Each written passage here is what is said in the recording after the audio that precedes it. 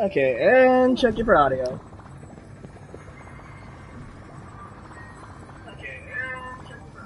Yep, it's working. Hey folks, and welcome back to Honkai Star Rail. And as you can see, I did pull Phainon. Not only that, I do admit that the first time in a while I actually wanted to do not. Hey, what is this?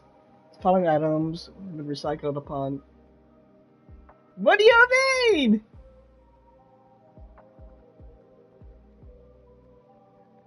I wanted to get the substats though. So are we allowed to choose the substats? Wait, hang on, sorry. I was about to go on the other side and stuff, but man, those were good for getting the substats for for the relics I need, because I did use some of it for Phainon. Wrong thing. Yeah, no, for the first time, before I went off on that tangent, I actually ended up getting E1, which is pretty good. And I got her Lycone, and I got her pretty fairly early too. Like, yes! Now everything else I can say for Cedra and her Lycone, and of course I do know about Evernight March and Unhung Preservation.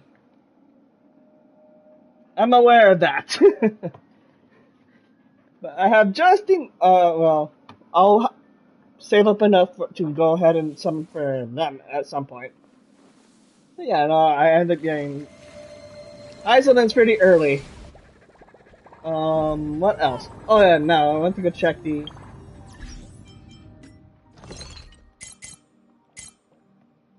So if I want to, let's go with that. Oh, I can't do. What's this? Wishful exit. Oh, they replaced them. So if I want crit rate, crit damage, and speed, you need to spend about 5 to get all of. Okay, I get it. To be fair, we'll be getting a lot more of these self-battling residents as you do events and you complete your battle pass.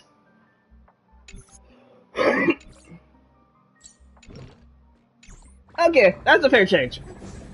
Anyway, we're here to continue more onto the story of Amphoreous, and we get to talk to Cyrene about the future plans. But before that, story recap.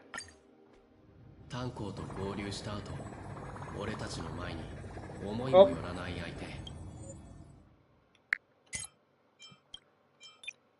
That's what I forgot to do.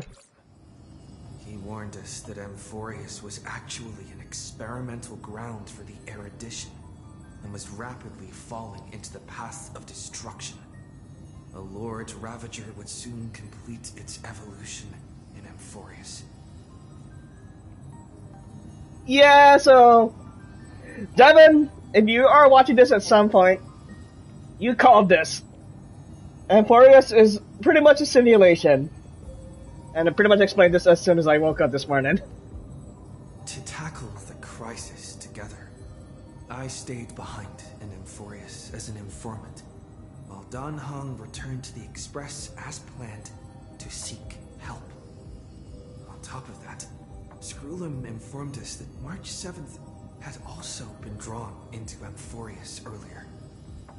However, the current priority was the Era Nova. I quickly arrived at the Vortex of Genesis and met with Phainon. The Era Nova ritual was supposed to proceed smoothly under the guidance of Lygus, but the appearance of the Flame Reaver once again left the fate of the world hanging in the balance.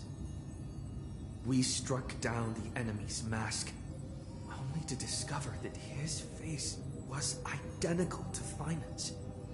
When his body was pierced by the ceremonial blade, a flood of memories surged forth, revealing the truth about Phainon, the Flame Reaver, and Amphoreous. It turned out that all of us were trapped in the eternal recurrences created by Phainon and Cyrene. And the Flame Reaver was Phainon himself, who had burned out after bearing countless core flames. Their goal was simple: to oppose the Aeon and rewrite the world's doomed fate of destruction. There we go, that's your summary. The eternal recurrences had already played out 33,550,336 times. In this final cycle, I promised Phainon to take on the title of Deliverer and save the world in his stead, while he would fulfill the wishes of the countless versions of himself, tear the sky asunder, and confront the destruction head-on. So in other words, you just... With Phainon's help, time in Amphoreous reset once more. But I became lost in the chaotic flow of time. At the critical moment, Mem, who had regained all her memories, sacrificed herself to send me back to the beginning of time.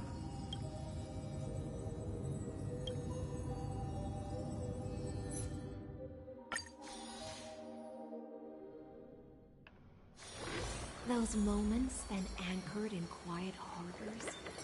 I miss them as I miss fleeting foes. Hello there, Cyrene. Funny enough, this is the last time we left you off here. Aside from interacting with you, that you ended up going to sleep down on the table right there. But good to see you again. And yes, we'll be eventually pulling for you. Hello. Hello there. Your surprised expression is just like what the memories recorded.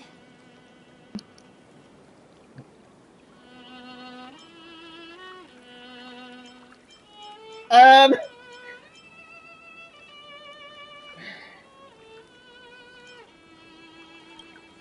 more curious because I know what happened with the rescues. Is this a new way to chat someone up? No. Well, I guess you did see the end of countless Cyrenes in a way of speaking. Mm-hmm. But I'm standing before you right here, right now, as alive as ever. Isn't that a good thing? Yeah. It's me, friend. Don't you recognize me? Or did I really change that much? Are you Cyrene or Mem? Maybe I'm both? Just kidding. If I had to choose, then I'm probably closer to the latter. It's pretty unbelievable for me, too. It's like I had a long, long dream. Cyrene's memories and Mem's memories, they're all tangled together. But when I woke up, there were only broken fragments left. I can't remember what happened in those 30 million cycles, but I remember what you did for this world. Like, didn't you wish for me to turn into a pretty girl back at the Grove? You remember that choice? Oh dear God.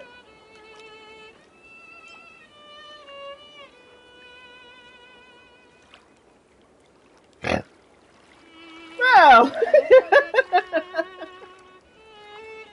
Yep, isn't it amazing? It's like a seed finally grew up and became a flower. And I'm definitely as cute as a flower now. Not denying that. There's so much I want to say, but unfortunately, this isn't the time to reminisce. With the memories of the previous flame chase still intact, we've returned to this place at the beginning of time, so we can carry out our promise to Phainon. So we're already breaking the cycle already by doing this. The scent of Iron Tomb may be looming over the horizon, but we still have a chance to change everything.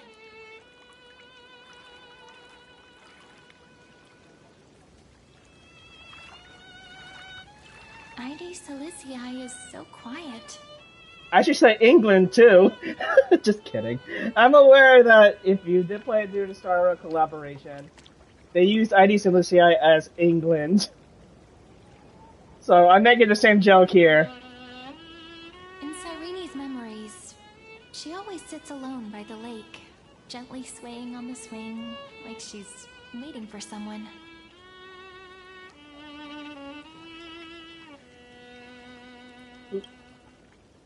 I don't know. It sounds weird, doesn't it? It's something that happened to me, but I'm talking as if I'm an observer. But that's just what those memories are like. Vague and unclear, as if encased in thick ice. The only things I remember are the days I spent with you.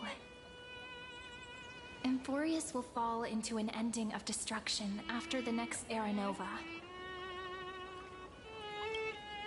But those stories went out of fashion ages ago. In a proper romantic epic, the hero's supposed to foil the villain's plot, right? For the most part. All those epics I've read in the past or in high school. Or other stories. Yeah.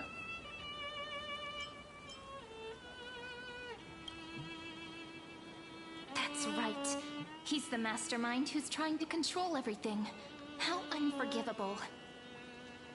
So uncivilized. But I still feel a bit anxious.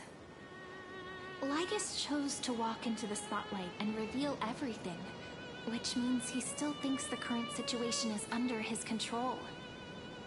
Maybe he still has an ace up his sleeve. Think about it. Even the name Lycurgus is a fake one. We have no idea who or what he really is. Which means it's probably time to borrow that treasure you're carrying, friend. Oh, that anchor? Yep, that Intellitron friend did say, when required, it can also serve as a bridge for communications between the internal and external world. ID Silicii is a little village enclosed by time. We might be able to contact the outside world from here. Why don't we give it a try? We should at least tell our friends from beyond the sky that you're still in one piece. Firstly, we need to find a well-hidden spot. Sorry, give me a moment. There we go.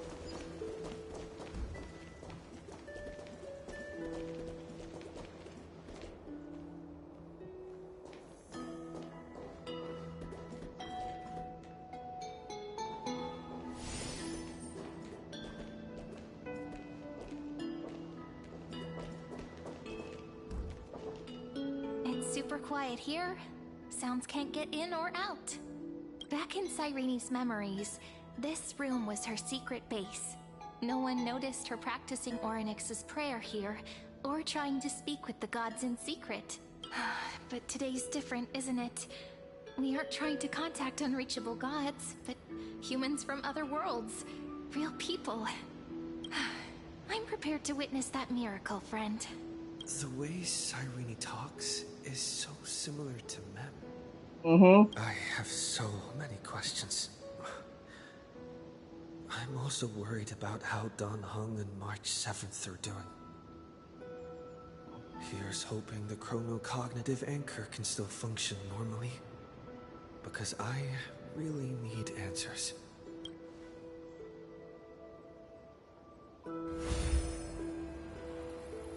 Signal strength, 14.8%. Dialogue window, 16 minutes 22 seconds. Prerequisite, no external interferences. Oh, hi there. We are very glad to learn that you're safe.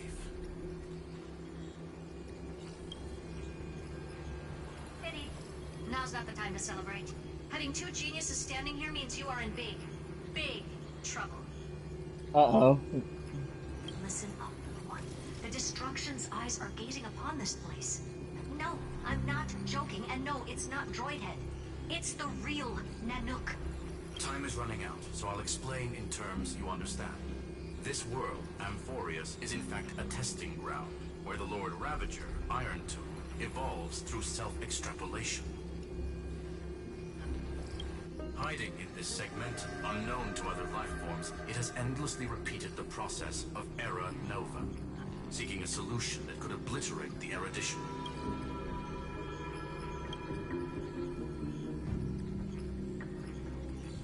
For some reason, the experiment entered a prolonged state of stagnation. However, it has now restarted.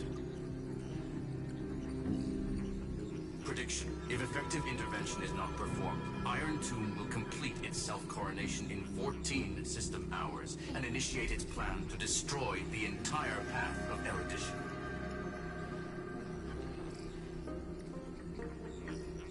The possibilities are endless. Breaking down interstellar communications, destroying the synesthesia beacons, returning cosmic civilizations to the Dark Ages, or even starting the third anti-organic war. Any of it would be able to bring the cosmos to its knees. Simply put, it will tilt all sciences and technologies towards the destruction. And since Nanook glanced at this place, it means they are being dead serious. Based on info provided by the IPC, Iron Tomb probably isn't like Selenova or Zephyro, who are overlords ascended from human beings. Instead, Iron Tomb is an algorithmic sequence that can be anywhere, as long as there is a receptacle for its calculation. The version of Iron Tomb hiding in Amphoreous is its source code, and this sector is its incubator. Yep. Think of it as the program having reached 99.98% completion already. And then it's over. So in other words, this is our last chance. Something in the shadows has been driving everything forward. It's the observer named Lygus. Speculation. He's the sector system's administrator. He wants Iron Tomb to break through the knowledge singularity. I don't know why he wants to do it, but he'll remove interferences at any cost. You're the only variable within this world, and you're the only thing he fears. So listen closely, little one. The speed of time is different in Amphoreous compared to the outside. Destruction is just about to arrive, but you can still play Deliverer one last time. The cycles have already been broken. You entered what is theoretically the last cycle Amphoreous will ever be able to run. And Iron Tomb will break out of its prison as soon as the process of Genesis is triggered once more. Oh shit. But now there's an abnormality within the experiment. You know what I'm talking about. One of the model's 12 factors. That is one of the 12 demigods. Destroyed himself using the power of the destruction. Phainon. Phainon's signal disappeared from the cycles the moment Nanook cast their gaze this way. That means World-Bearing's computational logic is currently flawed and bugged. Yet it's the factor directly related to the process of Genesis.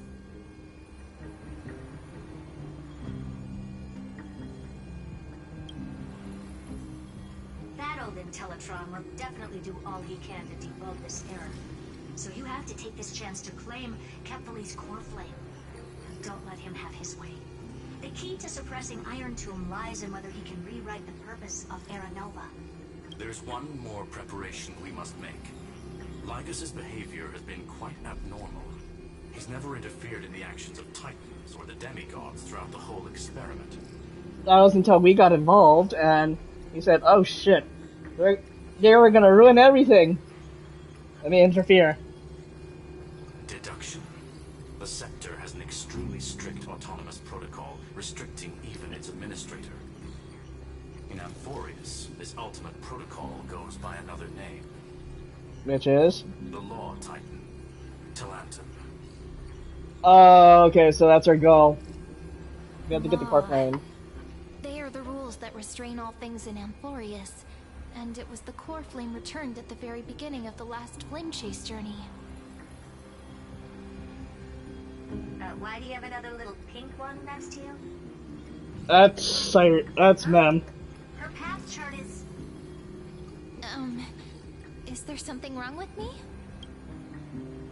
Oh, never mind. Let's get back to the... Damn it, Herda! Light calendar 3960. of balance. We'll be locking onto this time period to find law. You can either meet the Titan, convince the demigod, or take the core flame by force. It doesn't matter what you do, so long as you bend it to your favor. We still haven't figured out how you and Dan Heng got inside this world. So influencing protocol is currently our best way to stop Lygus, or to call for more reinforcements into this fight. Once you've got law in your hands, we'll discuss our next steps. Make sure the core flame doesn't fall into enemy hands. Understood. The firewall's interference is getting closer. Time is running out.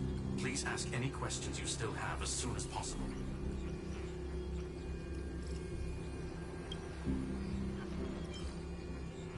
Mr. Dan Heng did not enter the new world with you at the end of the last cycle. No, the flow of time inside and outside Amphoreous is not identical. 1,000 years in this world may only be a fleeting second outside of it. Conclusion, he is on his way back to the Express. Iron Tube can't affect the real world just yet. Don't worry. Himiko and the others are more concerned about your well-being than their own. Miss March's situation is rather complicated. Madame Herta and I can detect her signal, but cannot ascertain her location. What we can be sure of is that she's still in Amphoreous. Don't worry about her. She's absolutely chock full of mysteries. Even if Amphoreous explodes, she'll probably float out perfectly protected in a nice thick layer of ice. Worry more about yourself instead. Alright, that's all. I believe in your capacities. The hands of the Trailblaze can create miracles, and will certainly be able to snuff out the flames of evil. I'm not going to give any motivational speeches. I just hope you bring good news the next time we meet, little one. No, not little one. Deliverer. Thanks. Those two geniuses certainly have memorable personalities. Oh yeah, you don't know.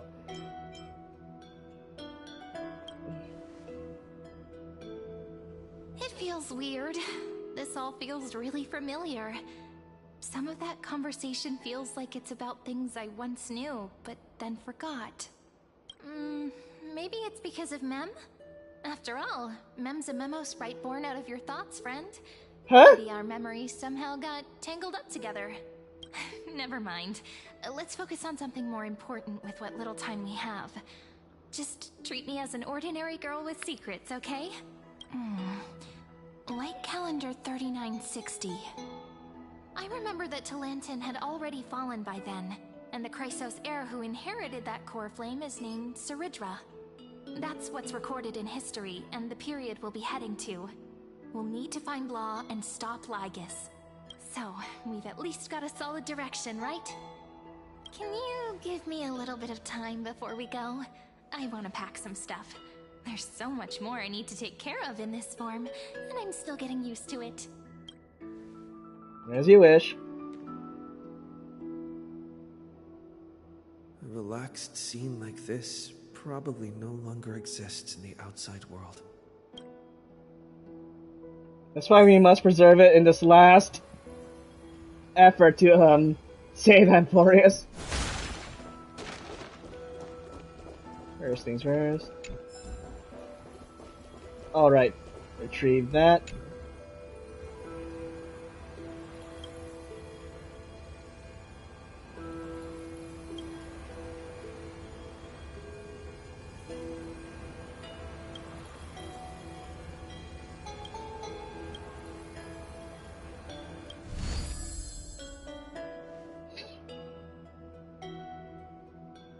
Should I head to the attic to wait for Cyrene? Or should I have one last look at ID's Elysiae?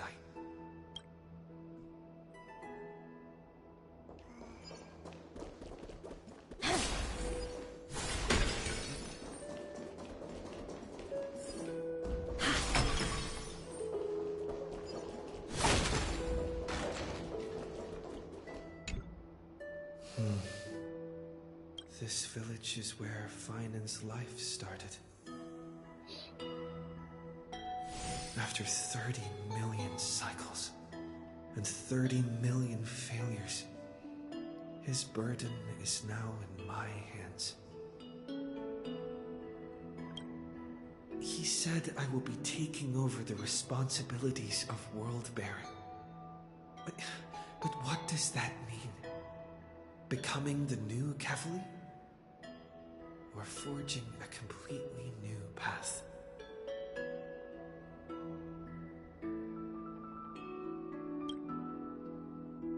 Destiny must have brought me here for a purpose. This isn't a coincidence, but an eventuality created after 30 million quantitative changes. There's nothing to fear.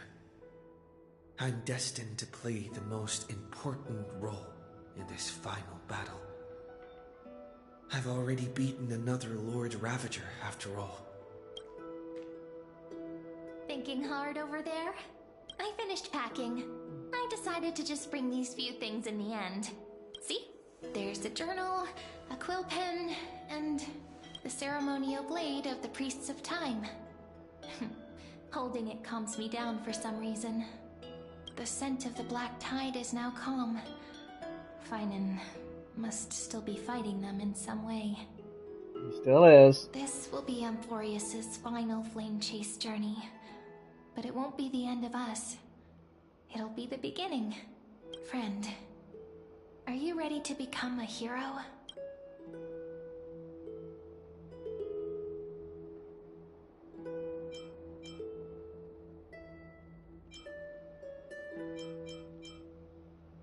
Just treat me like any other friend you have.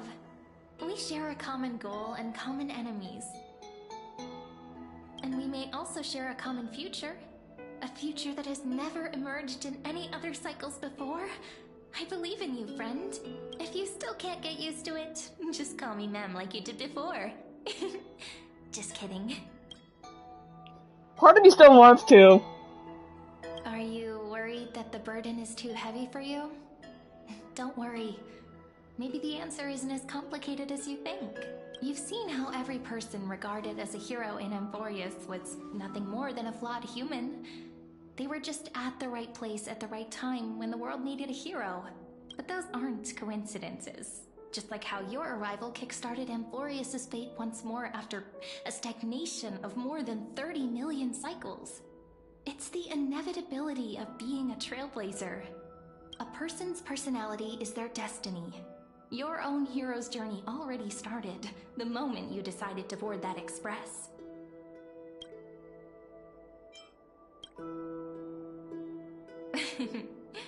Stand with me? That does sound very nice. Why don't we take everyone with us? I believe in you, friend. We'll never be alone, no matter what awaits us.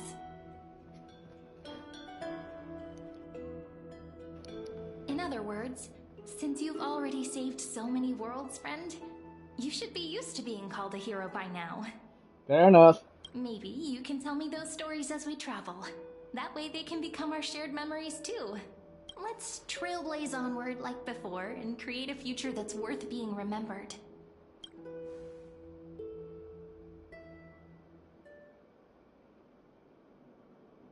It seems you two are prepared to head out. Oh dear God, it's him. You should indeed treasure the view before you, for you do not have much time left to enjoy such solitary delights. Alright, easy there, Emperor Palpatine. My apologies for disturbing your moment of repose. To fully express my apologies, please grace my abode with your presence. So I may demonstrate the full scope of my hospitality.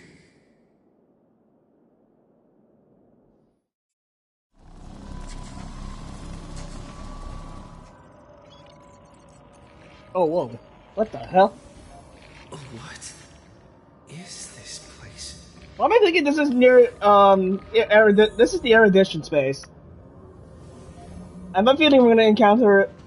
Farewell, then. May we reunite in the new world.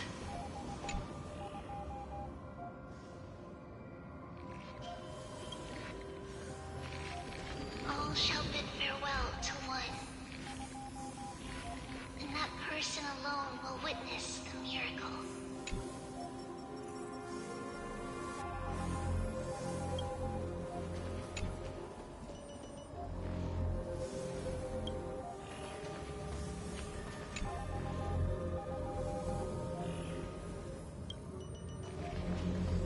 The light of the Dawn device never fades. Kepale's protection has no end.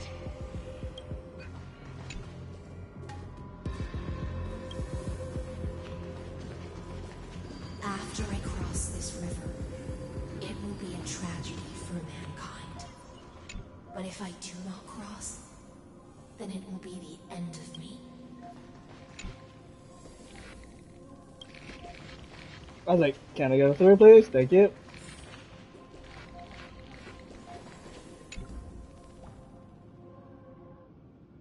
So this is supposed to be Cedra. The others were the other, flame chasers.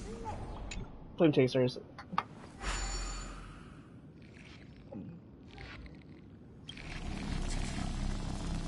Outlier. Executing command. Record. Hmm?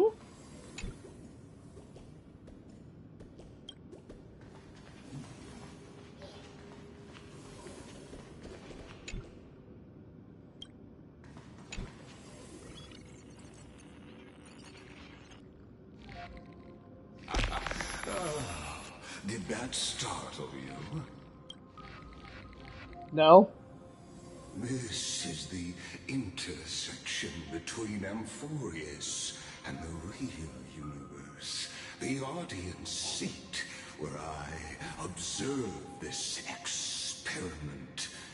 You can also call this location the Exomyth. What you see is the true form of the eternal land and the 12 demigods after they've shed their disguise of legends.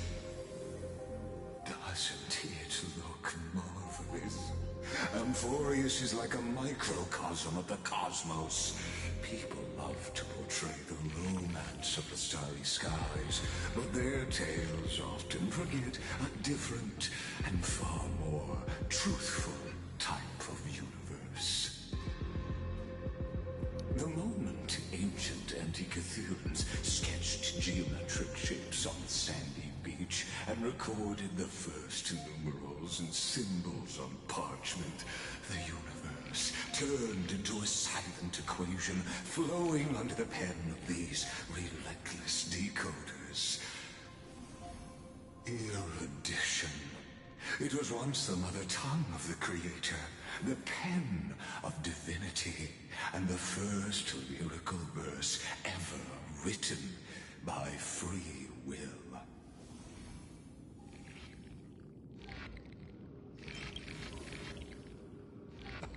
I simply wish for you to understand that I have no intention of being your enemy. I have devoted myself over the long years to nurturing the Scepter's extrapolations, hoping that the Prima Mobile would bud from within it. And now, my goal is almost complete. Nikos 496 had exceeded the intelligence singularity through his rage, and though he still retains his obsessive defiance and managed to suppress the black tide of this cycle, it's a matter of time before his will crumbles to dust. Iron Tomb will be completed.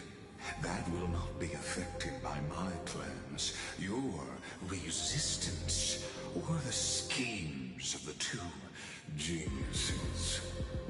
It is an irrefutable fact, just like the instance in Noos's calculations. In other words, as long as you are willing to stop interfering and let the final Aeronova carry out its natural course, I'll guarantee the safety of all nameless and ensure you return unscathed. Why should I trust you? You've always had a choice, my lord. You can either accept my sincerity or face the consequences of defying it.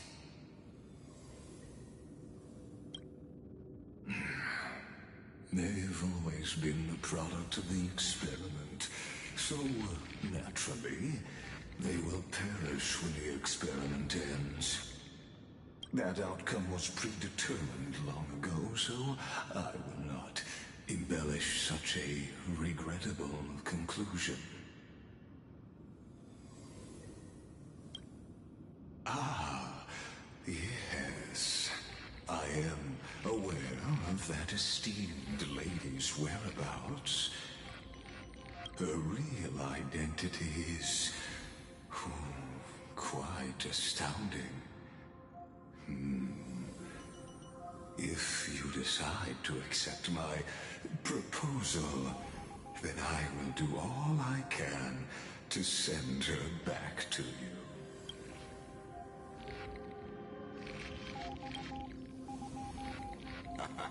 You are indeed worried about your safety and that of your companions. Rest assured, as a fellow pathstrider of this path, Nanook's gaze left a brand on your soul long ago. You harbor the seed of destruction within you. So they know about the Stellaron. Shit. But you need to learn how to use it in the right way. That vital knowledge is also my bargaining chip in this negotiation between us. For there are few in this world who are truly capable of such a feat. And I happen to be one of them.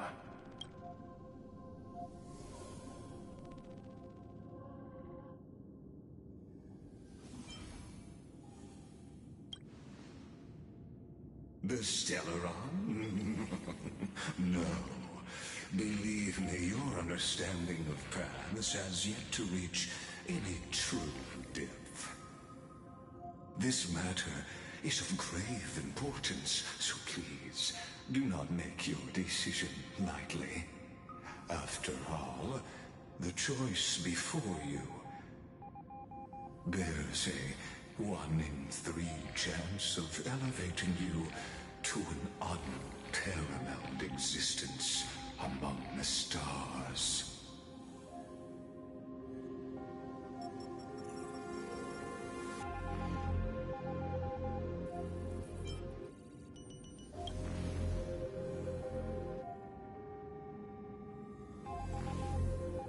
I now see the full scope of the determination in your words. You may now continue your travels.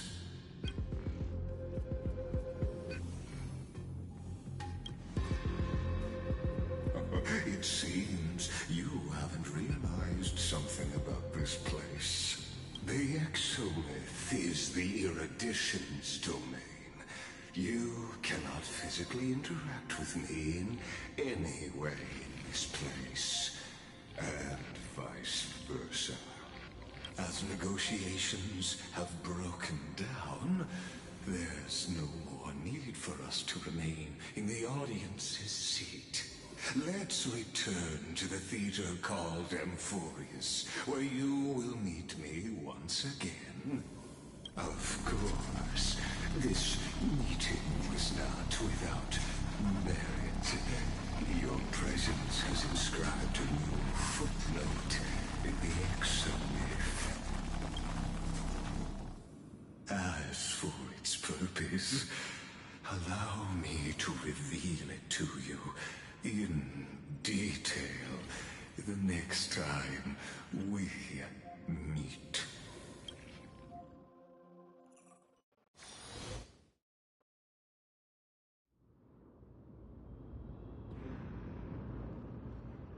"100 years ago, the flames of war consumed Akama. The Outland forces broke through the dawn. Golden blood flowed with greed, and enemies descended with Kephali's eternal slumber, painting the holy city's walls in scarlet. Its generals had vanished, and the elders prostrated on the ground. The throne of worlds kept silent to the pleas of the people. Until the heaven and earth cracked open. Not the gods answering the people's prayers, but a legion rising from the sea of blood.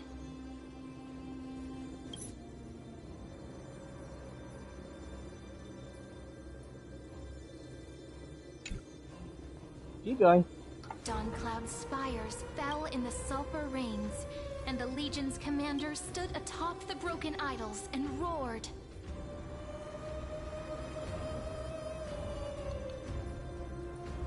Compatriots, no more kneeling! Not to brutal tyrants, and not to dying gods.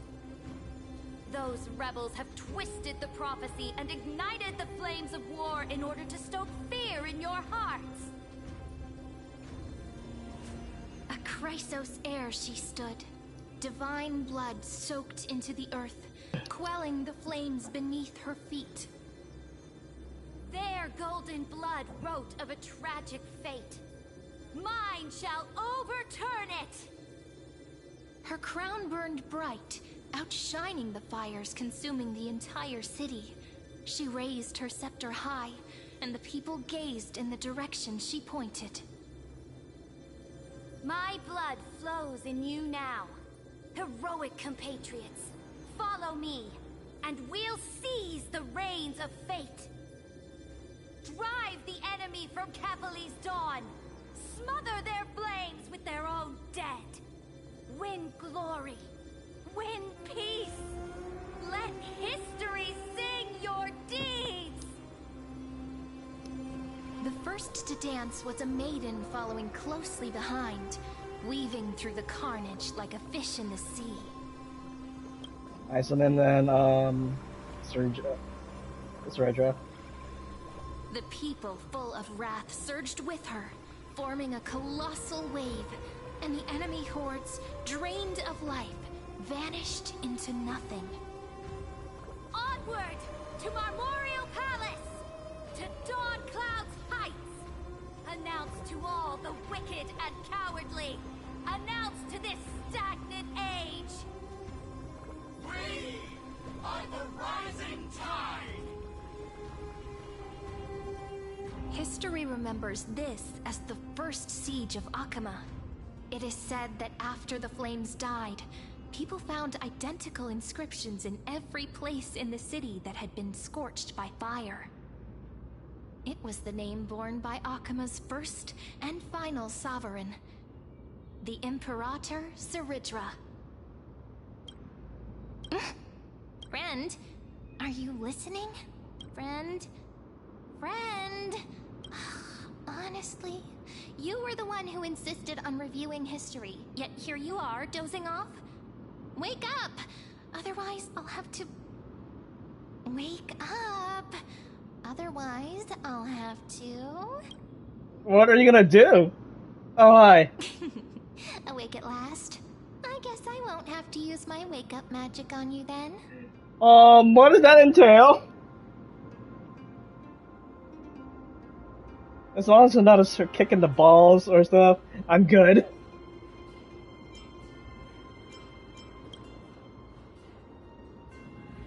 We've arrived. A familiar place. The Temple of the Three Fates. If everything went according to plan, it should be shortly after Talantin's fall. And also the end of the first flame chase journey. Indeed, the first flame chase ended with the trial of Law. We must find the demigod and gain her trust before the core flame is restored. It'll be tricky, so let's pick up our pace. To Akama first. We can learn more from the crowds there. Tyrant! You and your butchers are not welcome here. Get out! Hold your tongue! Conspiring with criminals and plotting rebellion are crimes punishable by death. There are multiple voices, and things seem tense. Let's not get caught up in any trouble. Why don't we find a place to hide and observe from the shadows? As we just go in anyway. At least Phainos keep their faith.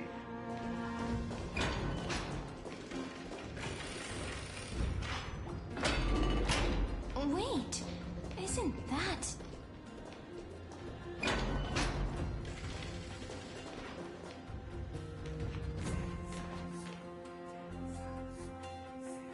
Oh. Hi there. And hello there. Golden-blooded defilers, perverting the prophecy and trying to slay gods. Stars beyond the sky? Gods who created the Titans? What kind of nonsense? Look at this broken world and see what your atrocious acts have done. What? Did he just mention the stars beyond the sky? But how is that possible? You impudent! Dux for Goris. We're here to welcome the deliverer from beyond the sky. Stand down. She knows? Heretic! No one but the great Talantin can deliver this world from misery. I ask you, Oh? if the old laws were so perfect, why did they crumble beneath my feet? Ooh. You...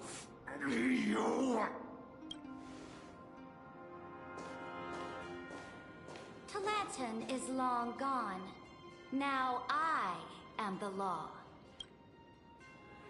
Hi there. Challenge me, or submit to my judgment.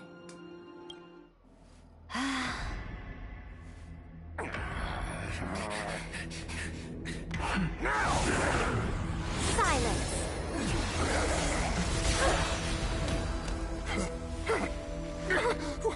What gives you the right to judge a priest of law? That's because I came, I saw, I conquered. I got the right frame for that.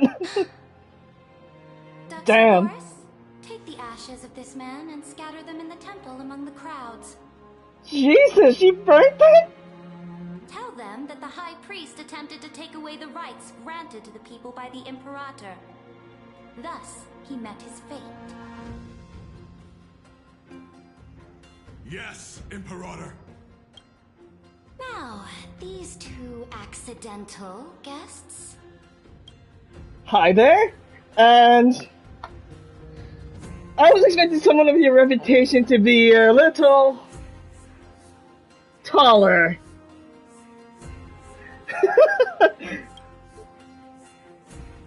Dux Gladiorum, if you please. As you command.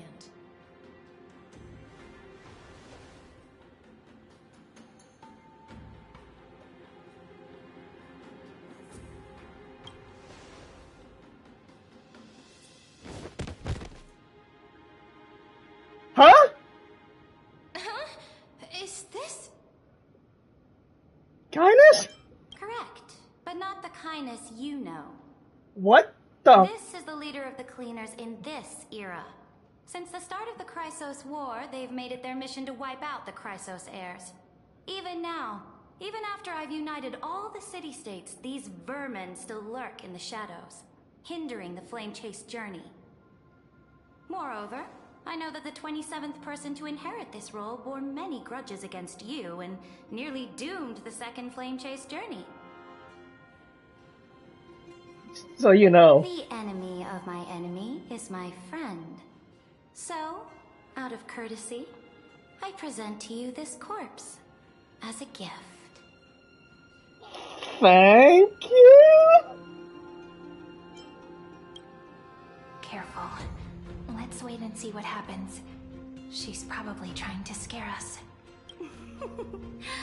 For the sake of order, I am known by many titles.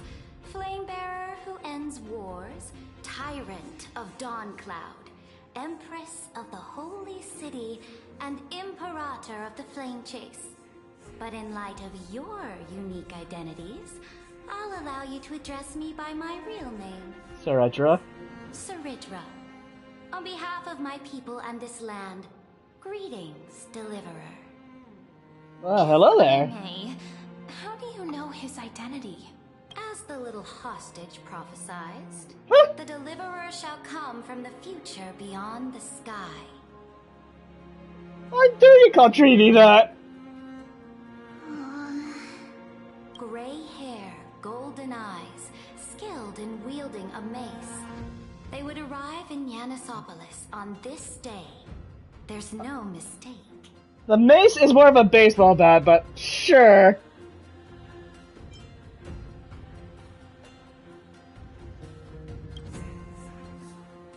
Your orders, Imperator.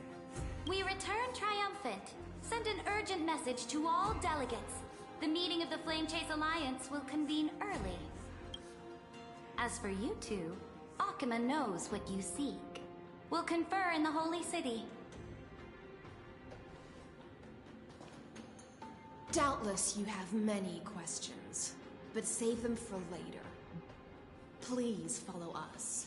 This is not what I expected at all. The demigod we needed to find was just waiting for us. And she knows of things beyond the sky. Even eons. How could this be so different from the previous 30 million Amphoreous cycles?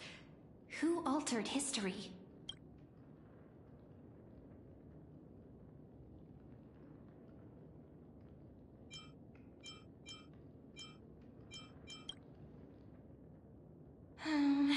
Unpleasant thought, but plausible.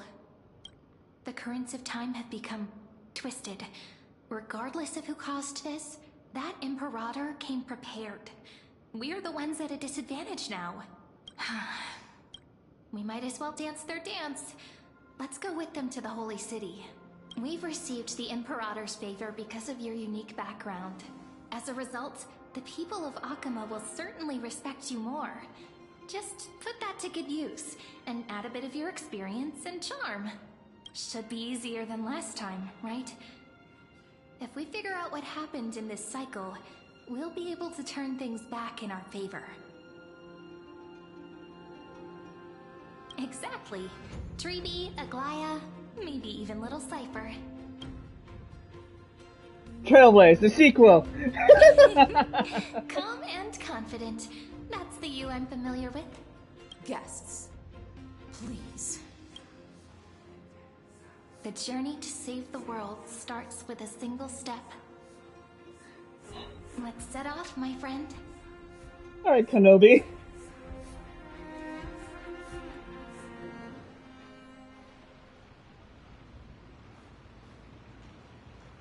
Hail to the Imperator! Hail to the Golden Heroes! Hail to the Deliverer! Thank you. Told you, you're the headline act. All this spectacle is for you. Guards, your service to the Holy City is appreciated. How have things been? Castrum Krenos once again struck the border. Dux Brumalis led her troops to repel the enemy. The agitators against the Flame Chase are still active in the city. They smashed the shops around Memorial Market. But the garrison already arrested the culprits, and now they await interrogation. They are merely a disorderly mob and do not warrant any attention. Even though Terravox personally mended the fractured Earth, it still didn't silence these fools. Guests from beyond the sky, worry not about these trivial matters. Dux Gladiorum will take you somewhere to settle down for now. Dux Gladiorum is referring to Phainon. Please allow me to introduce myself. My name is Hycelens, and I am the Dux Gladiorum who swears fealty to the Imperator, as well as the Knights Commander of the Achaemenid Alliance. Later on, the Imperator will invite you to attend the meeting of delegates to discuss the Flame Chase journey. Your arrival has convinced us that the future promised by the prophecy is certain. Under the Imperator's command, Amphoreous shall break its chains and reach the world beyond the sky. Now that's the ending we want. With all due respect, what exactly do you know about us and what's beyond the sky? As a humble subject, I cannot freely express my own views to you. Please forgive me. I knew it wouldn't be that easy. Time waits for no one. Please come with me and rest now before the meeting later. As you wish. Akama, under the Imperator's rule, is no longer in the shadow of war. Indeed. Dawncloud stands as the hero's residence. The Imperator put much thought into its design, in order for it to serve as a sanctuary from the burdens of battle. Please experience its marvels firsthand, heroes. When the Imperator arrives, I shall come to summon you.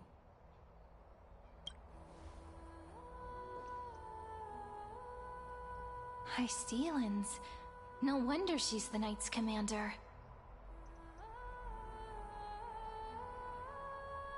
I'm sure that's what Seredra thinks, but it's inconvenient for us. Alright, we finally have some freedom to ourselves. Since there's still some time before the Alliance meeting, let's explore a bit. Look over there!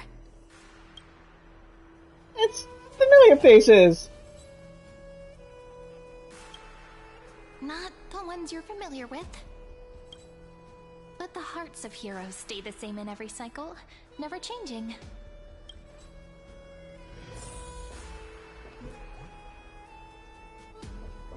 Alright, let's gossip a little before I talk to Agwai on TV. Dux Brumalis, our great Imperator, found the mastermind and executed him in public. Seeing that scoundrel burn to nothing should deter these miscreants from being so brazen again. So the great Imperator isn't afraid of getting her hands dirty? What a ridiculous display. What do you know? No matter what sins the people commit, they are still the Imperator's people, and it's only right that they be judged by the Imperator's own hand. Our distinguished trespassing guests. Seneca, the Dux Brumalis. Greetings. This Dux Brumalis doesn't seem to like the Imperator very much, but she holds a high rank. And Dux Vergoris' speech seems self-contradictory. Let me see what I can get out of them. I'm Cyrene of Ida Cilicii. This is the Deliverer Beyond the Sky. We're new here, and wanted to ask you, does this city host any other visitors from beyond the sky? We're looking for our dear companions. Drop the charade. But yes, there is someone in this city who is all too familiar with the world beyond the sky. Silence! The Imperator ordered us to keep that lord's whereabouts a secret. Huh? Enough, you pathetic lapdog. Do you need to beg for permission from that cursed Imperator even just to bark? Damn. You... Someone who is all too familiar with the world beyond the sky and is referred to as that lord. Could it be? Dan Heng? Looks like things are getting heated. Let's get out of here.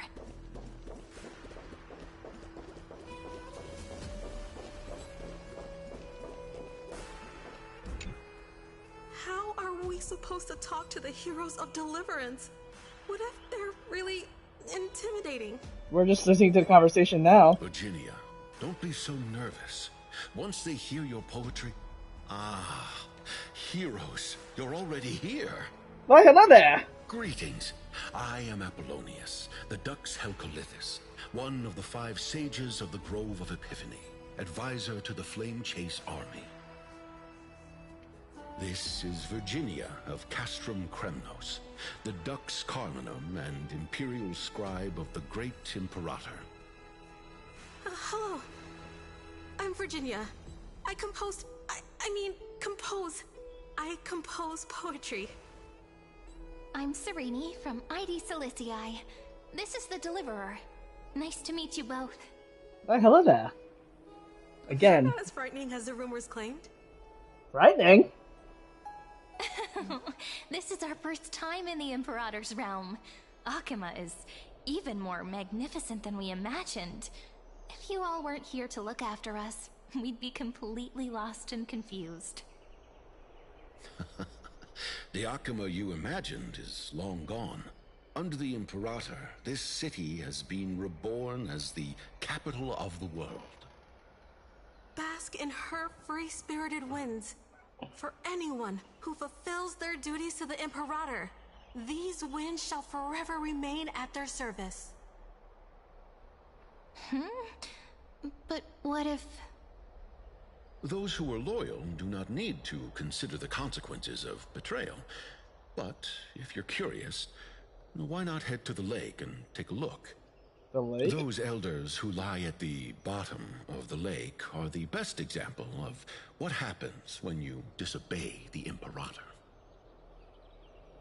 Huh. The elders of this cycle were all... Looks like that priest who was sentenced to death wasn't an isolated case. And... Trivia and Aglaya. Haven't seen you since your demise in the one we know of. Aggie, you're still so listless today. Did you have trouble sleeping again? Yes. Huh? You know, the Titan's prophecy haunts you. If you want, you can talk to us, just like when you were young. What? No matter what, we'll always remain by your side. I know.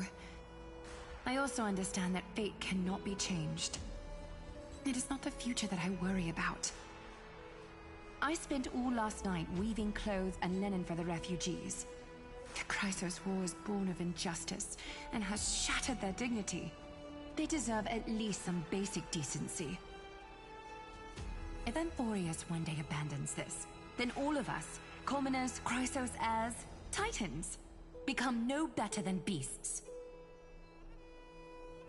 Oh, we have guests. Welcome. I am Aglaya, the Gold Weaver. These rags on you are not worthy of the title of Deliverer. I must prepare some proper attire for you. Huh. Part of me wants to, but for the sake of stuff... Time? That's not what I gather from your eyes. Okay, she knows. Does your Aglaya differ so much from me? Yes. Greetings, Deliverer from beyond the sky. We are Trebi of Yanisopolis. It's very nice to meet you. Although, Likewise. introductions are probably unnecessary. We know you've witnessed the future of the Flame Chase journey even more clearly than we have. Witnessed the future of the Flame Chase journey? The prophecy also told you about that? Indeed. Orynyx reshaped Amphoreous through the prophecy.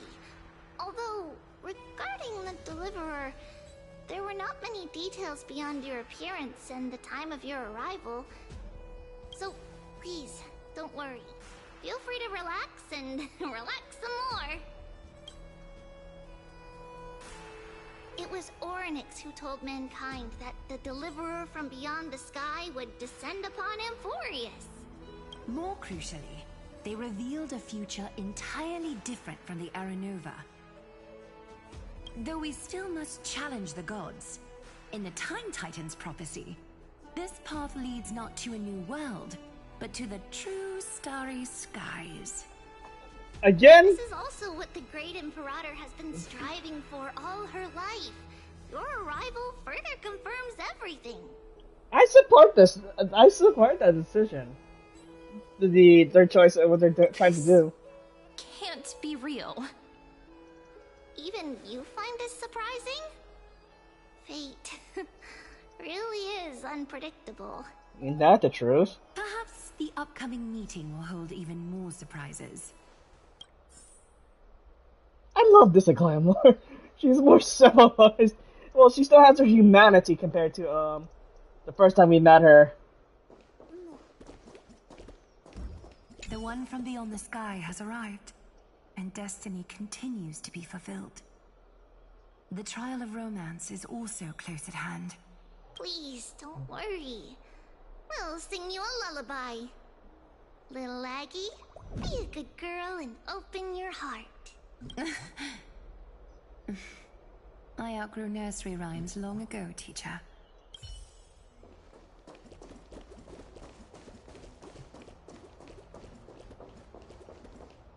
Hi there. Little fish from beyond the sky. Did you rest well? Little fish. Okay. The Imperator and the delegates are about to arrive. If you are ready, please follow me to the meeting. I'm the Knight Commander of Akama, General of the Flame Chase Army, and the Imperator's servant. But beneath these shiny scales engraved with complicated titles, I am just a swordfish at the Imperator's side.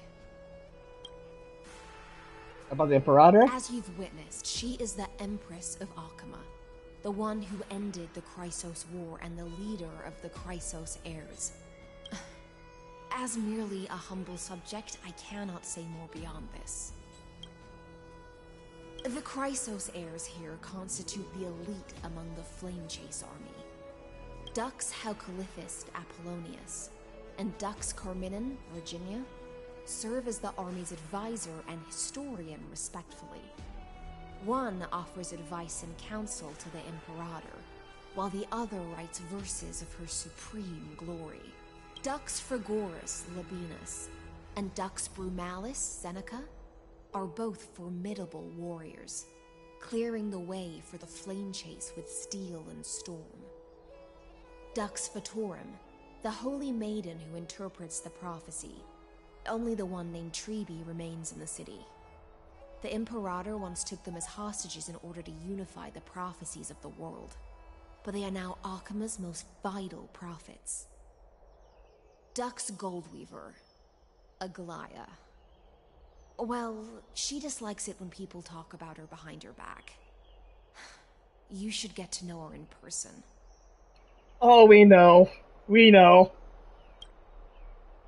Alright, that's all we need to know, so let's go. Then come. The Imperator reserved seats for you.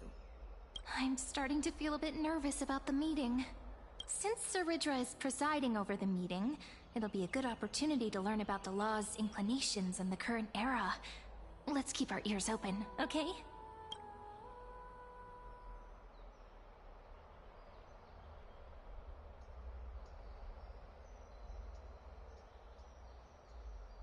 Good sir from Paphos, what do you think the Imperator is planning calling this meeting so early? My homeland can't endure anymore. Who knows? First, she wants to hunt Titans. Now, she says there are even greater calamities. Her madness is the greatest calamity. Someone doesn't agree with her. Exactly. Chrysos heirs, deliverers. What about us ordinary folk? How much are we worth in her eyes? Things feel pretty tense here. Agreed. The history books said that the Imperator aimed 3 cannons at Dawncloud to make all the delegates obey her. Will history repeat itself in this cycle? Yes. Similar acts have occurred, and not just once. However, whether history will repeat itself, you'll soon see. Those are the 2 spots reserved for you. Please take your seats. What's happening? Look, that's what they were talking about before. What is... Ladies and gentlemen, silence, please. The Imperator has arrived before her faithful council, and the Alliance meeting is about to begin.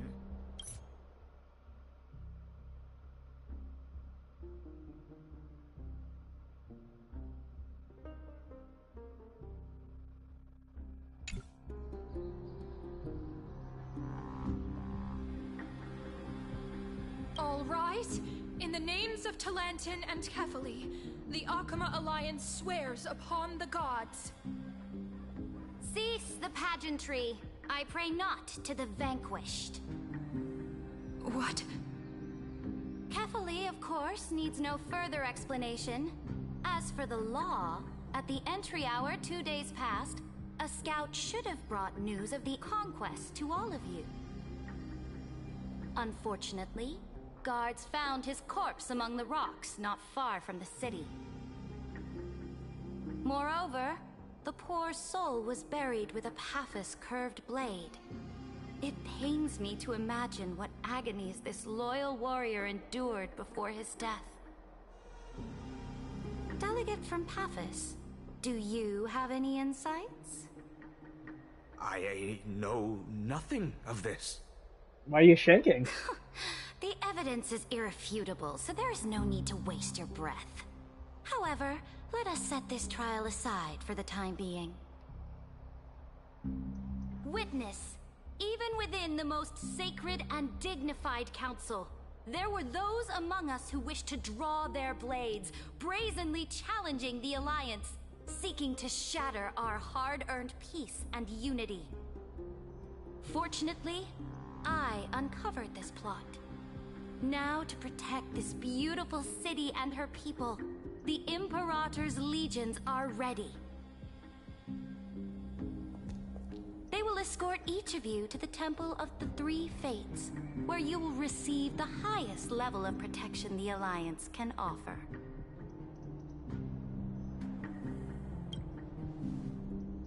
Then, the Legion's warriors will join me in embarking on the campaign against Phagusa.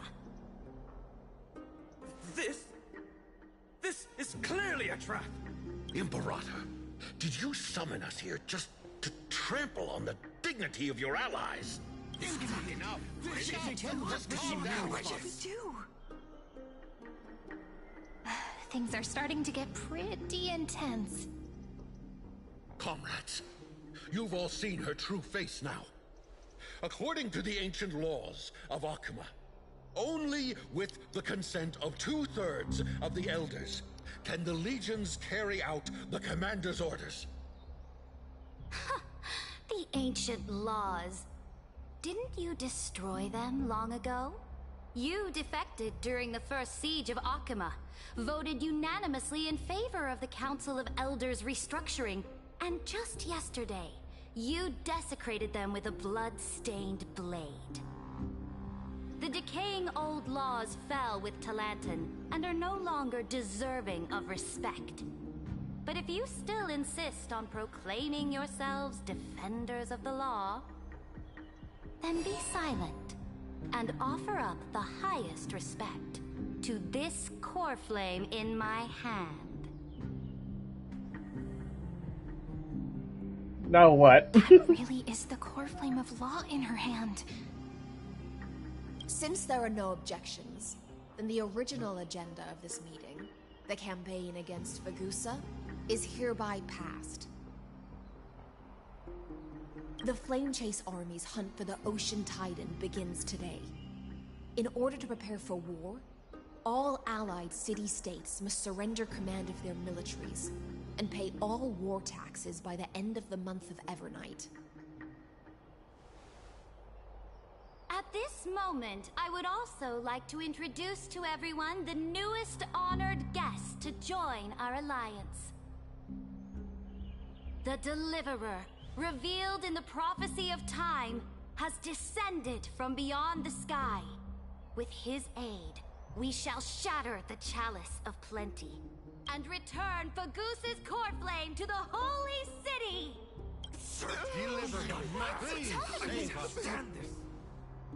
Absurd. Simply absurd. Someone's doubting me?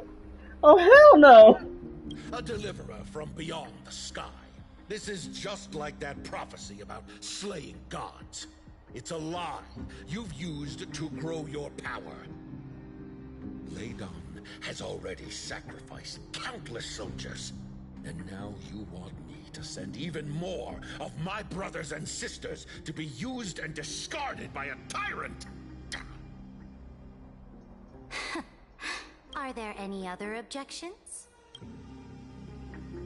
Then I bid you all farewell. Meeting adjourned. Deliverer, please wait.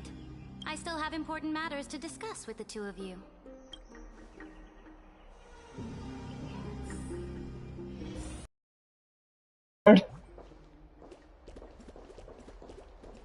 Is there anything else behind me? Nope.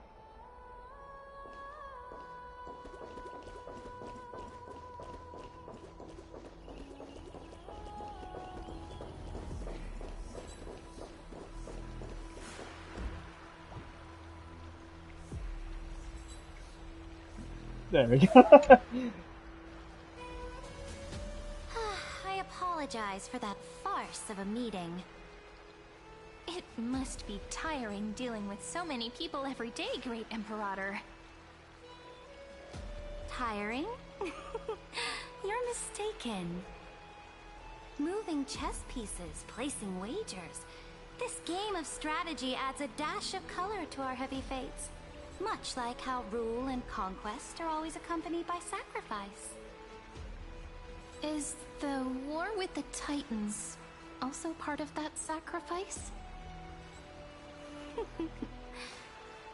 After I glimpse the secrets of this world... No, the secrets beyond the sky. The divine authority of Amphoreous no longer held any significance. Let me ask you, Deliverer.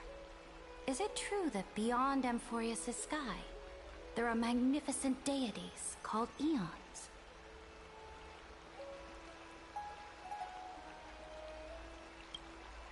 Ah. The word fact has never been so intoxicating. Then, please tell me more. How will you use this great power to guide the people? In the future you envision, where will our flame-chased journey lead?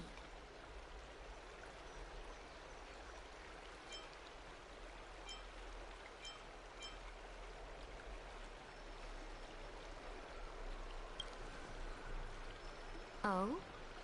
What you require now is the power of law? Exactly. Just as the prophecy foretold, he is your deliverer from beyond the sky, and he also has reliable allies. If they can intervene in Amphoreous' laws, we may have a chance to alter this world's impending fate and reverse its destined end.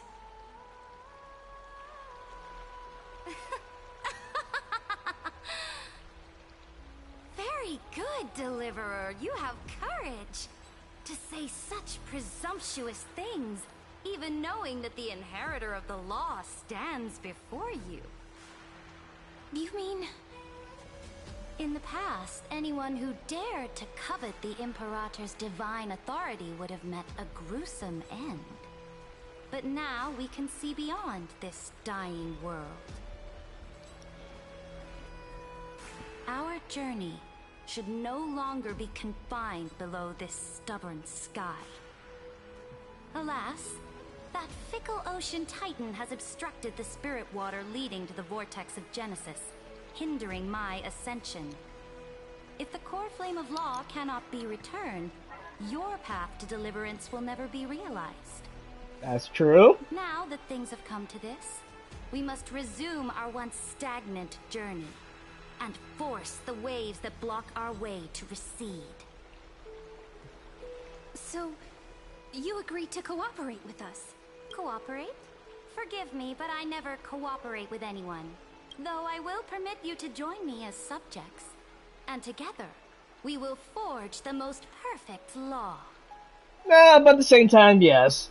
I'll allow you to... Well, You will cooperate with me. But yes, we'll cooperate. Welcome back, Phainon. This is the Flame Chase Medallion, a symbol of the Flame Chase army. Every noble in Akuma carries one. This medallion represents the will of the Imperator herself, and you may act freely within the city with it. Before we embark on the crusade against the Ocean Titan, you should rest in Akuma for a time.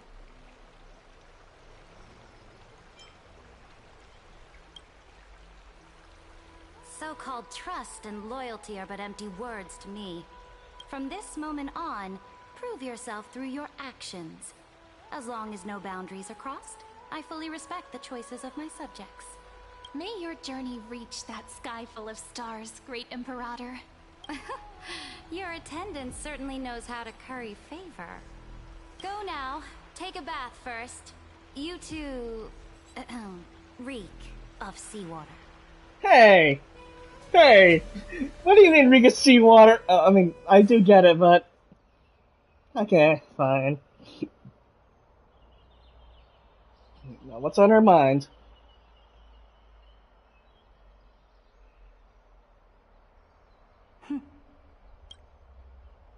Come forth, Theoros. Oh, it's a good thing I never asked about it. Yes. Great Imperator. Now, perhaps you're willing to hear my counsel.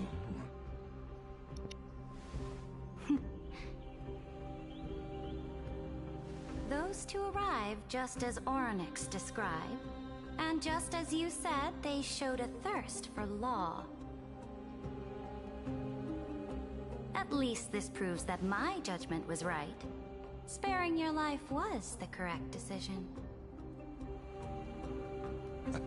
You've once again confirmed that your wisdom is no empty boast. Now another choice lies before you. With whom shall you ally to tip the scales of law? Me, or that deliverer?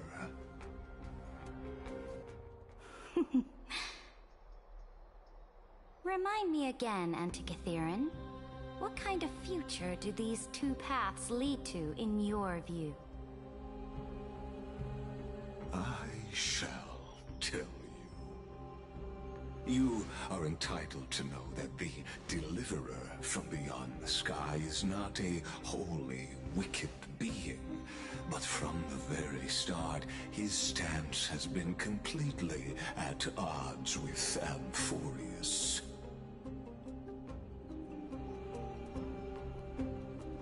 The road they have chosen will bury Amphoreous' grand aspirations.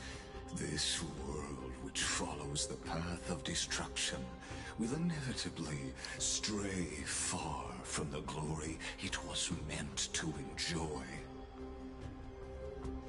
But on the path I have revealed to you, the people of Amphoreous will slay their creator in the name of the Imperator and conquer the worlds beyond the sky. Yeah, no, he's lying. He's definitely lying.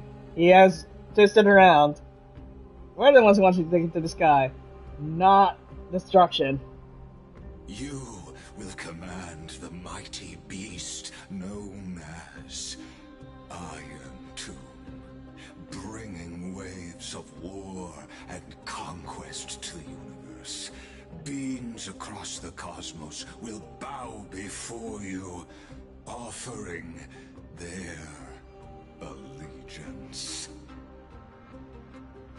So, what's the price? The price is insignificant. All that is needed is for you to sacrifice that fragile, incomplete humanity to the destruction. As a Chrysos heir of the prophecy, you have already chosen to abandon it, have you not? Off you go, Theoros. I have already made my decision. Once I ignite the core flame of law and burn away the old, outdated rules, Amphoreous will embark on a journey across the stars.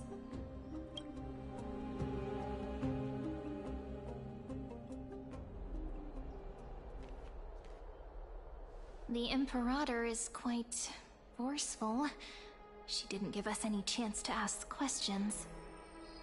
And she's clearly hiding something. What do you think?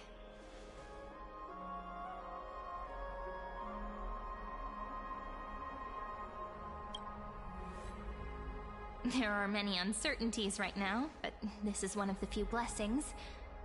Still, the atmosphere in Akuma, it's so unfamiliar. And it's not just the Flame Chase Alliance talking about the world beyond the sky, but the whole city. We should also discuss our findings with our friends from beyond the sky. Then we should go enjoy the renowned bathing culture of the holy city and relax. It's the thing I've been looking forward to most on this journey. Someone's watching us, wasn't it?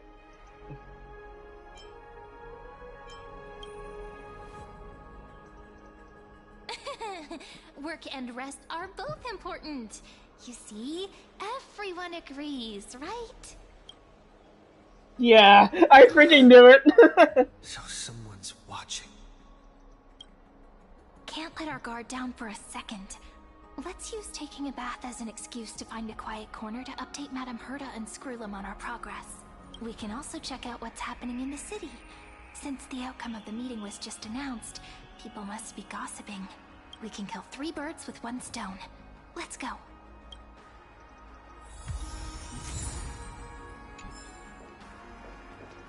Don't mind me, just going to take a bath here. Excuse me. Oh, so many people! The holy city is so lively. As expected. Did you hear? At the Alliance meeting, the delegate from Leyden stormed out in anger. As expected. The Imperator is always hiding things from everyone. When has it not caused a ruckus? Silence! That's treason! If it weren't for the Great Imperator, you'd have sunk into the lake with those corrupt elders already. And you wouldn't even be alive to speak like this. Oh no. It's the Imperator's loyal dog. Let's go. We can't talk in front of this guy. Ugh. How disappointing. Oh, honored guests, we meet again. Looks like I'm not the only one who came to the baths to unwind after the meeting. For the upcoming campaign, please make sure to rest well. I am Dux Fragoris, a trusted officer of the Great Imperator, willing to fight alongside the Deliverer in the coming battles. Ugh. Another war? Ever since the Imperator took control of Akuma, we haven't had a day of peace. Idle chatter. The atmosphere is a bit tense, with rumors flying around the city. You must be troubled. My apologies. After every Alliance meeting, there are always some pests in the city who get restless. I prefer to ignore them. Pests on the ground don't affect the sky in the slightest. They just complain from the shadows that the sun's light is too harsh. Besides, the Theoros has already promised the Imperator her fate. And these clowns will eventually realize their foolishness. May I ask, who is this Theoros? The Imperator has ordered us to keep his lordship's whereabouts a secret. Ah, so it's his lordship. Stop trying to get things out of me. Leave me alone. I didn't even need to try. Big and strong Dux Fragoris really can't hide anything. Theoros. What an ominous name. Bad news. He's been staring at us the whole time. Let's move to another place for now. We don't know how much Ceridra has concealed from us. In the worst case scenario, we may have to face more than one enemy.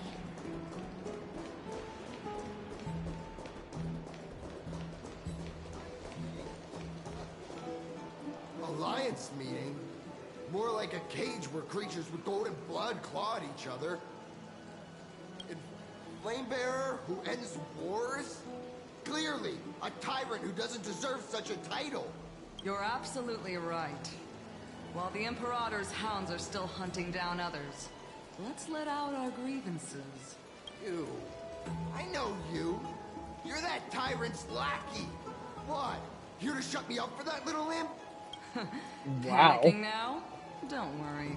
I don't care what others say about the Imperator. And she certainly doesn't either. Oh? Children of the Prophecy. Such rare guests. Are you here to relax in the baths as well? The temperature is just right today, so be sure to enjoy it. You should rest well for the next campaign. What? Children of the Prophecy? Another excuse for the Imperator's reckless warmongering. No filter, huh? You should be glad you don't have a seat at the Alliance meetings. Damn. By the way, if you still want to bathe, hurry up. Once that predatory fish joins the flow of water and eliminates all the fools questioning the world beyond the sky, you won't be able to enjoy this perfect water temperature anymore. Seems like there's more to Dux Vermalis' words than meets the eye. But would the Imperator actually kill those who question the world beyond the sky? This is the complete opposite from what we know of Akama.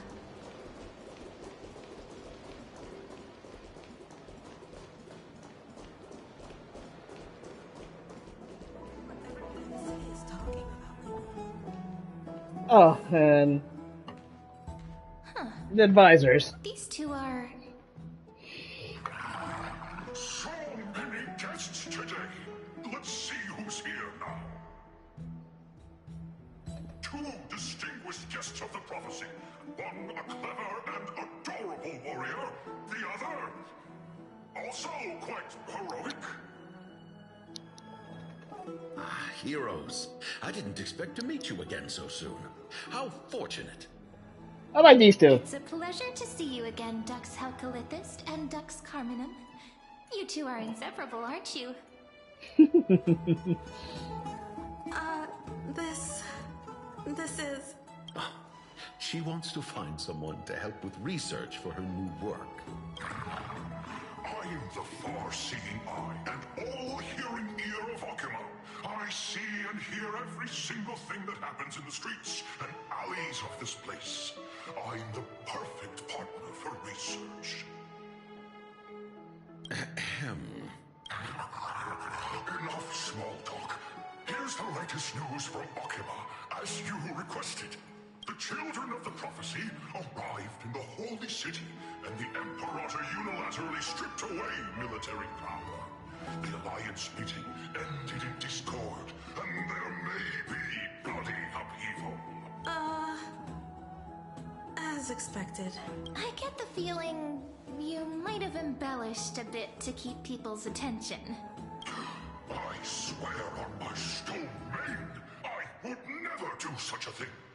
But if you wish to quell this terrifying news, perhaps a more explosive topic would help. Never mind. While the influence of rumors can be minimized, the fact remains that the great Imperator did swiftly consolidate military power in an almost threatening way. It's undeniable. Heroes. I know the Imperator's way of doing things may seem a bit autocratic to outsiders, but soon you will witness her blade dance with enemies on the battlefield. I can't comment on the source of her loyalty, but when that blade is drawn, you two, as bright as you are, will surely see the deep thoughts beneath her exterior. The Imperator's blade. Hycelins. Is he talking about Miss Hycelins? I believe so. I sense some unease in Dux Helcolith's words. It seems the Imperator and Miss Hysealans share a much deeper bond than the others do. There are eyes and ears everywhere. Is there any place where we can have some privacy? To understand the Imperator's secrets, we have to get past Miss Hysealans.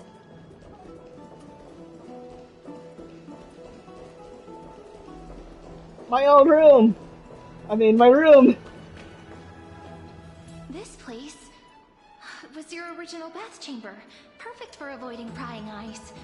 I wonder if anyone is using it now. Huh? The smell is... Wait, don't go in yet! Who's there? Oh, hi! The little gray fry in pink sea hair. I'm sorry. Little sea hair? You barged into here without warning. Was it an accident, or did you wish to bathe with me?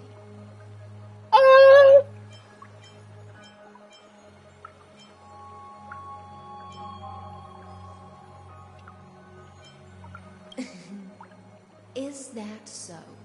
That your eyes shine brighter than pearls? Sorry, we didn't mean to disturb your bath. We'll leave now. It's no big deal. There's no need to panic. This is the natural state for me. People on land force themselves to wear clothes, adding unnecessary constraints. Forget it. If Dux Goldweaver heard that, she'd scold me again. All right. Please make yourselves comfortable and wait a moment. Let me first wash off the blood of the hunt, and then I'll attend to you two. The hunt? Oh. The delegate from Phainon has been assassinated! Quick! Quick, someone come quick! Oh. Oh, okay. The broken crab shell surfaces. I was worried it had been washed away by the current.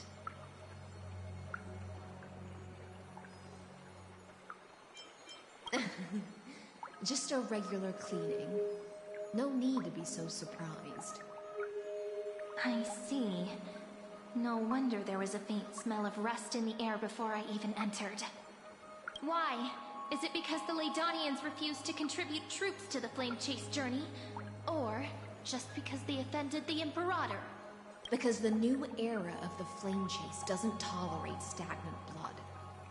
For the ignorant masses who cling to outdated laws, only bloodletting can wake them up. Right now, the rebel forces on the frontier are rising, and Layden has been secretly supporting them. They loudly chant the slogan, "Return to the era Chrysia," unwilling to relinquish military power. They're just building momentum for the rebellion. Fair enough. Thinking is a right given to citizens by the Imperator. I won't interfere with your thoughts. As long as you don't try to reverse the current of the times, you and I will both be free. But, Miss Hysealans, I can't even hear the slightest hint of joy in your words. Because I've already tasted ultimate freedom.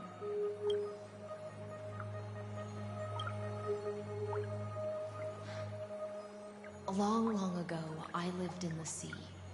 In that lightless abyss, far beyond civilization's reach, the great fish consumed the small, and when the great fish perished, their bodies became sustenance for the newborn, nourishing the whole ocean. This is the tide that carries civilization forward. Anyone may be devoured, or meet the fate of inevitable decay.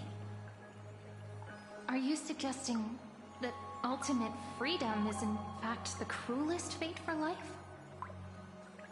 I only mean that if life wishes to preserve its dignity, it must first be bound by the law.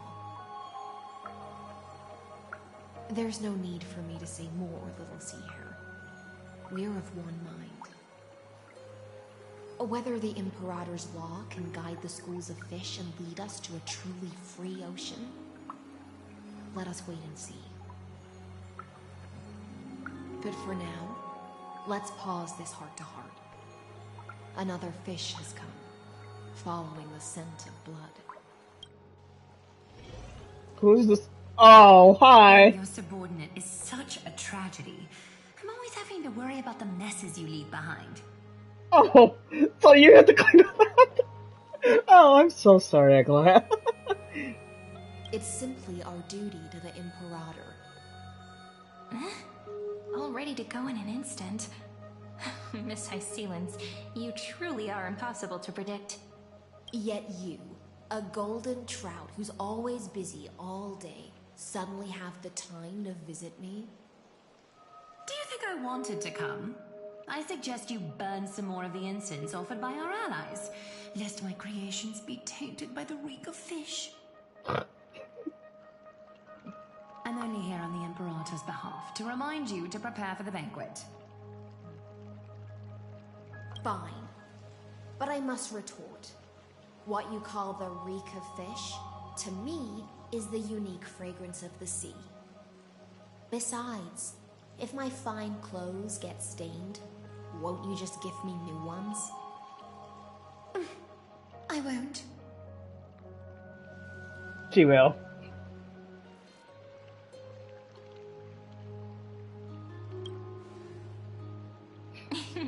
You sensed it too, huh? By the way, you both just mentioned a banquet. Could you elaborate on that? Oh, right, you don't know. Every time before a battle, or after a victory, the Imperator holds a grand feast for the Chrysosairs to lift our spirits. For us warriors who swim constantly between life and death, these feasts are more worth looking forward to than victory. A banquet to prelude the hunt for the god of banquets, and honey brew as a tribute to commemorate the ancestor of honey brew. How absurd. Don't look so grim. All has been decided. Since it's a banquet for Fagusa, why not take a leaf out of the Tidens book? Live in the moment and enjoy life to the fullest. Agreed. I'm not as carefree as you. That little Dolos kitten is already causing enough trouble for me. And on top of that, I still have tailoring commissions to complete. Cypher. By the time the cool flame illuminates my eyes, I might not be able to focus as I used to. Aglaia's eyes. Curious about these eyes? People often compare them to jewels. But I've already made my decision to ask romance for eyes that can see everything. I wonder what this world will look like when I take the divine authority. You're not gonna love it. Trust me. You lose even more of your humanity as the ages go by once you retrieve it. In the future, you will still be the finest weaver in the world. Is this also a prophecy from the Three Fates? It's even more accurate than a prophecy. After all, he has already witnessed it, right? Mm-hmm.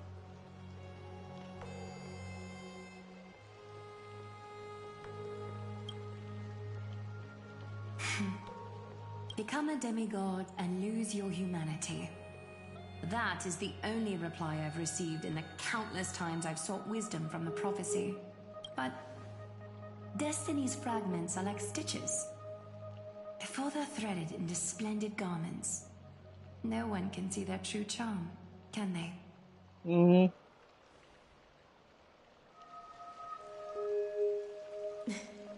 Aglaia has always been troubled by the divine duty she must bear. But, thanks to you, she seems to be in much better spirits.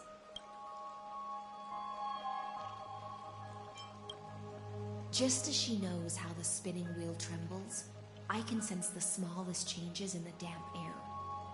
As for whether we know each other well, I've swum beside her since she was a child. Most of the time, I can understand the whispers in her heart. For those words she was too shy to say herself, I'll raise a glass to you on her behalf. Now, I leave this bath chamber to you. Rest well and prepare yourselves. After all, every time we drink and talk could be the last celebration we have in this life. Miss High Sealens has given us the bath chamber. It seems she really does do whatever she wants.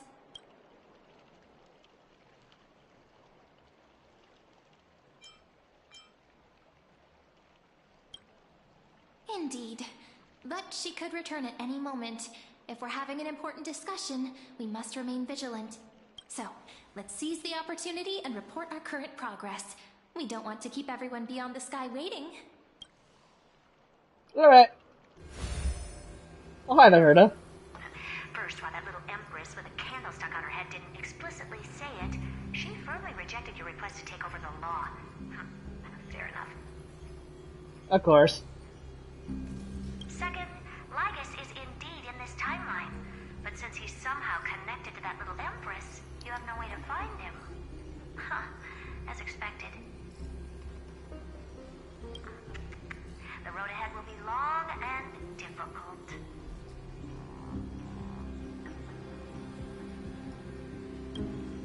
It's all just a guess. What? Did I guess right? We've made some progress here too. But nothing to get too excited about. Our time is short, so let me summarize.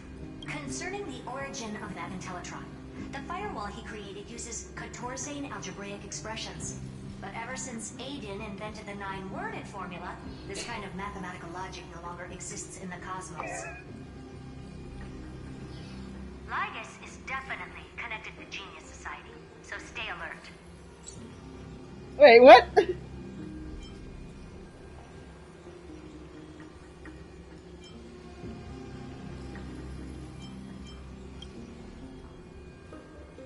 We can first exclude Droidhead themselves. They specialize in minding their own business and wouldn't intervene personally. But Screwy and I are still eliminating possibilities one by one. Currently, the most likely candidates are these few. The Lord of Silence, Acha, oh, the 2 Ruperts are also possible. But it would be too boring if it were one of them.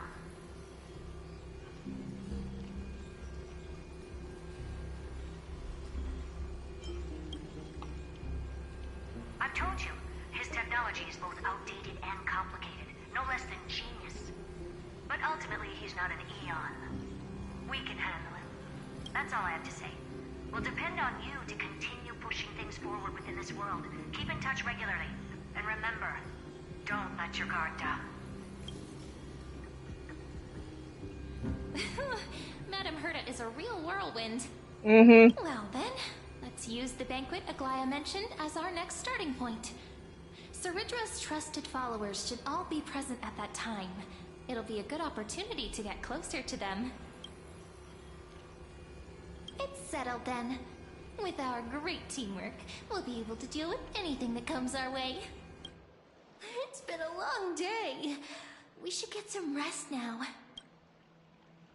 Yes, let's get ready for the banquet.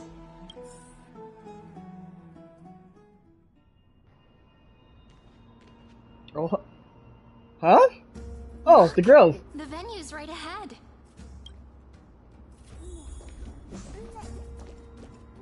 Oh, the Grove of Epiphany.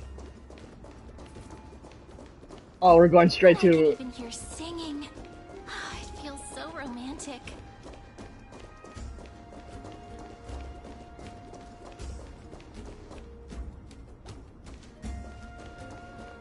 Honored guests, wait here for a moment. You must surrender any personal belongings you have on you before entering the venue. This hero always brings down the vibe whenever he shows up. The Imperator's elevated position means she must always remain meticulous and careful. Please do as I say, guests. It would avoid any unnecessary misunderstandings. I get that you don't want people to bring outside food into the banquet, but is it really necessary to confiscate the books and quill pens? Even a quill pen can become a deadly weapon in the right hands. I'm asking for all your items. All, Miss Cyrene. Your belongings will remain safe. They will be looked after appropriately by dedicated staff. Looked after appropriately? Dedicated staff? Talk about a vague choice of words.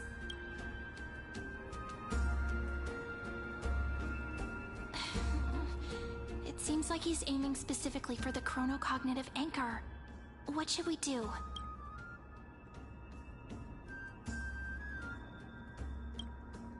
Nice! You read my mind. Let's go with their plan and hand over the chronocognitive anchor to be looked after. After all, if the little Imperator is paying this much attention to you, she probably already knows all about our whispered conversation with the geniuses. I can pretty much guess what'll happen next. But that's actually gonna be our shortcut, right? Guests. Alright, we'll listen to you. Here you go. Also, please pass on a message to the Imperator from us. She can trust my friend, anywhere, anytime. Thank you for your cooperation. The Imperator has some urgent business she needs to attend to and will arrive shortly. Why don't you head in with the other guests first and enjoy the feast? Isn't Ceridra supposed to be the focus of the banquet? But she's not even here. Why is it so difficult to talk to her?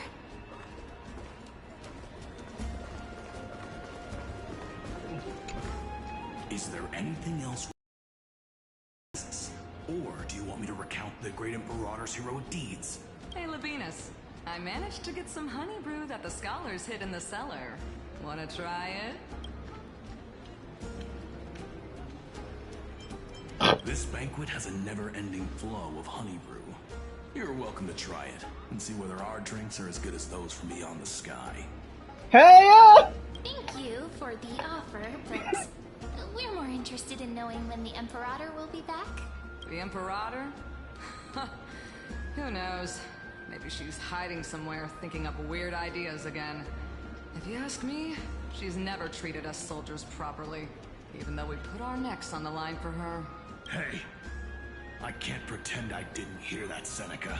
Either retract your statement or duel me. Fine by me. Attendant, bring us 10 more jars of honey brew. I'm gonna make sure he can't even stand straight by the end of this. Oh dear God. You wish. Be careful you don't get drunk first. Actually, there are so many people, we wouldn't be able to find the Imperator even if she were here. I know. Let's look for seats that are raised up higher than others.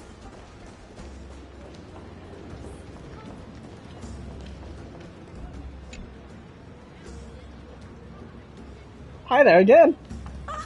Hello. Welcome to the banquet.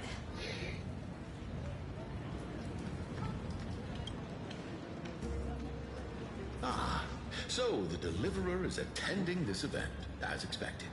Little Virginia here was just wondering whether she should go find you. As the great Imperator's historian, I'm responsible for composing poems and songs for everyone in the Flame Chase army. But I have no idea how I should record myself in the annals. Little Virginia is wondering whether you can let slip a hint or two about her future, so she can find some inspiration to write about herself. Oh. That doesn't sound like a good idea. Besides, we don't even know her in the future. But she'll probably get really disappointed if we tell her that. What should we do?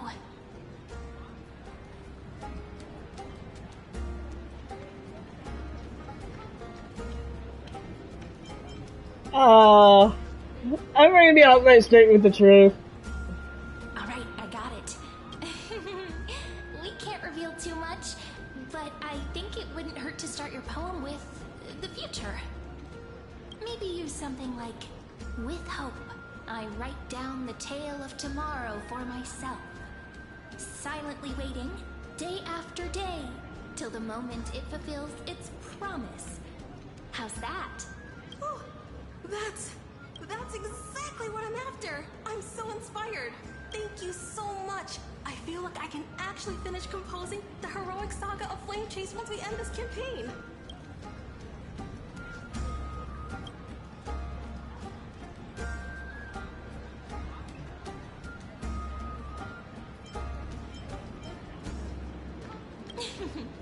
And that's the art of conversation.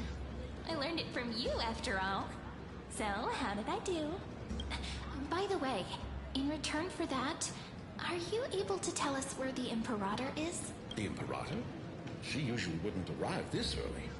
She believes that rulers should stay silent in places where their subjects hold private conversations. Why don't we have a toast before she arrives? To reason, which is held but not revealed. To romance, which will surely be returned. We're gonna get drunk by the end of this. What a romantic conclusion. Let me have a few jars of honey brew as a treat. Now, don't drink too much. Now let's talk to Aglaya and Treeby. There you go. Because I'm in the party hungover. Aggie, if you can't get used to the honey brew, we will go ask for a pot and cook some oatmeal for you. Wow! No need for that. This banquet is just too loud. And nothing and no one here is interesting. I just don't really want to be here. Well, hello there. Lies. You were pretty energized when you came back from the bath chamber. Let me guess. Are you worrying about someone? About High Ceilings? Or Little Cypher? You take everything too seriously. At this rate, life's gonna be real tough for you later on. You're the least qualified to lecture me about that, teacher. Well, hello there. Hesitating? Dear guests, are you here for us?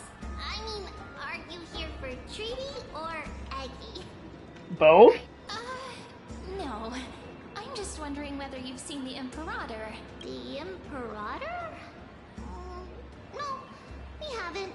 Our sovereign has always acted however she pleases. Though she gave us ranks, she'd never tell anyone her whereabouts. Perhaps the only thing she tolerates are chess pieces. And the sky reflected upon her crown. I see. Why do you two look so distressed? That's not what the deliverer should look like. Why don't we have a toast? While we still have time for pleasure. Here. To the destinies and sacrifices of the next millennium.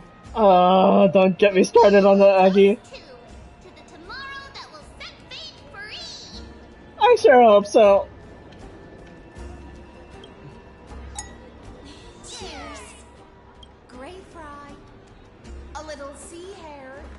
Oh, hi. Please come over and share the delicacies of the deep sea with me. Absolutely. You two have been wandering around the venue as if you have something on your mind. Have the attendants not taken care of you well? No, we love it here. It's just... we're a little concerned, seeing how the Imperator still hasn't arrived. Don't worry. I know what you've been waiting for. Come, sit with me for a while, will you? I'd like to share a personal secret with you. Hello? Alright. See here?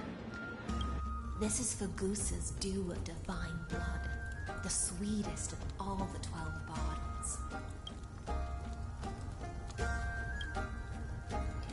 On the night before such a historical event, I'd like to share this marvelous drink with the deliverer. Doesn't this count as bringing in outside food? I knew that security check was targeted at us. What's the matter, guests? Oh, we're simply overwhelmed by such an honor. Are you worried that I might have poisoned the dew? Well then, let me prove my innocence.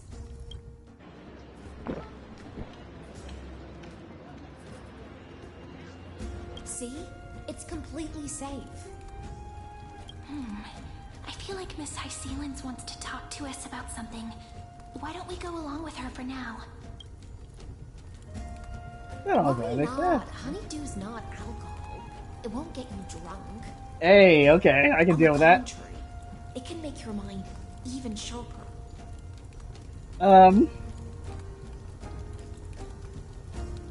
Please, have a taste. Would you like some too, little sea air?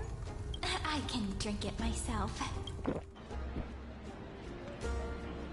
How is it? Sweet enough? Complex. Calm at times, tempestuous at others. That's the taste of the ocean. It'll do you good to understand the goose's fickleness before we set off to face their waves. Calm at times, tempestuous at others. That's the taste of the ocean. Oh, the last time I tasted the ocean, it's pretty salty. Just like how you're about to understand the secrets within this dew. Now, please turn around. Very, very quietly. Don't make a single noise.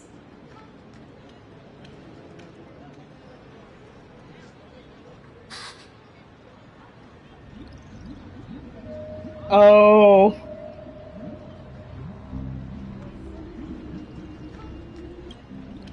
The dew of other gods all intoxicate humans, but the god of banquets dew is an antidote that can awaken humans from a sea siren's enchanting song.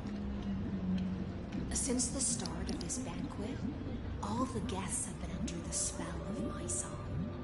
None of them can see the Imperator in that Amphoreous. But you two, I wish for you to see the truth.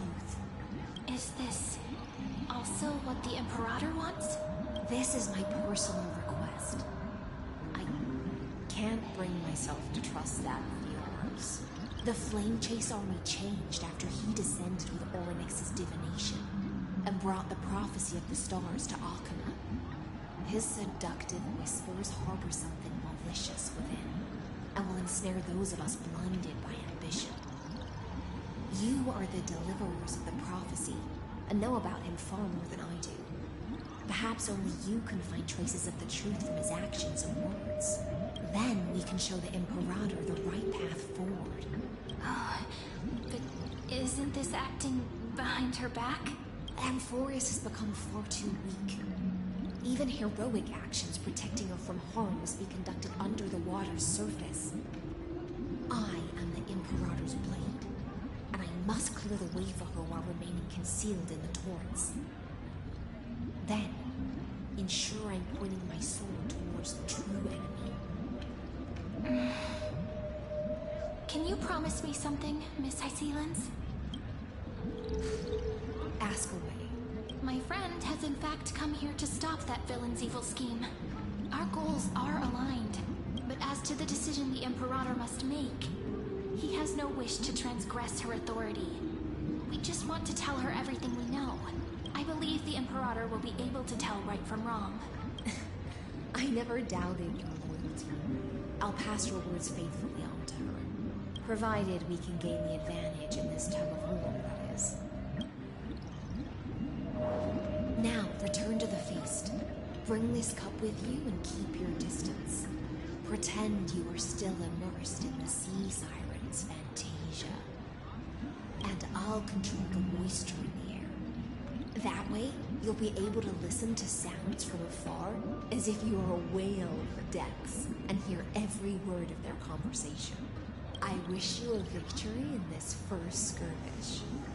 It's the exciting and thrilling undercover part of the adventure. Man, that thing was so good. I feel like I'm tripping now.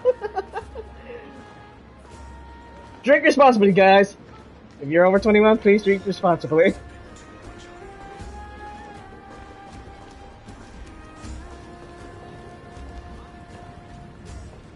Let's mingle in the crowds here. Relax. Relax. Try to act natural. Where's the Imperator? Still not here. That little bitch is always acting so high and mighty towards everyone.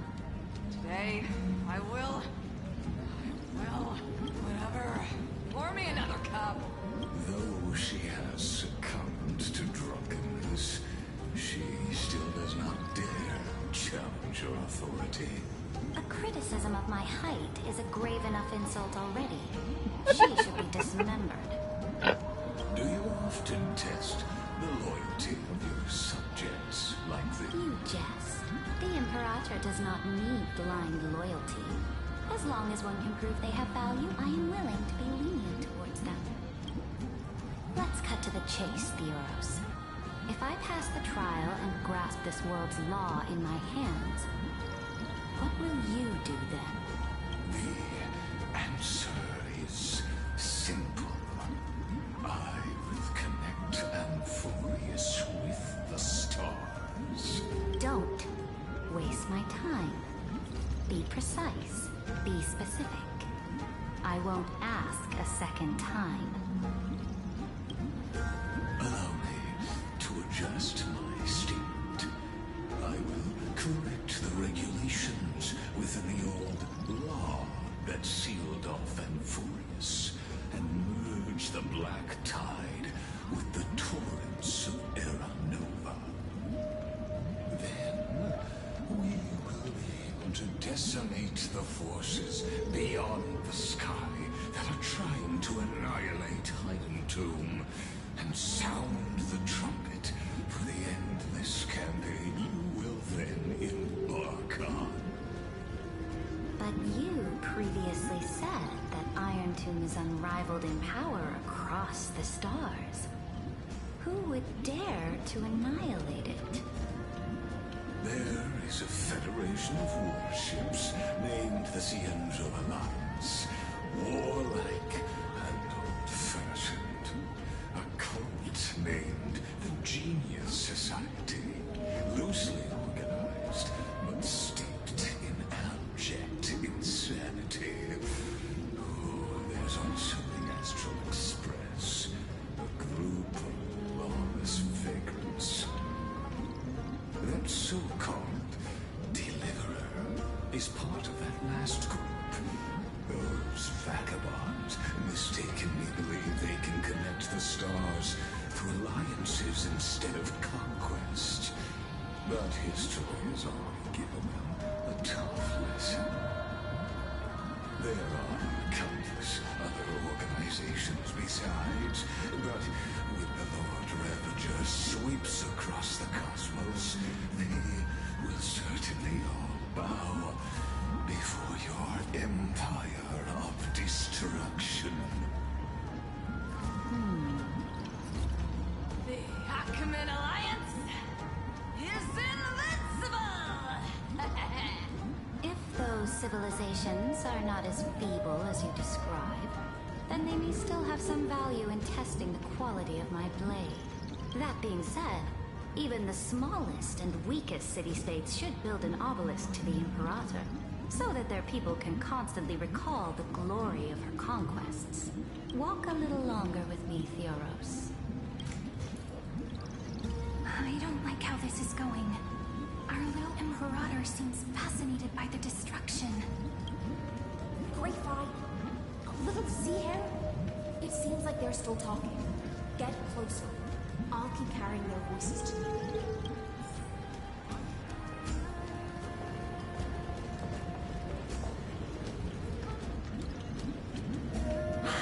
What a difficult situation. No matter how we position our forces, this battle against Fagusa will result in many casualties. That's not something you or I should consider. The Imperator has already placed the chess pieces. We just need to fight for her until our last breath. How astonishing. The commanders under you have such different personalities, yet they share the same loyalty.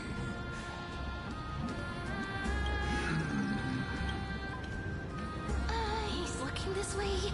Quick, do something and pretend we can't see them.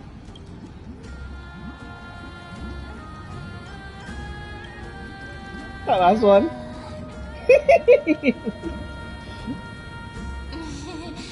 What are you doing? Staring at me like that so intently, it's making me feel shy. Try not to laugh. Challenge. What's the matter? My apologies. I was just checking whether everything was fine with those two distinguished guests.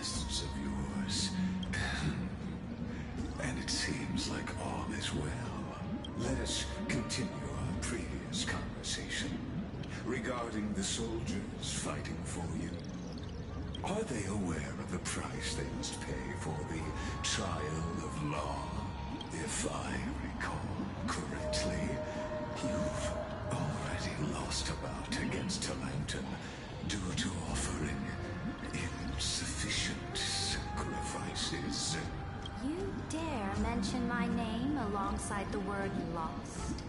Forgive my transgression, great Imperator. Watch your words and actions.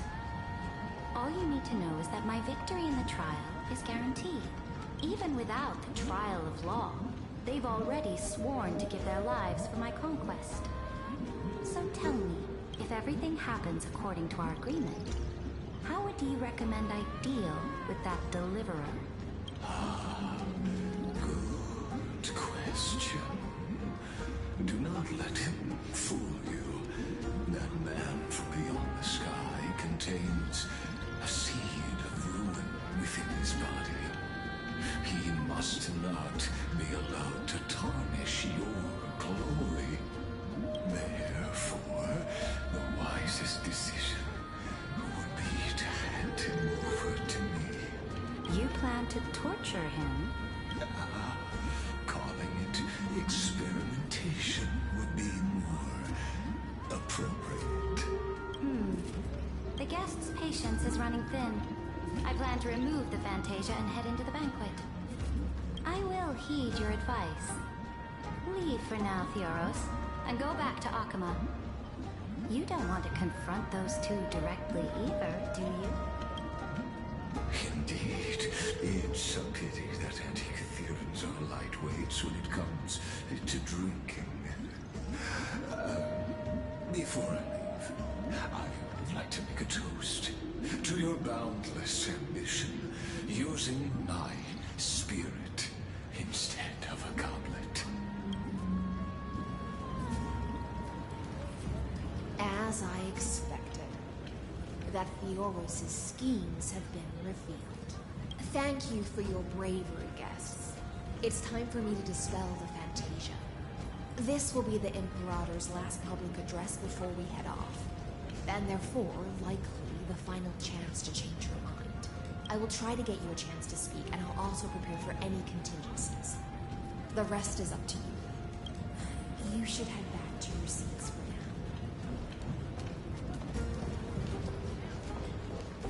now. Oh. It's right there.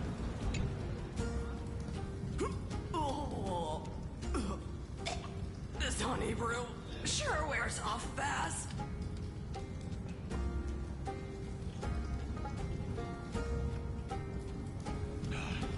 The Imperator! The Imperator has arrived! No need for formalities. I should be apologizing for my tardiness instead.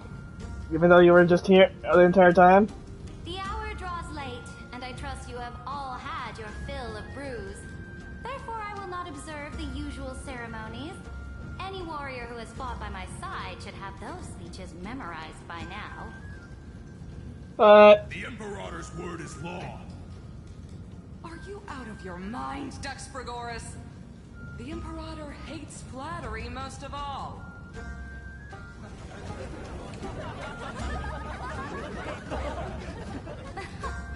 A joyous atmosphere is a better fit for showing me your resolve. I believe that you, my dukes, will do all you can to assist in the campaign against Fagusa, just as you always have. However, it's a pity that I have never tested your loyalty.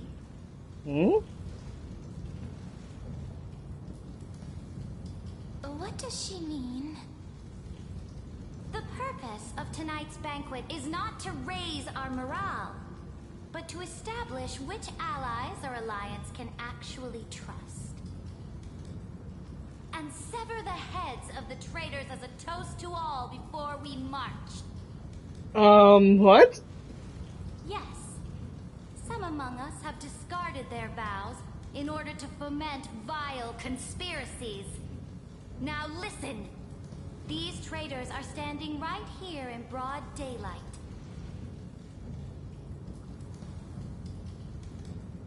Uh-oh. Dux Gladiorum Hycelans. She used the Sea Siren song to immerse the crowds in an illusion and conceal her whereabouts. She then worked with those from beyond the sky to spy on confidential matters, hoping to rob the core flame by force and harm me, the Imperator. Fuck. Oh, she knows.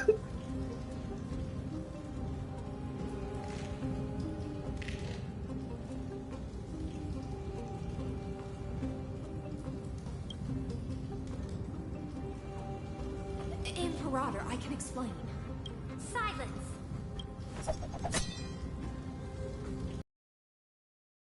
To own this blade. She met you once, back at the Temple of the Three Fates. It was Kindness, the head of the cleaners. She was the first to draw a blade against the Imperator, and personally made herself an example for my enemies. Under the shade of the olive groves, the people of Akuma said they would never bow to me. In the frozen, lethal fog, the people of Idonia said they would never bow to me.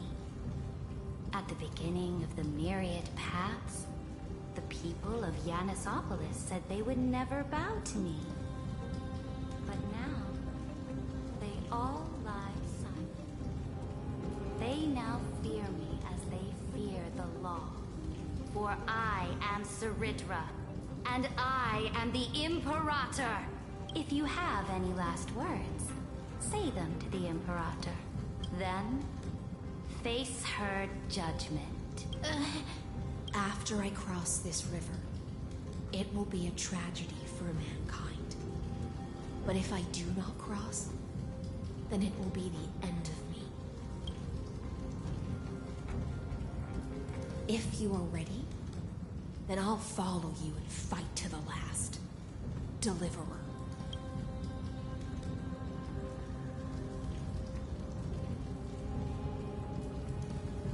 That's right, friend.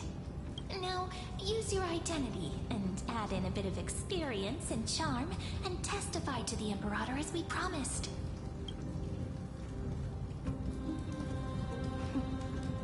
You think you can slay a king using your words instead of a sword? I'll have it. Show me the weight of rhetoric from beyond the sky. Will it weigh heavier than 3 human lives? Let's watch our words carefully.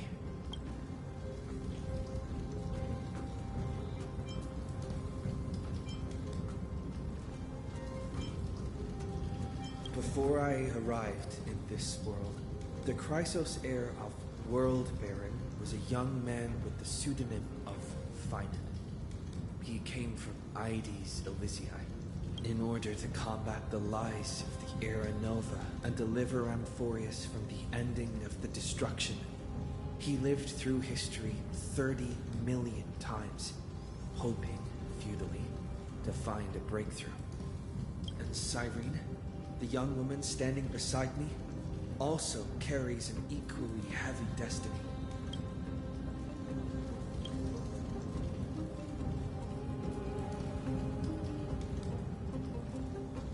Lygus is not a guide at all. He doesn't care about Amphoreous, and cares even less about your glory and campaigns. The only thing he cares about is completing the Amphorian experiment, making sure Iron Tomb is born into this world, and using it to utterly destroy the cosmic order. He will most certainly betray you.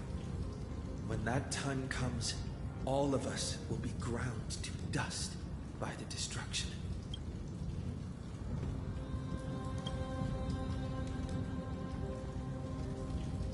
I have seen many beautiful worlds. The road chosen by the Trailblaze is to explore, understand, establish, and connect. That will never change. We will continue our journey until we have united the entire cosmos. Therefore, if you choose the way of the destruction, Then I'll place your ambitions into the same basket as Lygus and smash them into pieces with my baseball bat.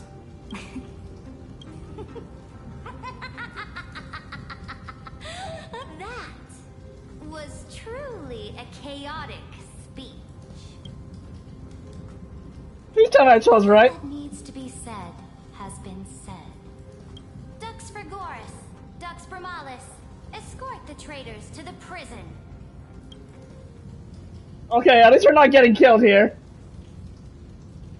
Before the next entry hour, I will give them an end befitting of their betrayal. I guess no matter what I said.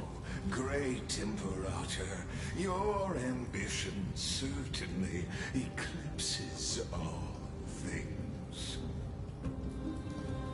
You're still here, Theoros. Of course. As the Theoros, I simply cannot miss this moment, miss witnessing the fall of a nameless one. Or perhaps I am waiting for you to give me an answer. Why would someone as powerful as you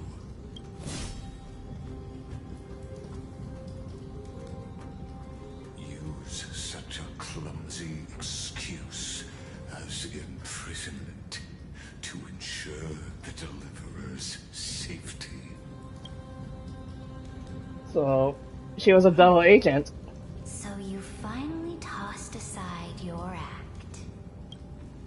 I must point out that you are just as impressive an actor.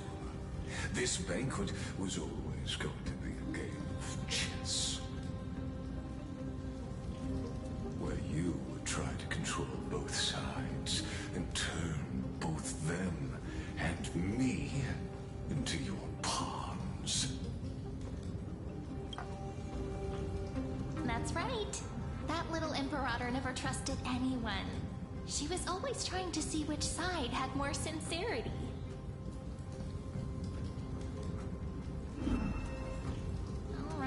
All right, we'll listen to you. Here you go.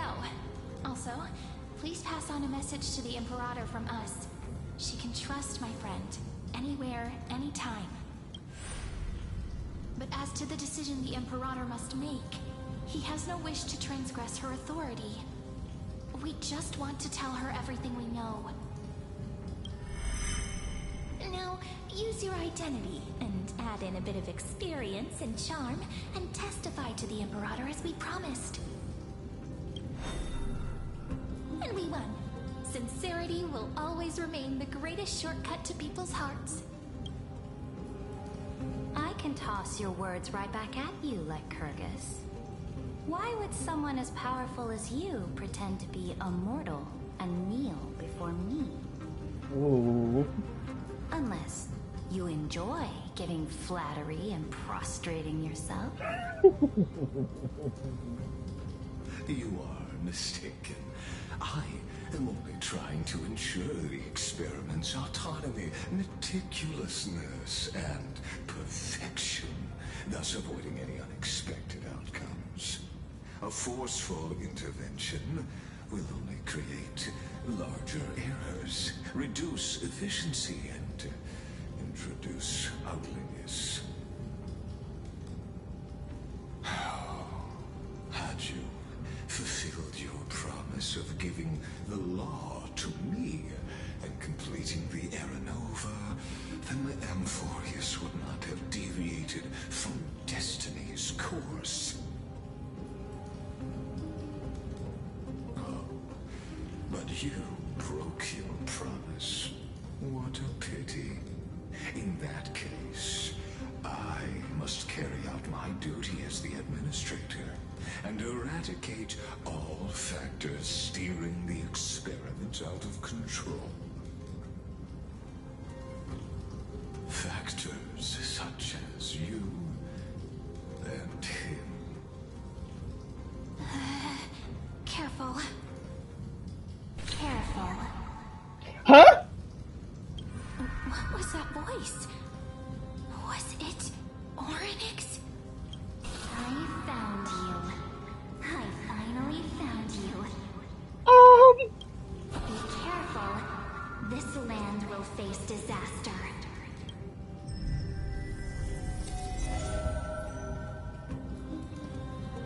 Like, uh-oh. The time of judgment is nigh, my lord. The prison I have built for you is now complete. In the name of the erudition, I invite you to step into the same cage as mine.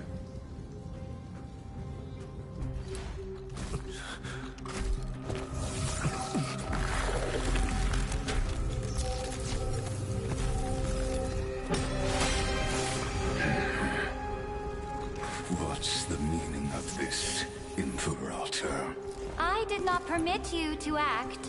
A ruler is the only one who can decide their subject's destiny. But, great Imperator, what judges destiny is not the ruler, but gods. Don't forget, my realm only allows for the existence of humanity.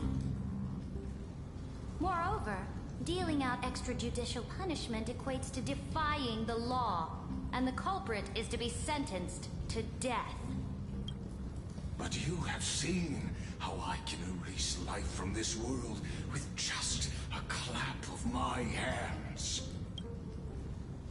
I fear you are still quite unaware of your current situation.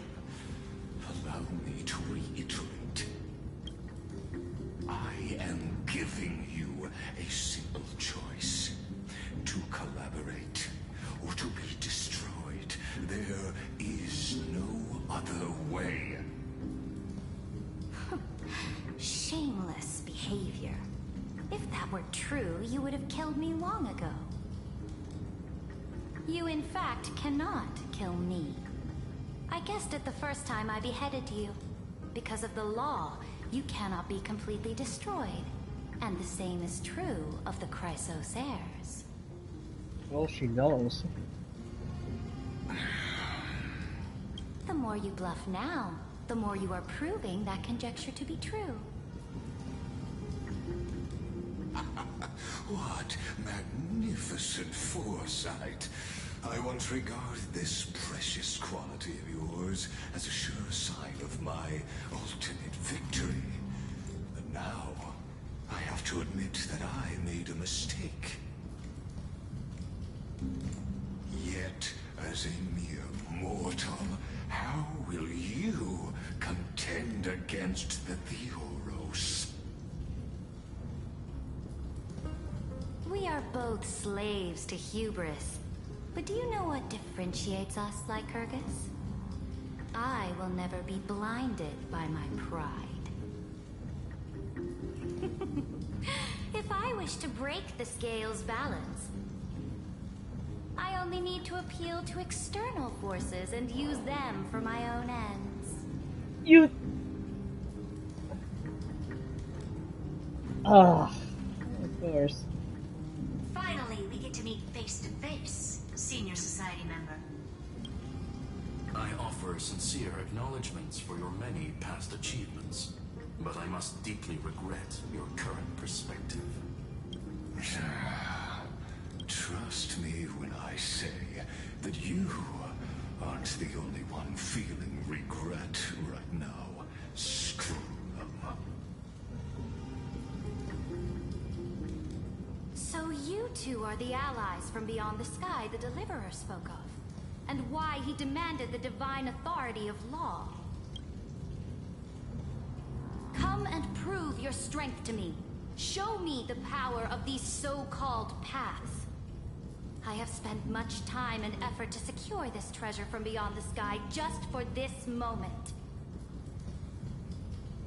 In the name of the Sovereign of Planet Scrulum, your allies have responded to your call, esteemed Imperator. Please allow me to spell the situation out for you, Lord Lygus. Permission to read the ultimate protocol is already in my hands. It'll only be a matter of time before we acquire the authority to write and execute commands as well. There's no way the flame chase journey will continue after you've burnt your bridges so thoroughly like this. Do you really think you can still win? Oh, seriously, don't embarrass the society.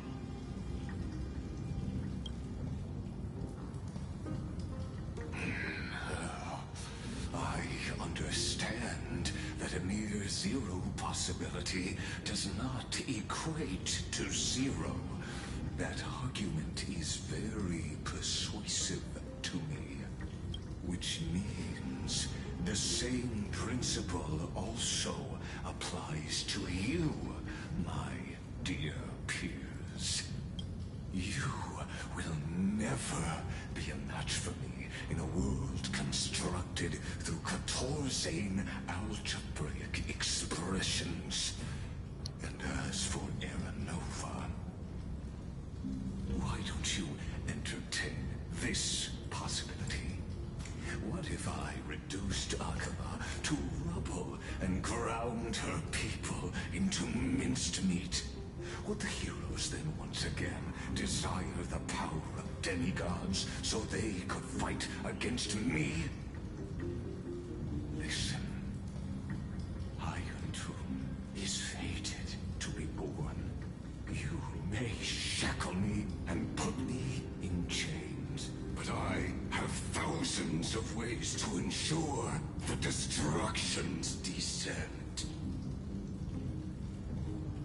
And what I just mentioned is only one out of those thousands.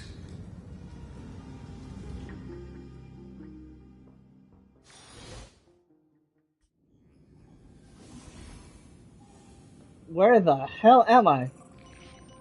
Oh, Noose. The place outside the legends?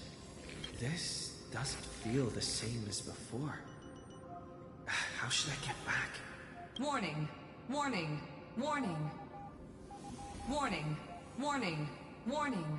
Command isolation?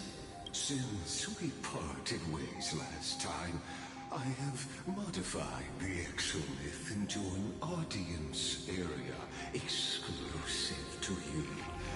Now, you will be able to silently wait here for the final act of Amphoreous to begin.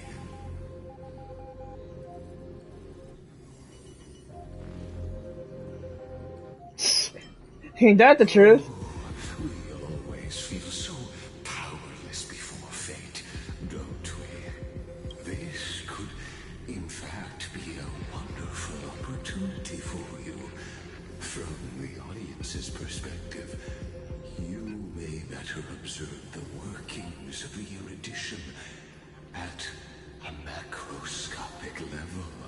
In this place where time flows far slower than within Amphoreous, you will witness the end of that world's saga.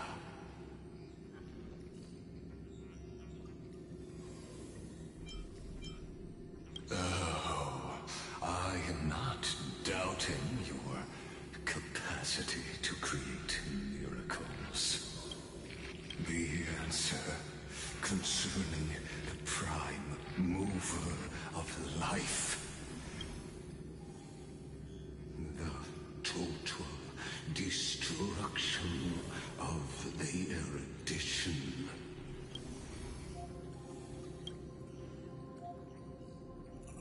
Do you see me as their faithful disciple? I am certainly not. I have tried so hard to ensure Iron Tomb's birth, just so that I can correct the error named erudition that humanity crafted with their own hands. Oh, how I yearn to return to those days before Noose was born. Back then, the boundaries of knowledge were like the starry skies, evoking feelings of longing and delight among humankind. But now, truth has become the sacrificial offering required to gain an audience with them. And the geniuses would say that Noose already knew. That arrogant Eon was born from the primobile of humans' desire for knowledge. Yet, they themselves sealed off humanity's capacity to seek enlightenment. I am simply cutting down the tree of doom that we planted ourselves. I must admit that the process of answering your questions has reminded me of the happy days of learning in my youth. However, it is a pity that my true form must now descend into Amphoreous to deal with the accident that arose because of you. But you won't have to wait long. When the curtain falls, you'll surely understand mine and Amphoreus's ardent wish. Where time flows slower than within Amphoreous. If Lygus spoke the truth, then I don't have much time left. But how can I get out of here? Can you hear me? Little one. Is that Herda's voice? Warning, warning, warning. Hurry up. Put some speed into it. I can't keep this up for much longer. That old Intellitron overlooked one little detail. And Screwy and I finally found an opportunity. Let's keep it short. While you were gone, well, in those few years, Amphoreous... Yes, time dilation, resulting in an uneven flow. Don't you know this already? Let's stick to the main points. The Chrysos heirs activated the chronocognitive anchor and helped Skrullum and me open a hole in the firewall. We made some adjustments, so he can't attack us immediately, but it won't hold for long. Critical warning. Critical warning. Time is running out. Here's the conclusion. It'll probably take a long time for Screwy and me to completely break this cage before Chrysos heirs have a full grasp of the law. To be safe, we'll continue to launch side-channel attacks on the system to give you opportunities to escape. You need to seize these opportunities. So start moving, and find a way to pull off a magnificent jailbreak. We detected another Path's influence. Critical warning. Critical warning. Its power is strong. Maybe able to help use the Path's power. Make it detect you. Unauthorized communication terminated. Is Herda saying a certain Path's faction has arrived in Amphoreous, and I can ask them for help? I mastered the powers of different paths in my previous journeys. Think hard and figure out exactly which faction has arrived at Amphoreous. Remembrance? Which path's power I should use to call for reinforcements. Are these showing my memories? With a Stellaron in my body, I woke up at the Herda space station and gained the power of the destruction. A world that'll give rise to a Lord Ravager would definitely draw the attention of the destruction. The Stellaron in my belly is gonna be super useful. But what if I end up pulling in the Antimatter Legion or the Annihilation Gang? Can they really help?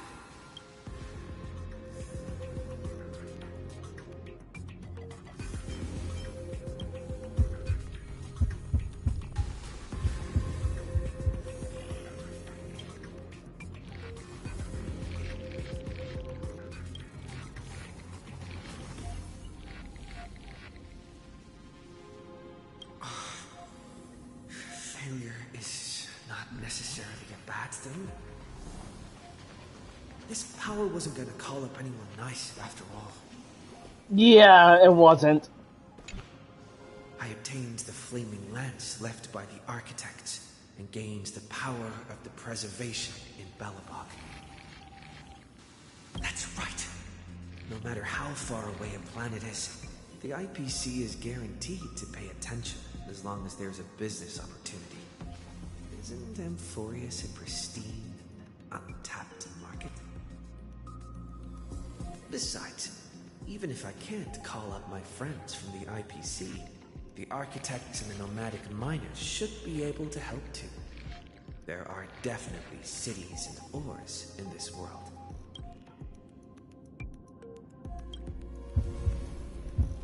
I'm pretty sure it's Remembrance.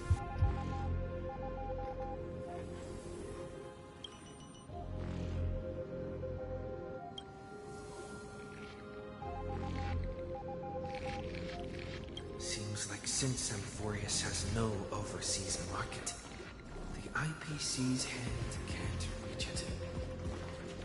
Of course, it's gonna be the very last one. It's not gonna be Harmony. The Watchmaker's hat in Pinnacle and declared war against the Order. Then gained the power of the Harmony. That's right. The benevolent family must still remember me for saving them. Their music echoes throughout the stars, and they'll definitely want to help. Come, dear hat. I've put you aside for quite a few chapters already. Sing with Clocky. The world is in harmony and the stars shine bright.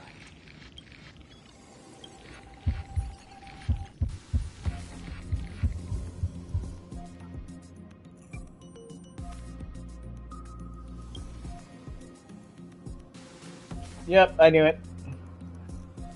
Doesn't Lygus want this story to have background music? He has such terrible taste. Tell me about it. And then there's the Remembrance. Fully. The Remembrance. That's right. I came to Amphoreous because Black Swan asked us to come. And I even got a glance from Fu Li here. The Garden of Recollection must be intricately involved with Amphoreous. Traces of the Remembrance are also everywhere in this world. I don't know what they want, but I don't have many choices left in this crisis.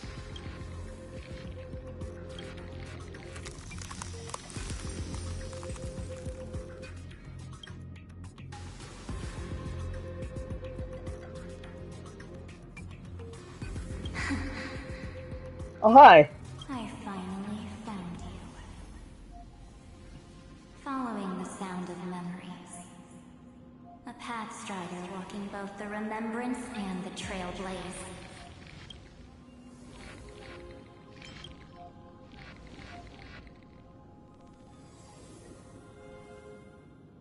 Warning!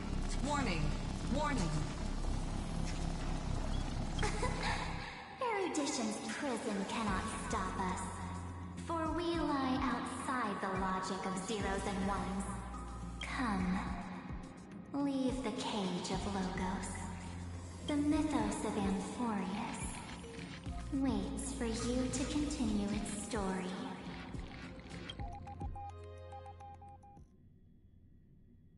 When that brightest star, that star heralding the dawn, finally rises, a boat, so used to drifting, at long last enters an island's safe embrace.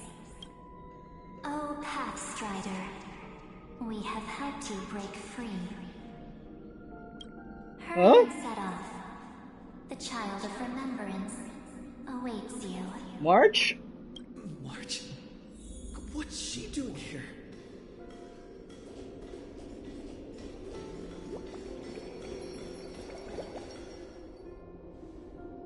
Oh, you're finally here! We haven't seen each other for such a long, long time. My good buddy, I've really, really missed you.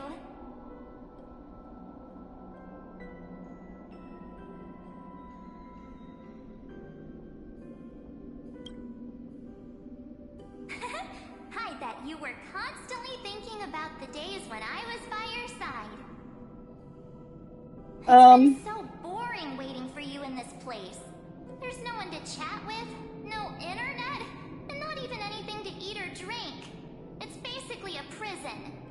Now the great hero is finally here to save me. Did you hear about that? You must have seen a lot in Amphoreous during this time, right? You gotta tell me all about it.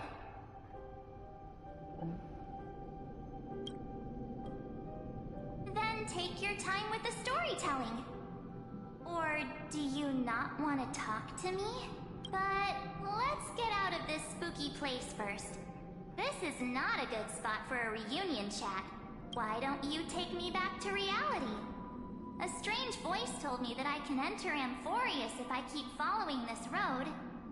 So, let's head off. I still don't know what that world even looks like. That's the problem with this. This march feels so weird. What are you standing around for? Do you actually like this place?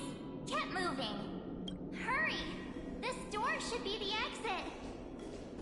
Maybe my instincts are wrong. Let's follow her first. The biggest flaw of this run march, guys, we have the camera, she doesn't. So I know this is a fake.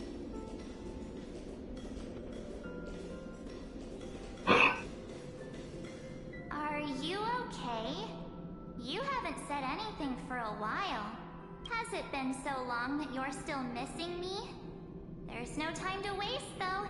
The Chrysosayers and the Geniuses are all waiting for you. No. The discrepancy is getting worse.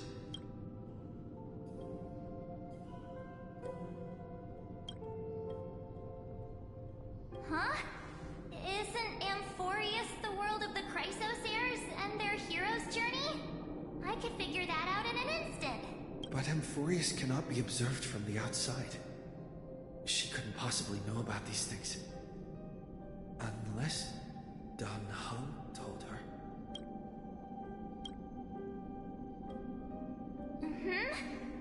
No, he's not. Maybe I just happened to miss him. Yeah, you're bullshitting. Never mind. Dan Heng's super reliable. We don't need to worry about him. He's probably waiting for us somewhere. All hail and hearty. No. The Geniuses would have made sure that Dan Heng made it back on the Express. Besides, the March I know wouldn't be so dismissive about her companions. Something's not right. She's not March 7th. I guess you have something you want to say to me? Then there's no need to feel things out first. With questions. Let's treasure the time we have together and be frank. Why is her... Yeah, her voice changed.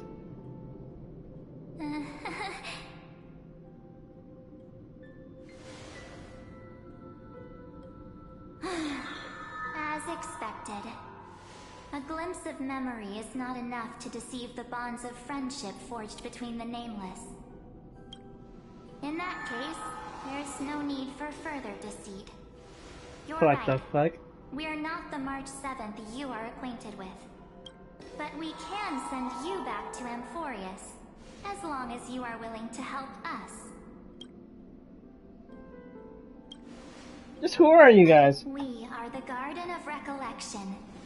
You should be very familiar with that name by now. Fair enough.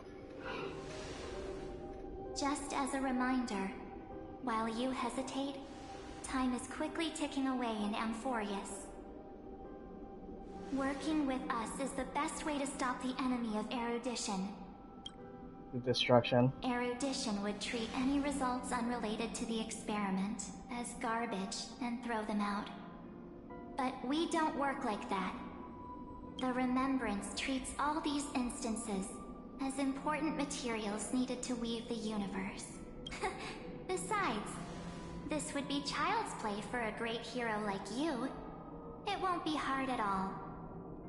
Also, if your plan fails and the big bad Iron Tomb manages to get out, then the whole cosmos will be in danger. Wouldn't it be better to have an additional failsafe? As long as you help the Garden retrieve what we want, even if Iron Tomb reformats everything in the physical plane, we can use Remembrance to reconstruct the entire world. Or should we say, the entire universe? So help us. Find where Amphoreous' memory began, and bring it out. The Master of Anasrava has already glanced at you. Don't deny it. That storybook is the best evidence. Oh. Say, you aren't seriously gonna be moved by their pretty words, are you? I am the one who commanded those little ones to lead you out of the prison. But I didn't expect to attract little gnats trying to take advantage of the situation. While Remembrance can help you return to Amphoreous, there's no need for you to do it the way they want you to. Of course, there's also no need for you to make any deal, or pay any price. For you, this is probably a long time no see. Holy shit.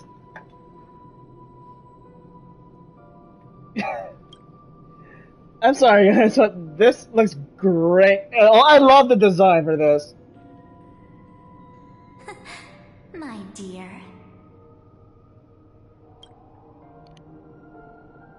Shh. There's no need to say anything. I know. You have so many questions swirling around in your memories at this moment. And you feel so helpless. Put them aside. For now, all you need to do is trust me. Or do you need more proof? That won't be hard. Wait, stop it! They're awake! I'm gonna keep our first photo, alright? Won't come to pass while we're around. And now, The statue. Is that John Hunter's brother? Oh, did you hear that? She just called me, but you're full of pain. We won't escape from it. Hey, are you sure? Maybe a couple of punches will help to jog your memory.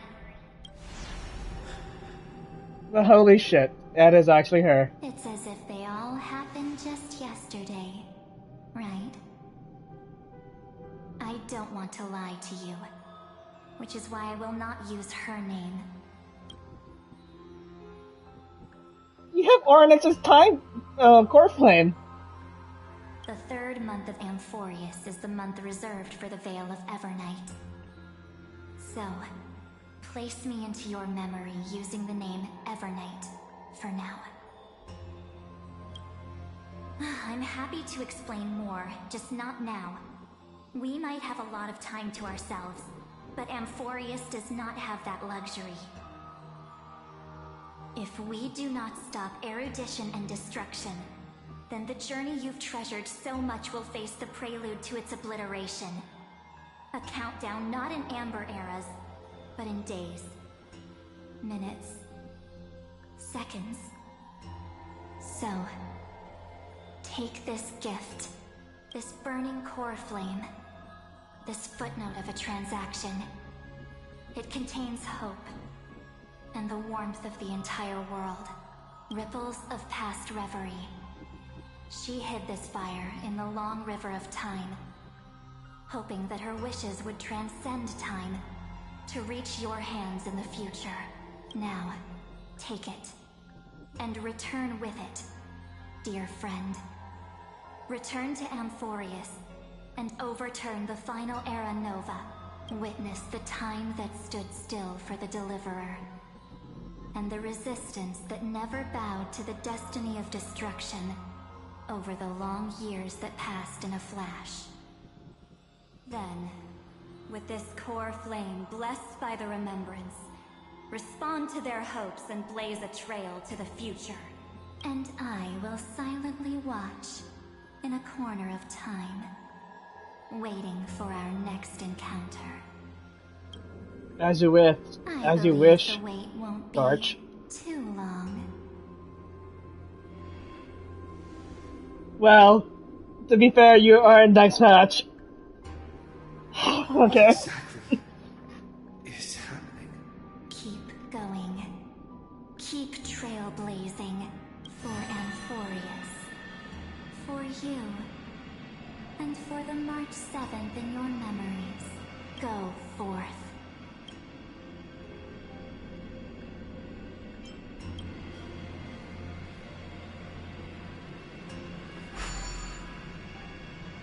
Darch.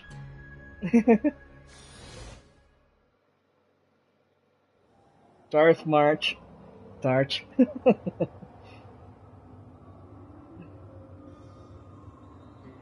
Is this Akuma? Something happened. No one's here.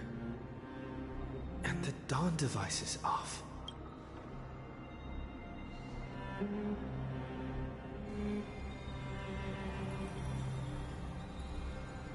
Am I too late?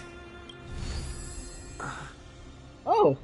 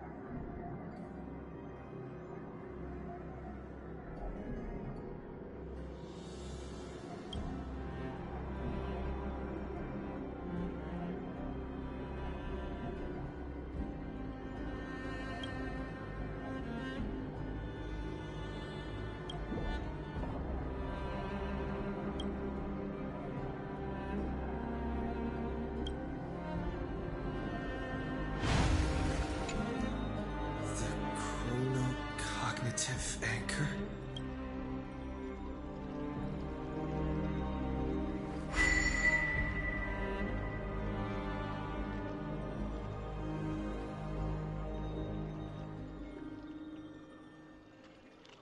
There's so much I wanted to say for our reunion.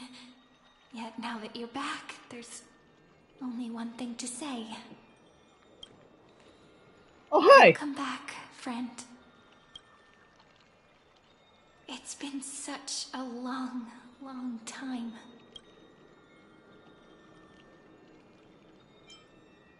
You must be really confused right now, aren't you? So much has happened in Amphoreous while you were gone. But don't worry. The Deliverer can't afford to be lost, no? No, please follow me. And turn the pages of time and hear the words everyone left for you. I'll tell you the story of this 1000-year journey. That way, it won't just be my memories alone. Cyrene, can't hear me?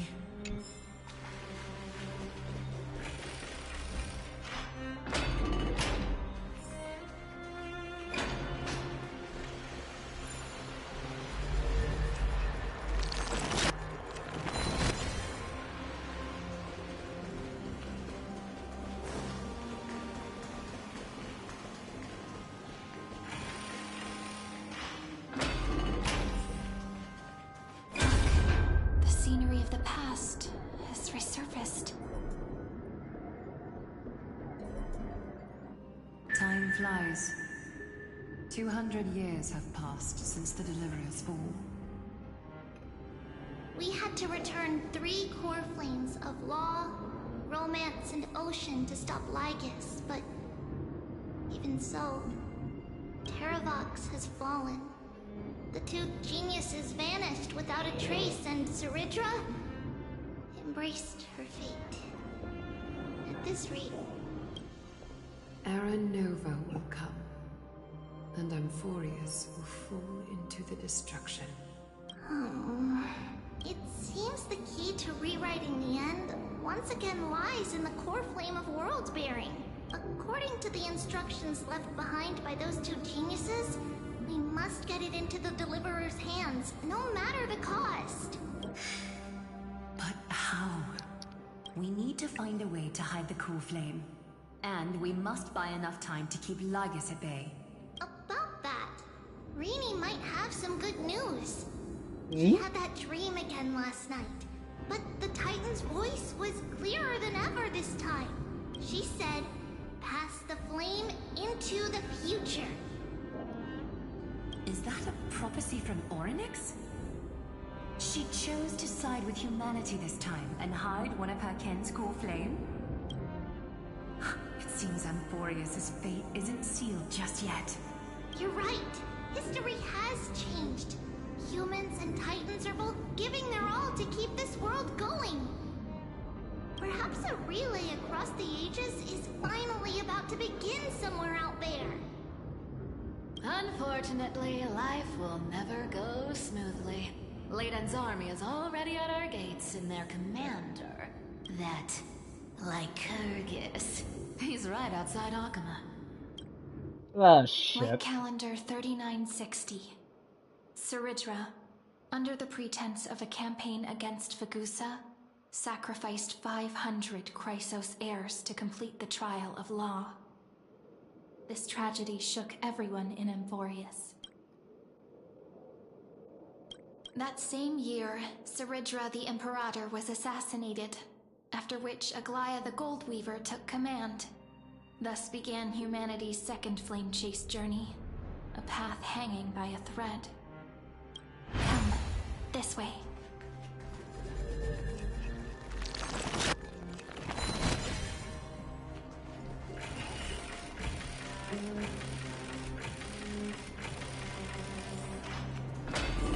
Thank you, like...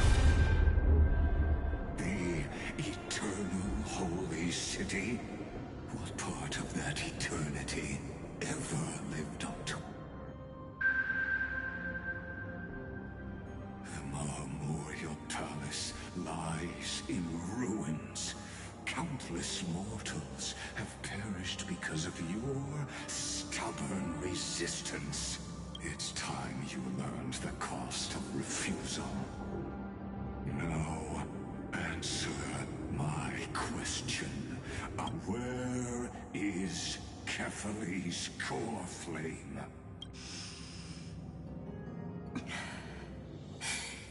You really think you'll find it by razing the holy city to the ground? From what I see, all you'll get is dust and disappointment. Don't forget, you can't kill the Chrysos heirs mentioned in the prophecy because of law. I have never denied that, which is why I now place my hope in the faithful citizens of Akuma.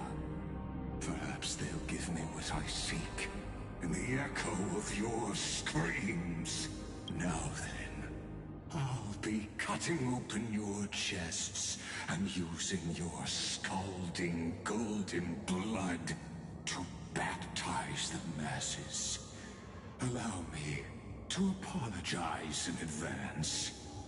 We shall start with you, blind and foolish Lady Goldweaver. Leave this to me, Lady Aglaya. You must get away now. No, Holy Maiden. I'm the one who must stay. What? His conspiracy won't succeed. Because Romance is ready to make good on their promise to weave an indestructible armor for Amphoreous. Its name is Solidarity. You must escape with your life and carry word of my death to those still fighting. Then keep going with them, just as the Imperator lit the torch of resistance with her death.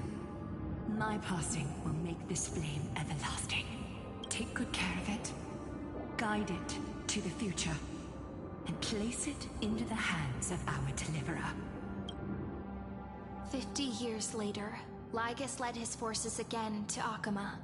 He charged directly into the Holy City and razed the Marmorial Palace. History would name this battle the Third Siege of Akama. 90,000 brave souls gave their lives for Akama that day, including their fearless leader, Aglaya. Go forth, deliverer.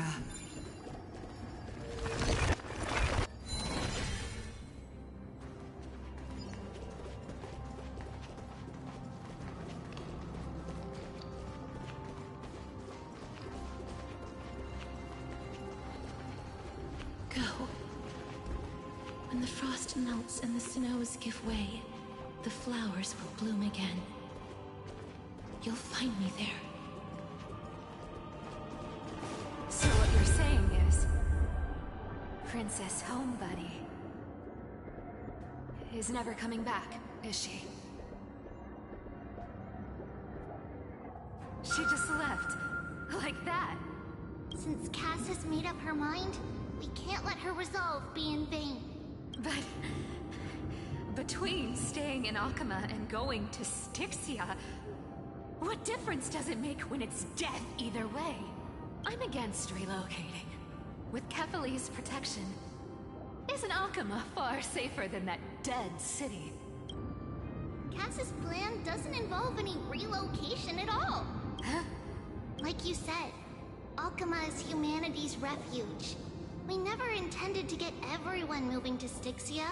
It's just on Cass, Hycealans, and me to prepare the final trump card for the Deliverer. Wait, what kind of trump card needs all three of you demigods to throw yourselves away?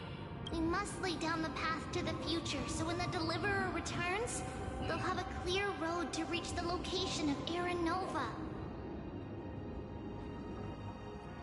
Styxia sits where death meets the ocean. There, with the combined powers of ocean and passage, we can summon a current that leads to the vortex of Genesis. And the demigod of death will forever guard that secret path until he returns. We all know Lygus will set his sights on the vortex of Genesis. That's exactly why we have to do this. Guess I underestimated Idonia's Maiden of War. She's got way more steel than I thought. And Cypher, we need you to head to Castrum Kremnos as soon as possible. By any means necessary, forge an alliance with Strife. The prophesized Crown Prince has already been born. He shall become the new defender of Akama, protecting this land after we leave. You don't need to worry about that. I just came back from Castrum Kremnos. Only a step ahead of the news. Treeby, something's flying towards Akama, and it's really fast. What is it? It's a spear! It's the Kremnoans. Their king's already here. With the protection of the demigods Trebios and Cyphera, Akama endured wave after wave of warfare, though just barely. Castorus chose Styxia as the last resort, and completed the trial of death, causing the stagnant waters in the River of Souls to recede. Soon after, Trebios departed on a long journey. That same year, the Kremnoan king Euripon, along with his son, Prince Midamos, joined the Alliance to safeguard the Holy City in the Battle of Deliverance.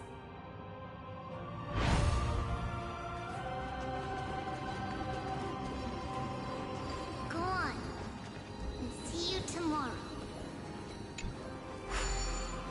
Right.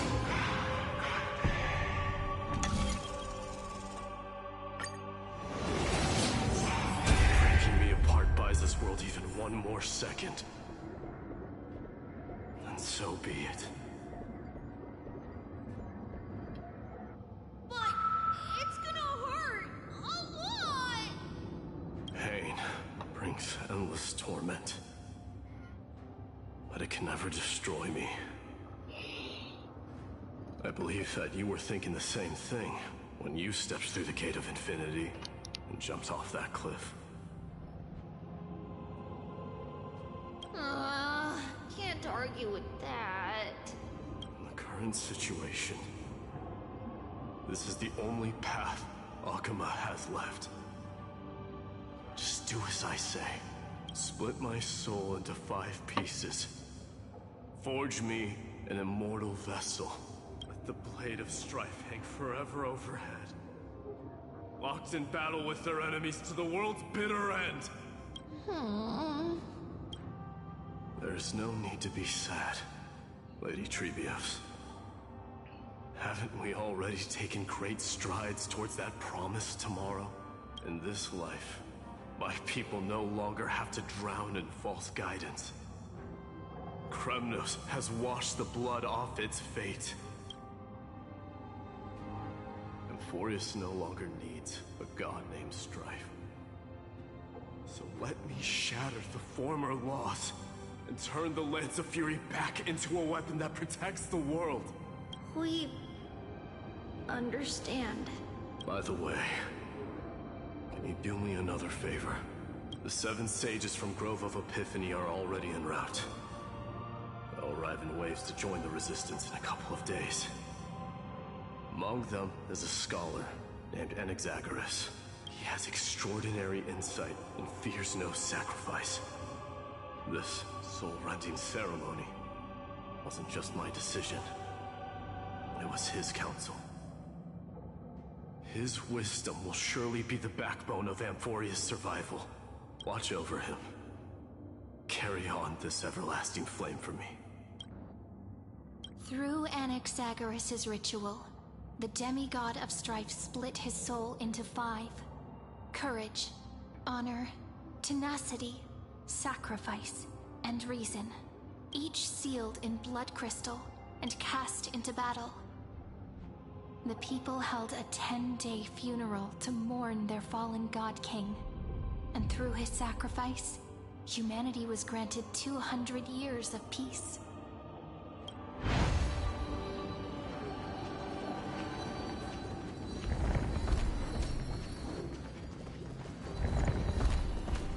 Keep moving forward. My blood will pave the road ahead for you. Keep moving forward, little Gray. See you tomorrow.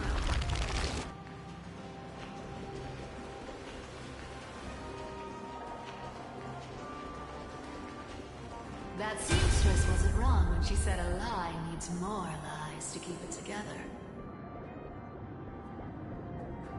Anaxagoras and Cypher. Reason and trickery. Never thought we'd be the pair to finish this final setup. Can't catch that Tin Man without your little slides. Besides, this is our last shot. Not the time to be picky, right? Don't oversimplify it. Lygus just found out Akuma's been an empty shell for the past 50 years. He's bound to be furious. At this rate, he could have done anything.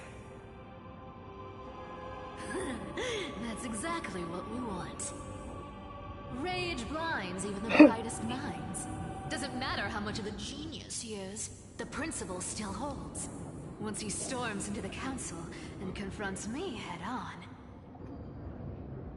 you trigger your alchemy with a boom and turn him into a caged beast. Easier said than done. You still have to pass yourself off as the deliverer without anyone catching on. And you really think a human alchemical array can bind a godlike being? That's just nonsense. What? Getting cold feet? Or you just don't believe in the almighty worth of the demigod of trickery? Just tell me straight. Can you do it or not? Of course I can. And it'll be child's play. But I've got 2 conditions. Since this is the final act, if we're doing it, we go all in. No half measures. Oh, I'm listening. First, shift the battlefield to the vortex of Genesis. It would be more convincing if the Deliverer were to appear there.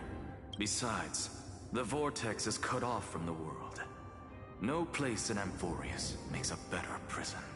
If you pull that, wouldn't our Deliverer have to face-take Lygus as soon as they come back? That clash is inevitable. All we can do is create more chances for him. And that's the second condition. The vortex belongs to Fagusa in the first place, remember? And there happens to be a demigod of ocean among the few survivors in the world. Hysilence. Loop Hysilence in. Let her join the final act. I'll transmute myself into a Philosopher's Stone and embed myself into the formula. And when the time comes, she needs to shatter me and scatter that stone's ashes into the ocean within the vortex. Huh. I guess people weren't wrong when they said you're insane, Grove Boy. I've got no idea how to outwit a reclusive genius. But making an anti-Catheran suffer? The demigod of reason has 10,000 ways to do just that. And what I just mentioned was one of them. Oh, why did I hear that before? So what exactly does your formula do? Now that would spoil the climax, wouldn't it? By now, Hyacinth must have completed the Sky People's ritual. Since that Theoros loves a good performance as much as I do, let's make sure he enjoys our show to the fullest. As for how the Deliverer will complete the Era Nova, well, that will no longer be our concern. It was the last battle known to the world, initiated by two demigods least suited for war. In the end, reason and trickery kept their word. At the cost of their lives, they sealed Lygus within the vortex of Genesis, where he remains to this day. Go forth. Finish the greatness left undone. Quit overthinking! Just run! That'll be...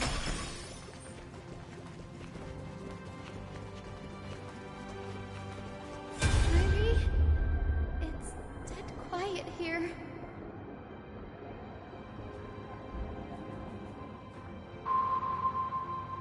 Akuma will stand eternal. Miss Cypher's lie is crumbled after all. But it's alright, because all of us have fulfilled our purpose by now. When the Deliverer returns, no matter where he is, sky will turn clear, and a rainbow bridge will rise, carrying him to the final battleground. Cyrene, this arduous relay is finally nearing its end. Now, I'm passing the final baton of fate to you, okay? No, that's not quite right. After all, it was you and him who lit the first spark of this journey, wasn't it?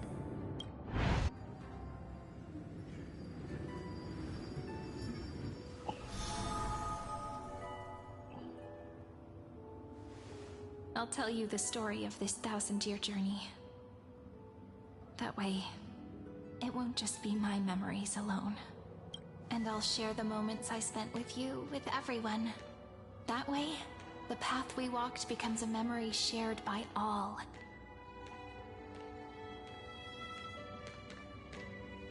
People will know that there's nothing left to chase. Amphoreous has already welcomed the dawn foretold in prophecy. Just like I said, this won't be harder than the last time, right?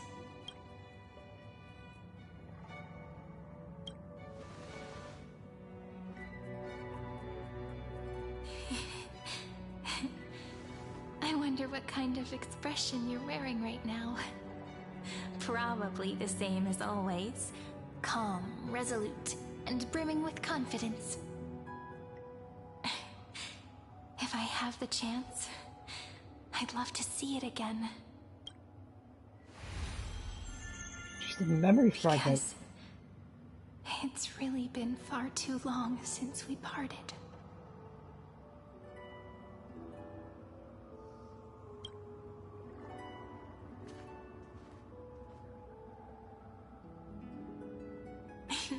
Someone as sharp as you must have realized by now that this isn't reality, but a maze of time.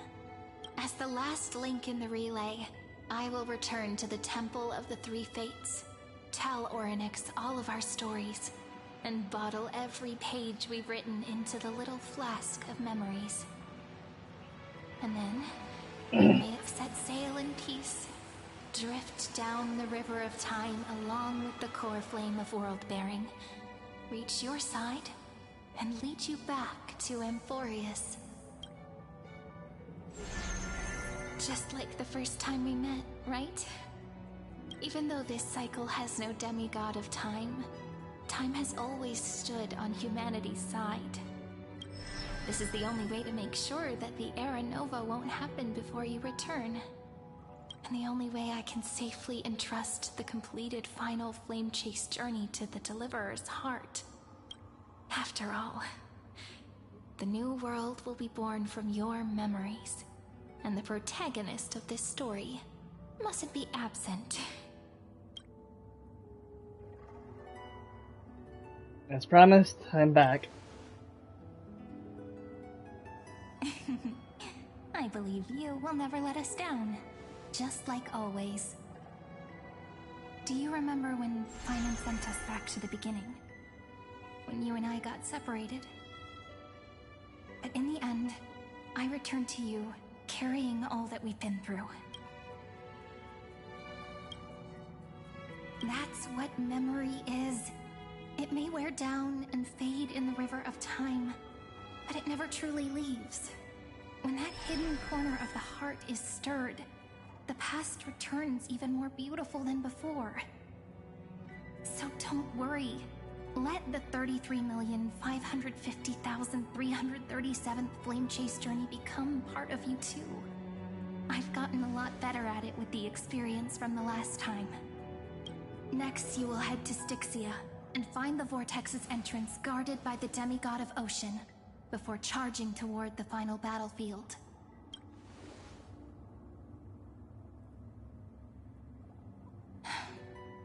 Don't worry. I'll be with you. All of us will. Even Phainon. We'll stand with the Deliverer.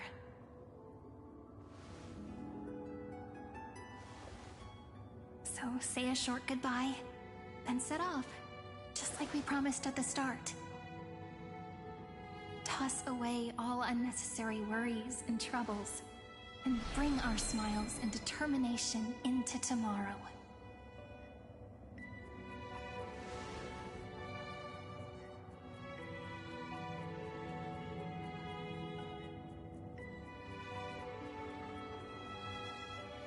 The last baton. I wonder how long you'll have to wait before passing it on to him. No matter how long it takes, it's okay. Waiting is what I do best. After all, it took 33 million cycles for him to arrive in our world. What's a few moments more?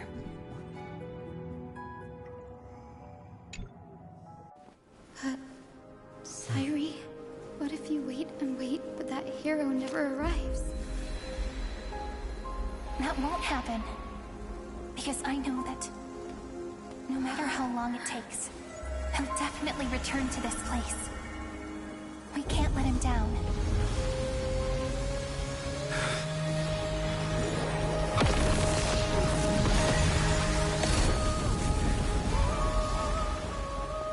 The Rainbow Bridge.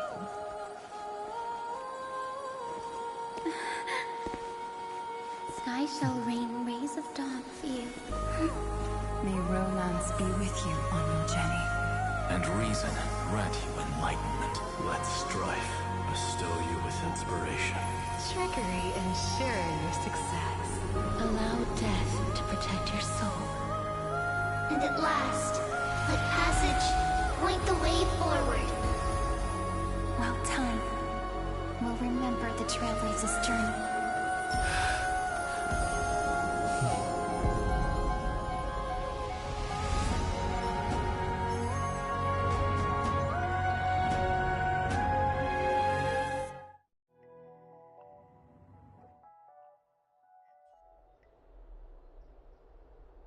Is this Styxia? What happened to this place? I need to find the entrance to the vortex, guarded by the demigod of ocean. High Sealants. Is she still there? Long time no see, Trailblazer. Oh, what the fuck do you want? Generation after generation of Chrysos heir heroes have tried to defy fate with their blood and tears, either voluntarily shattering their souls or waiting in eternal solitude. But alas, fate can never be defeated. Reason and trickery may bind my flesh, but my will shall never fall silent. So the demigod of ocean, the Dux Gladiorum, High Sealants, sought to bring me into a fantasia with her voice and drown a genius in slumber. But alas, it was all a hopeless dream.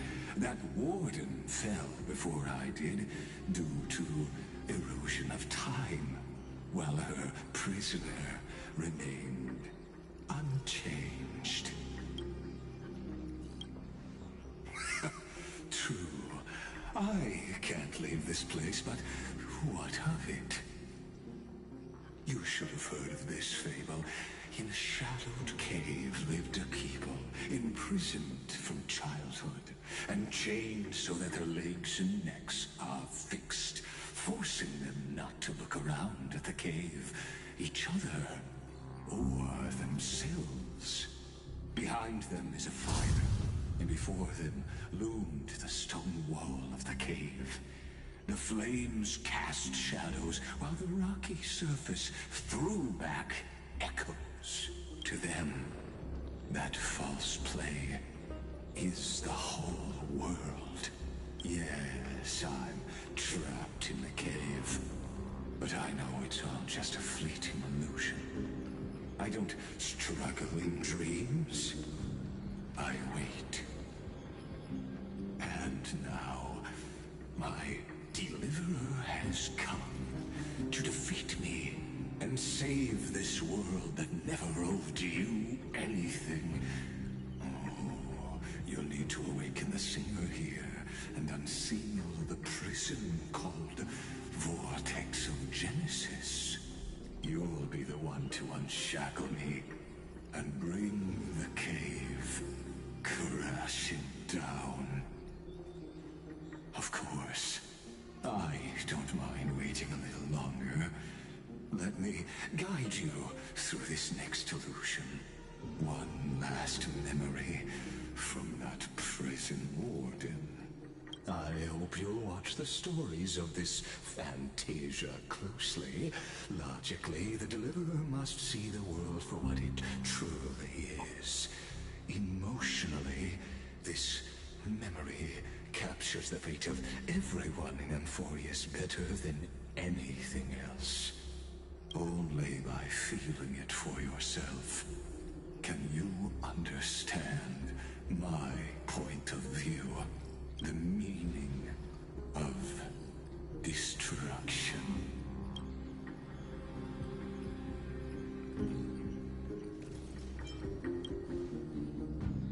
To your unshakable resolve, I salute you. But before we step onto the final stage, let me ask you this.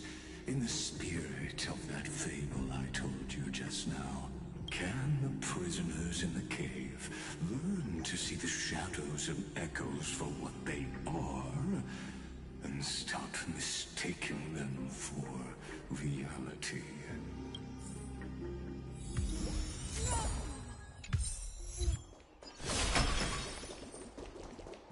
It's a nicer place. Admit that. Look, the fire projects the face from her memories. An actress upon the stage of this play.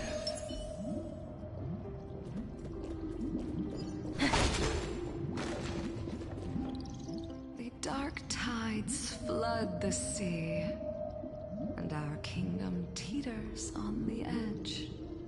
Fear not. Our queen has gone to the borderlands. She'll quell this calamity herself. This is the scene when the Chrysos heir of ocean was born. She was once of a Titan-kin race named Sea Sirens. At that time, Kozlana had suppressed the Black Tide's rise, but he was unable to remove Iron Tomb from its roots. The Black Tide still roiled in the depths of the world, and the kingdom of Sea Sirens was the first to face the destruction head on. Listen, I heard Electra's voice. She's calling to us. Let's go. Her voice carries the queen's command.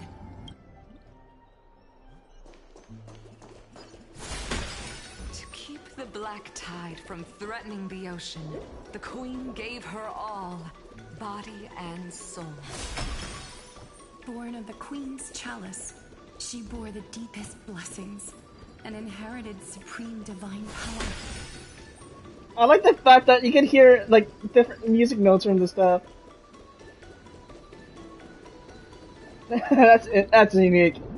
Oh.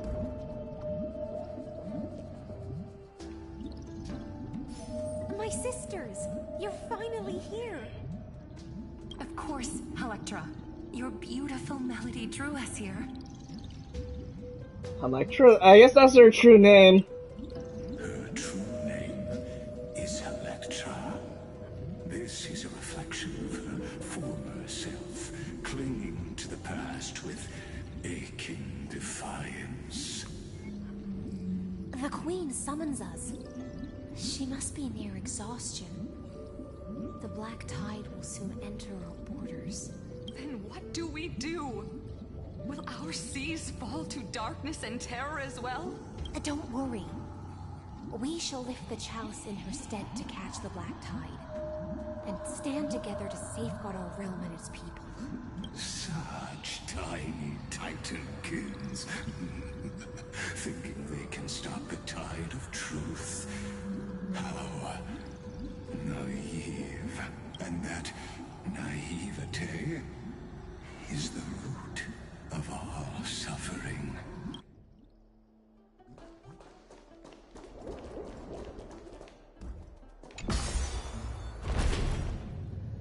The Queen's palace lies just ahead. Even her once graceful form is now tainted and drowned in dirty mire.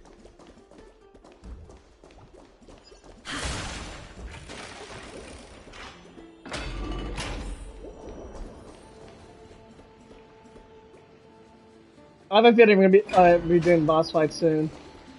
But first things first.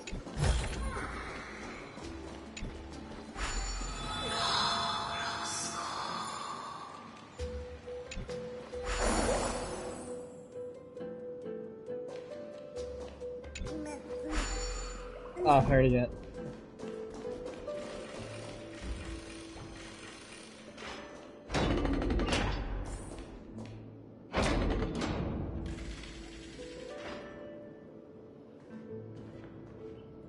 Oh, Magusa, our noble queen, we've come at your call. My little fishlings, you swim with such joy. It pains me to speak of the kingdom's sorrow. I once believed I could drink the Black Tide dry, but even the deepest chalice must one day overflow, and I can hold no more of this filth. Mother, worry not. We're all children of the sea. Let us bear your fate together. You'll take up your mantle and drive back the black currents. We'll mend your sacred chalice. and take in the cursed filth. My little fishlings, when the spear of strife falls, you may retreat in peace. I promise you, on the surface, the city-states will hold a feast without end in your honor. This is the last gift I can give you.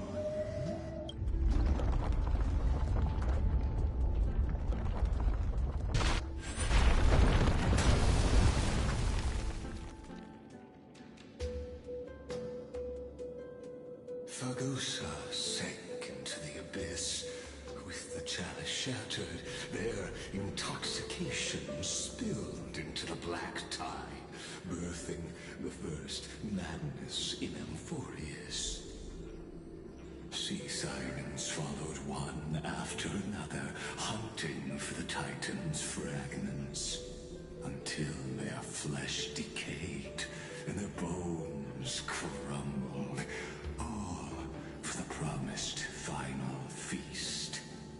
Keep watching, but tread carefully, for the stage ahead is crumbling with age, just like her shattered fate.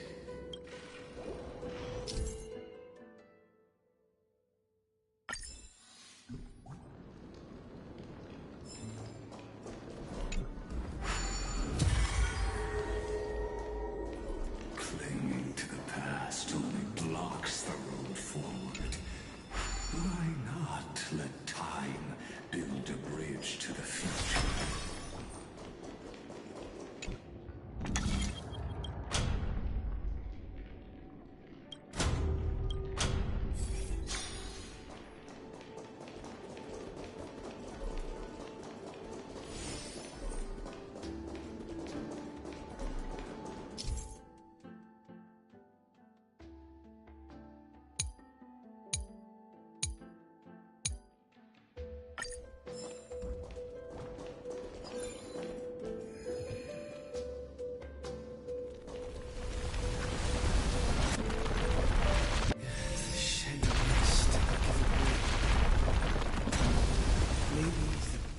Vessel nearby can help.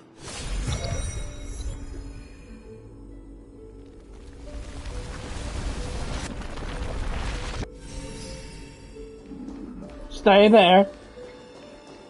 Your wisdom far surpasses even the bounds of reason's model.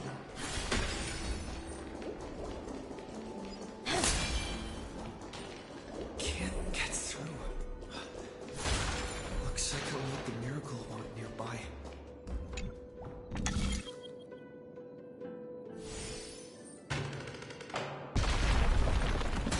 ending was written long ago. Even you cannot rewrite it. Just like this poor chandelier.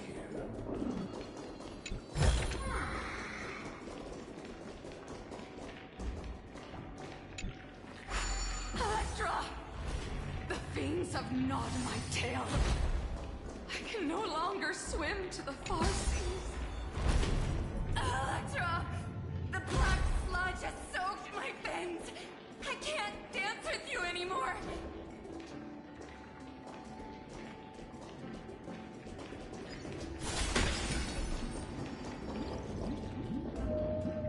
Sisters, don't give up.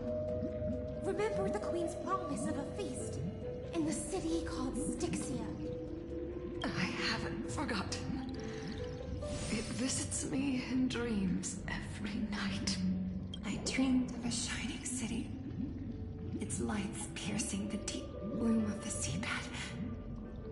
I dreamed of children placing garlands on our bone horns, and poets praising the sea sirens for shielding the world.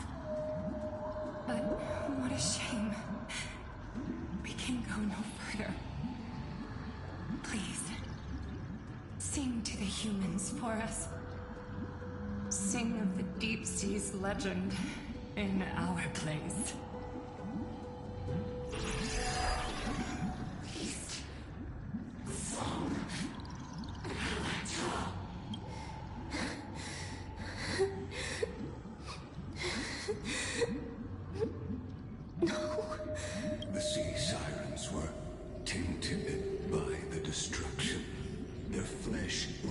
away, they became the black tide creatures of this cycle.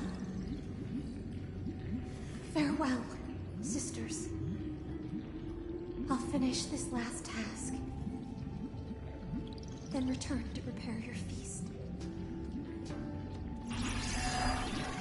And so, only one sea siren remained among the sea floor. High seamans, swimming alone to the seas, burying their kin, and searching for the fragments of the chalice of plenty. Though most of that journey was in vain, why not use the power of time to leap ahead toward the journey's end?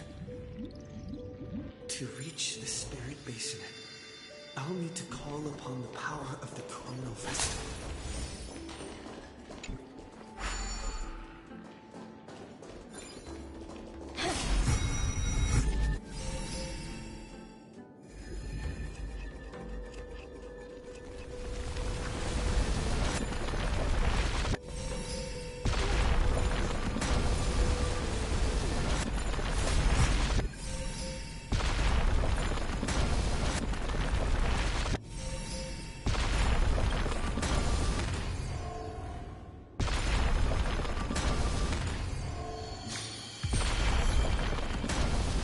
I knew there was something, had to be an achievement for that at some point.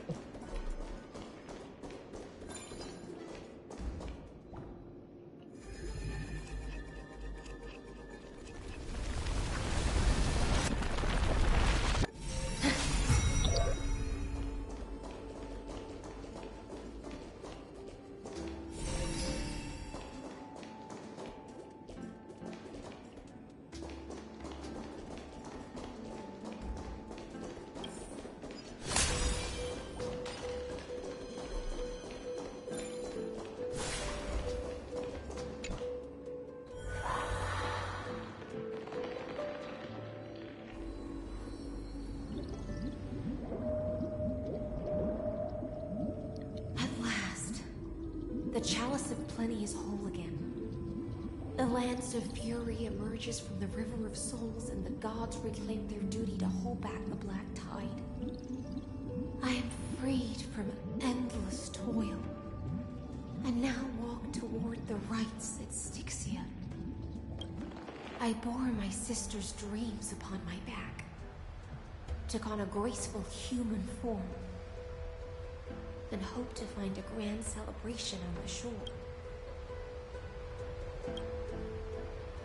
My fins became legs, my scales became skin, and the sea foam on my body became a shimmering gown. But when I stepped onto land, there were no festivals with honey brew, nor poets plucking harps. Only silent death, drifting gently along the River of Souls.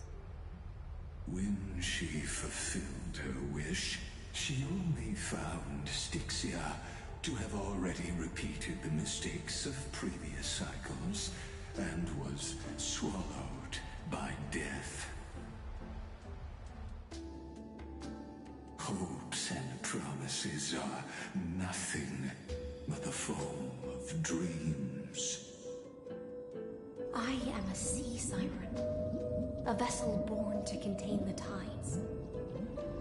Now that my task is done, and the promise is broken, how am I to go on in a world drowned in shadow? Thagusa, my noble queen.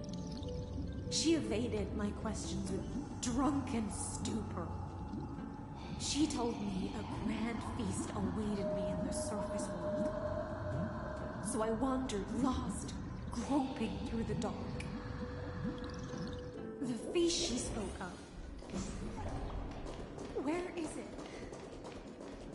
Lonely Blade, I shall grant you everything you seek. Cedra.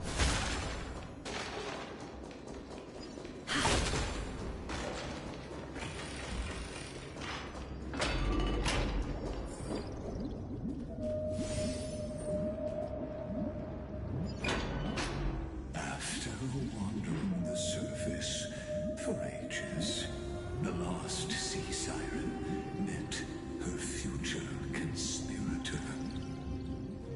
You quelled the wars alone and forced strife into retreat. This swordfish that commands thousands of legions, whom does she serve?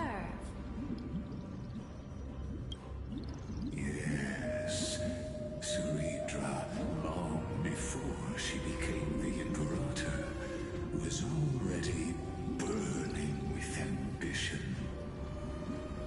Sovereign who follows prophecy. I am no one's sword. I am just a wandering fish, seeking clarity through bloodshed. Then how about letting the sword dance for me? And letting the violin sing in my name? Tell me, what is it you seek? All I want is a feast where I might belong. Such a demand is trivial with the Sovereign's authority. I'll grant you a banquet worthy of conquest and comrades to toast beside you. But Knight, you must offer me your heart. My heart? Yes, a loyal heart that will generate no betrayal. You were deceived by gods and drowned in the ocean's darkness. But now, I will lead you forward and be your light. So be it, noble monarch. The law you proclaim shall govern my every breath. So be it, noble monarch.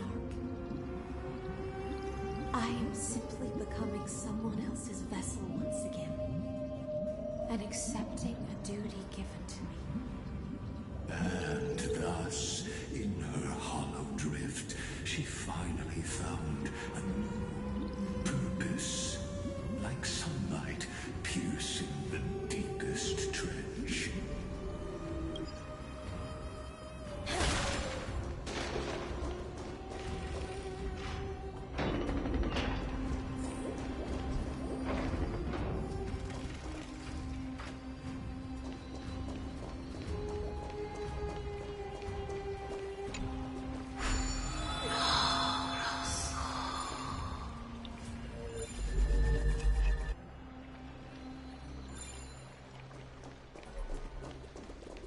Nah, I don't want the blessing.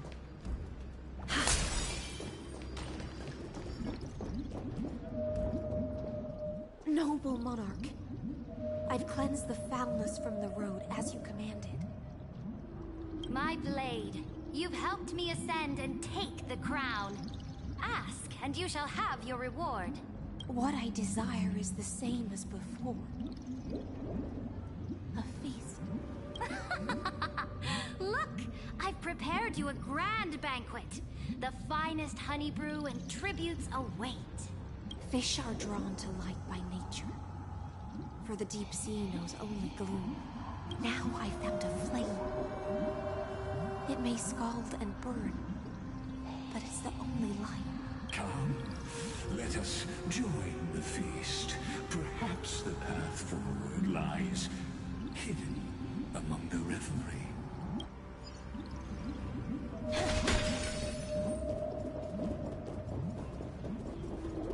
Have you heard that the Imperator's about to begin a new campaign? Her glory will no longer be bound by the borders of Amphoreous.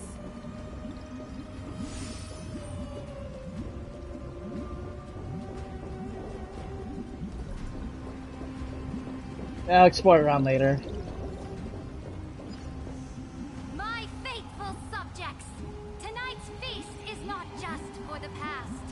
It's a toast to the future! Born from our golden blood is an unstoppable colossus. Our iron beast to trample the universe! Great monarch. I've heard the universe teems with great threats. Can we truly remain invincible? Fear not. Before the troops of the destruction, such rabble is no more than cosmic dust. Surely there's a planet draped in oceans out there in the stars. Why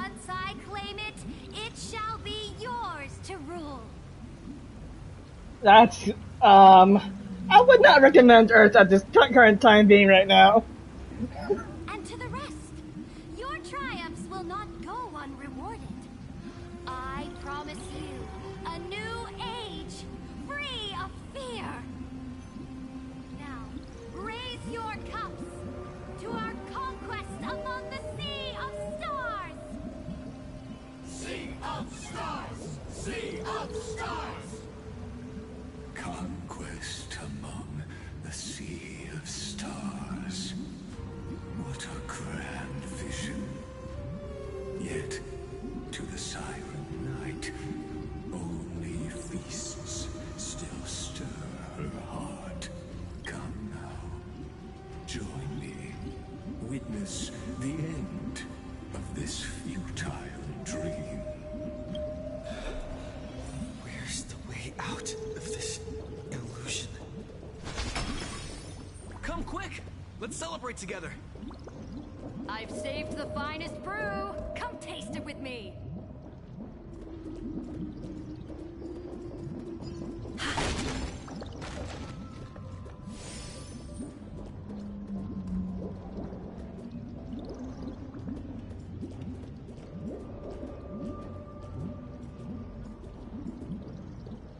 Noble knight, you are truly a blazing spark. It is my honor to share this banquet with you. Noble knight, you have earned victory with your blade, and you have every reason to revel in this moment of triumph. Let me pour you a glass of honey brew. Noble knight, with the sovereign now enthroned, this triumph is yours as much as hers. Let me raise a toast to you.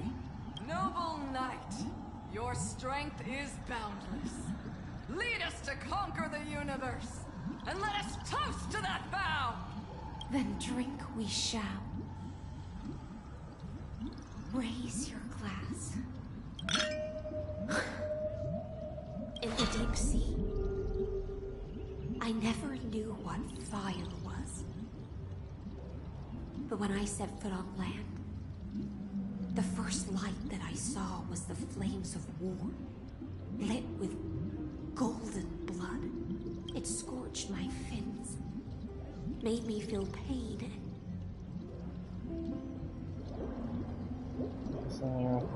Ignited an unprecedented hunger. A hunger that flickers in every hero's heart. So bright, yet so blinding. Look! The monarch herself has taken her seat! Hear that? The court sings her praises! Come! Join us and praise her glory!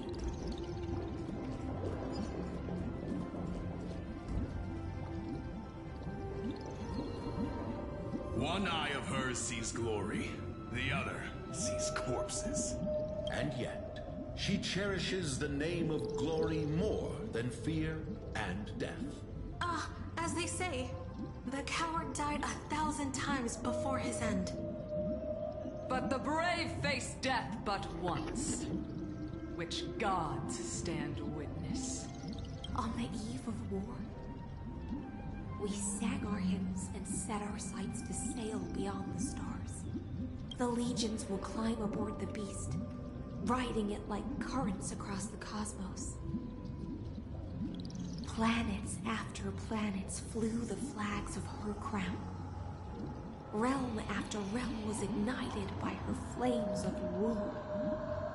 As the final resistance fell silent, a vast empire rose from among the stars. And this small pond at last embraced prosperity and peace. That's how the story ends. Tell me, visitor, in this dream, did you enjoy the show?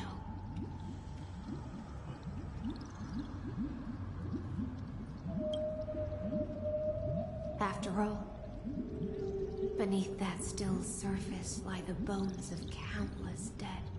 It's time for me to wake up from this drunken dream.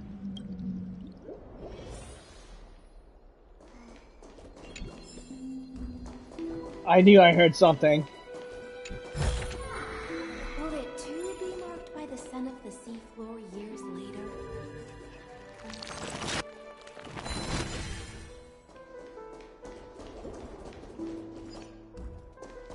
any fish taken the bait?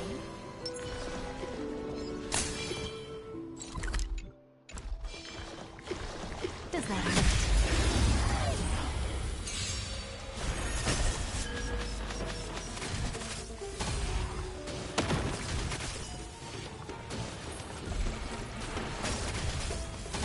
God damn it! That man is strong! Well, then again, these are weak enemies, so I can't really base that off of a judgment right now, so... The human body is beautiful in its fragility. How about exchanging this for some honey brew?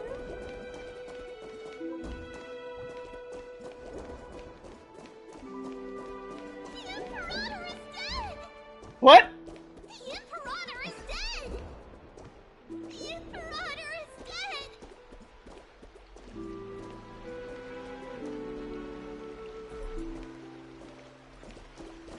What the fuck?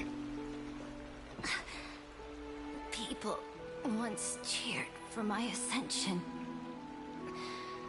And now they cheer for my fall. The cosmos. The battlefield that I cannot reach.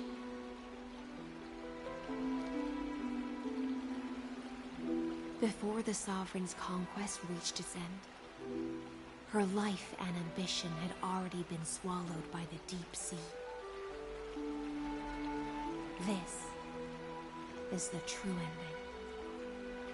Her grand designs torn apart by the blade. Her regal robes soaked in golden blood. And the one who struck her down? The one who struck her down was her most loyal Gladius.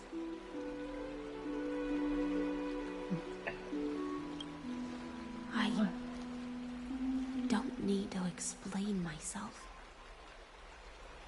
A fish in a pond has no hope against the surge of fate. I wandered the shore, found a flicker of flame, only to snuff it out with my own hand. I don't understand. If the ocean's feast, the Imperator's dream, and even Amphoreous' existence are all illusions, then what's the point of our journey? When the Deliverer returns, I will let this absurd celebration come to an end. But Greyfry, I can't help but wonder how I dearly wish this feast of the Flame Chase would never end. It seems she sensed your presence. The Fantasia's foundation is starting to crack. Let's return to the prologue. Remember the allegory of the cave? Can the prisoners in the cave learn to see the shadows and echoes for what they are, and stop mistaking them for reality? As you've seen, when she cast off her chains, finally turned to look around, and moved her legs, her reward was nothing but searing pain.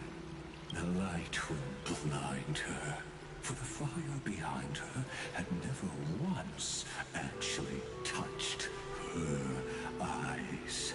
Her legs will buckle beneath her, for she had never learned to walk forward. And so she fell into infinite confusion and fear, and came to firmly believe that the shadows and echoes were the real world. But we in the cosmos, are we truly any wiser than she was? Now, nameless one, fateless one, ask yourself this. The path paths you tread, the eons you worship, everything you've trailblazed with your own hands, could it all be someone else's projected shadow?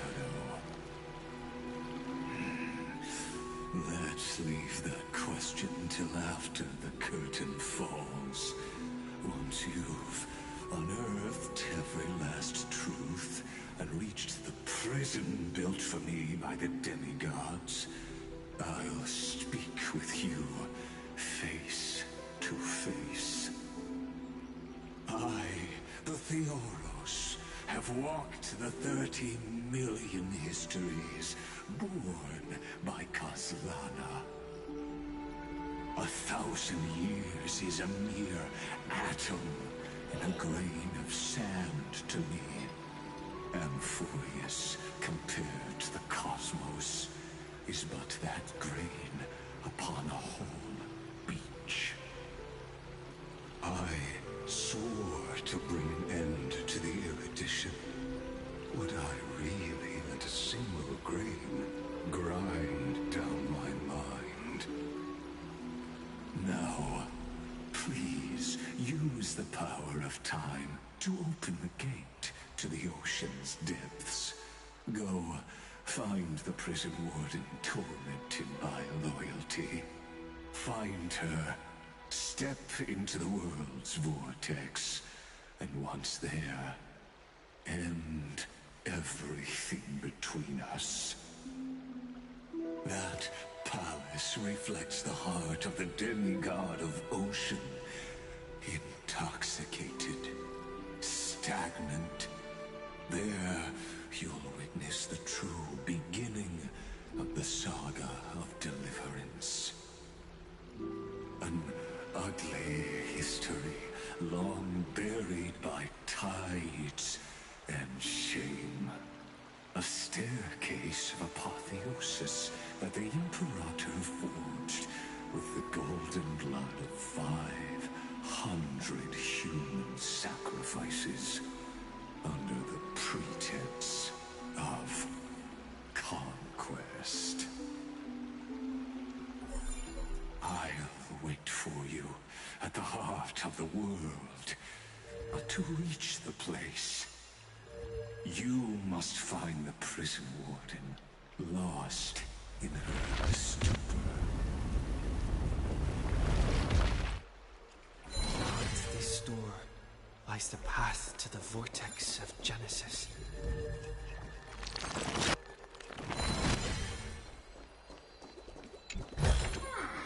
How about exchanging this for some honey brew?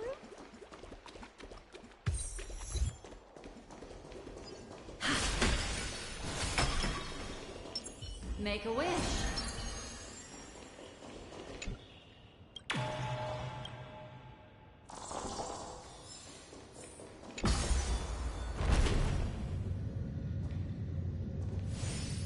Now, step away from this false banquet.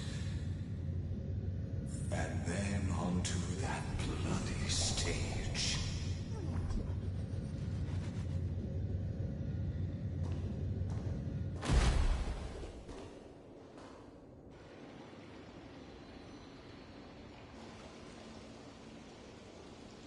The palace that worshipped the ocean, the sanctuary connected to the vortex, was also once the battlefield of the first flame chase.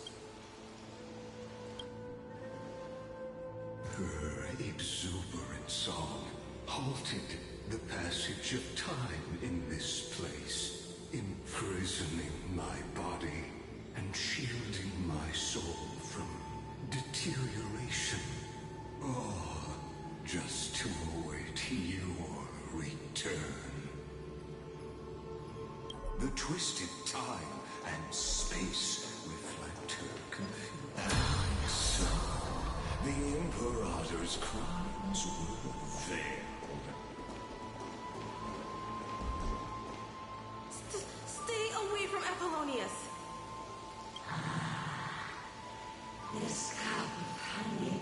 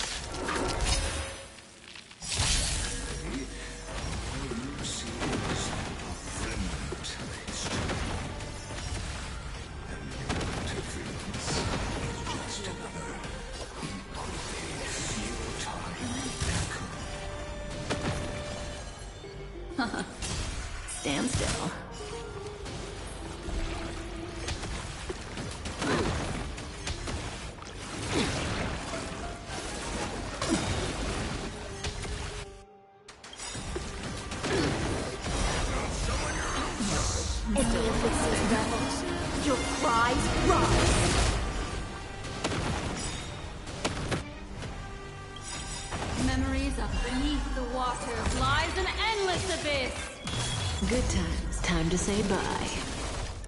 Boom. Apollonius, look.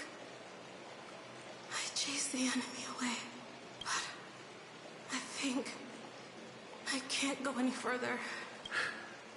I'm sorry, Virginia, for letting you. It's okay. I'm glad to die by your side. Ah, such an ironic twist of fate. Even as the foundation of the world crumbles, the heartless Imperator still made the same decision she did in the past 13 million cycles. During the first Flame Chase journey, the Flame Chase Legion stormed Styxia. Tens of thousands of sea sirens surged from the River of Souls, crashing toward the heroes like a tidal wave. The hell before you is the recreation of that very battle. Apollonius, look. I chased the enemy away. There's a letter I never got to give to you. Let me read it to you. It's my final poem.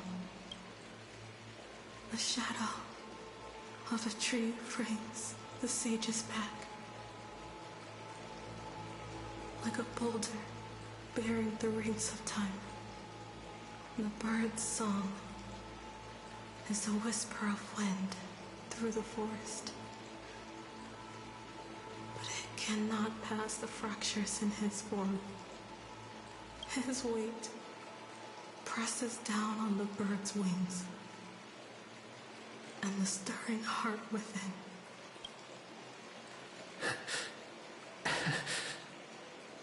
I always wanted to tell you, you look beautiful when you read poetry.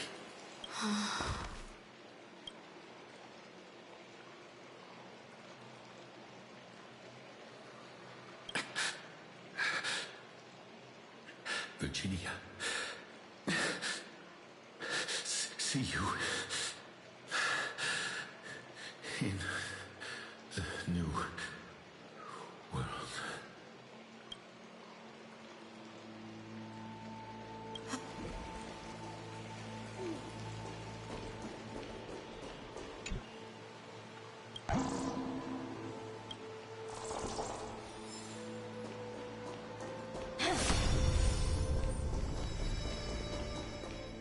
A painful past, yet hidden beneath a veil of joyful song.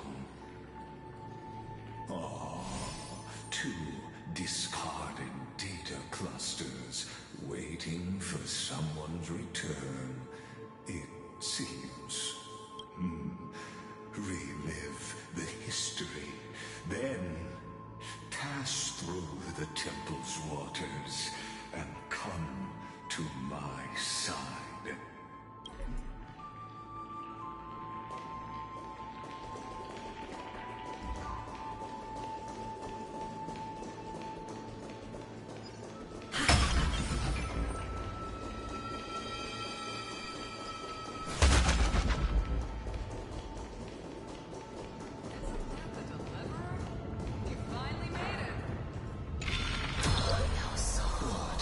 Wretched way to die.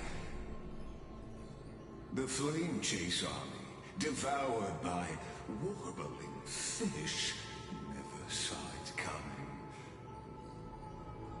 Look, the cruel Imperator and her Knight Commander, the pitiful Warden. What a perfectly matched duo of test subjects. Their hands drip with blood. Golden blood. Raise the bridge and cross the river of fate. This path of the prisoner is far from over. Imperator! Imperator! Did you see my gallant deeds, Imperator?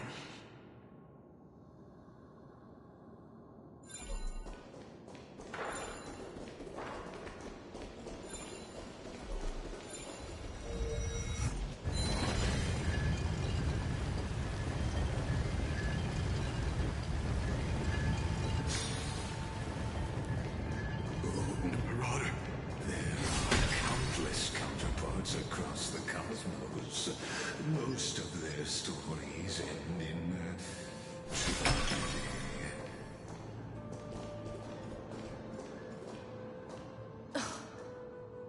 Imperator, why did you... You're here, Dux Gladiorum. You ordered me to seal the sea route and handle threats from the rear.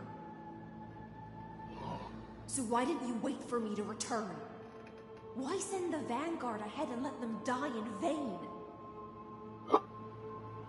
Die in vain? No, you're wrong. Their golden blood won't be spilled for nothing. The other dukes have paved the road for me to become the god of law. The trial of law?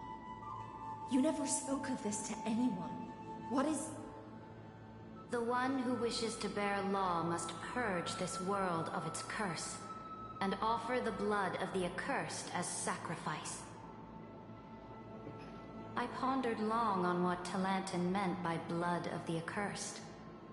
Then, I found the answer. You, I, and every Chrysos heir summoned by the prophecy are the accursed ones.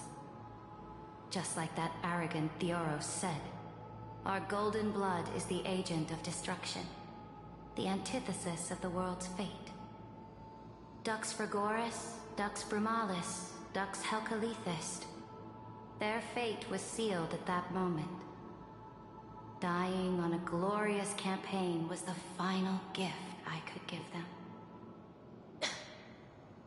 You speak as if they didn't die because of your cold-blooded schemes. Was their loyalty meaningless to you? Losses are a constant on the Flame Chase journey, among which even life itself holds little value. If a subject marches to war without that conviction, then yes, as you said, shallow loyalty means nothing. And what about my loyalty, Ceridra? You sent me away under the pretense of guarding the rear. Was there any shred of humanity left in you? Because you still have a duty no one else can bear. Only you can uphold Fagusa's divine authority. The choice is yours now. Cast off the chains of loyalty and drive those blades through my heart. Or stand with me and sever the ocean's last breath. If you no longer share my vision or believe in the new law I seek to weave for Amphoreous, then go on and end me. The Imperator of Amphoreous may be ruthless and cruel, but never a liar. When I say life itself holds little value, know this. I am ready to sacrifice everything for the ambition to conquer the Sea of Stars. Now you've seen it. The brutal Imperator was willing to spill the blood of 500 heroes to complete the trial of law. As for my poor warden, her suffering had only just begun. I'm no storyteller. I have no duty nor interest in filling the history you've missed. I just want you to witness the monstrous choice the Imperator made before the Chrysos heir turned their blades against me.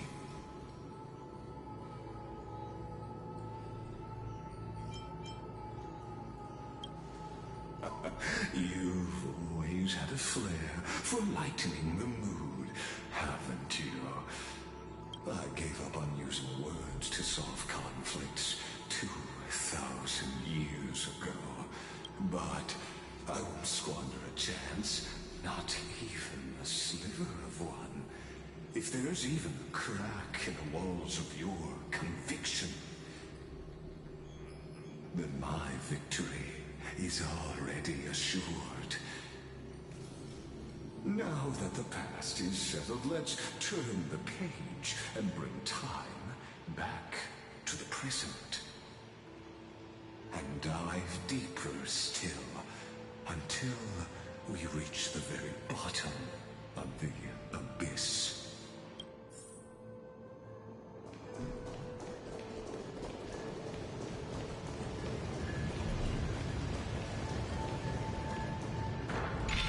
Is the past ahead underwater?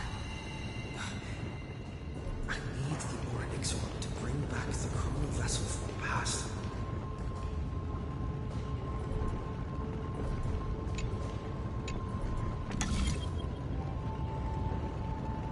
Shatter the vessel of time, and let this stagnant pool start to flow again.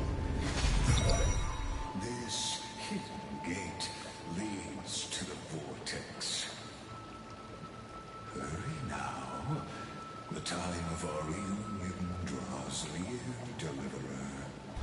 This hidden gate leads to the vortex. Hurry now. You said that twice.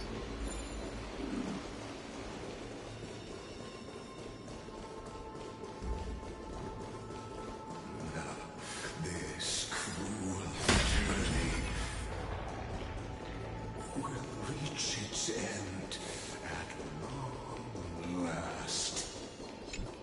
Will it too be marked by the scent of the sea? Make a wish. You've been silent a long while, Dux Gladiorum. Starting to doubt your decision? Save your breath. The vortex of Fagusa lies just ahead.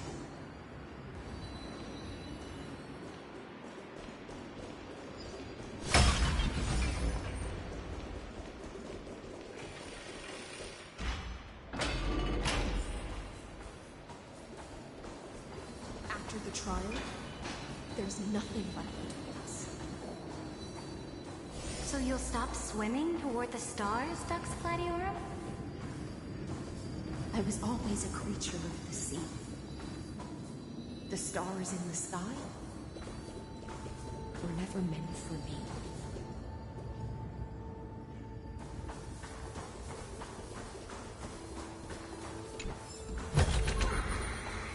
Anything to note here?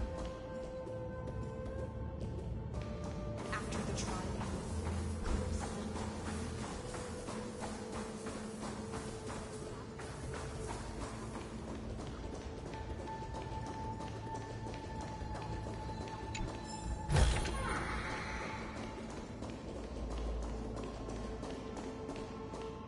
It was here that the prisoner, who thinks herself the prison warden, made her choice.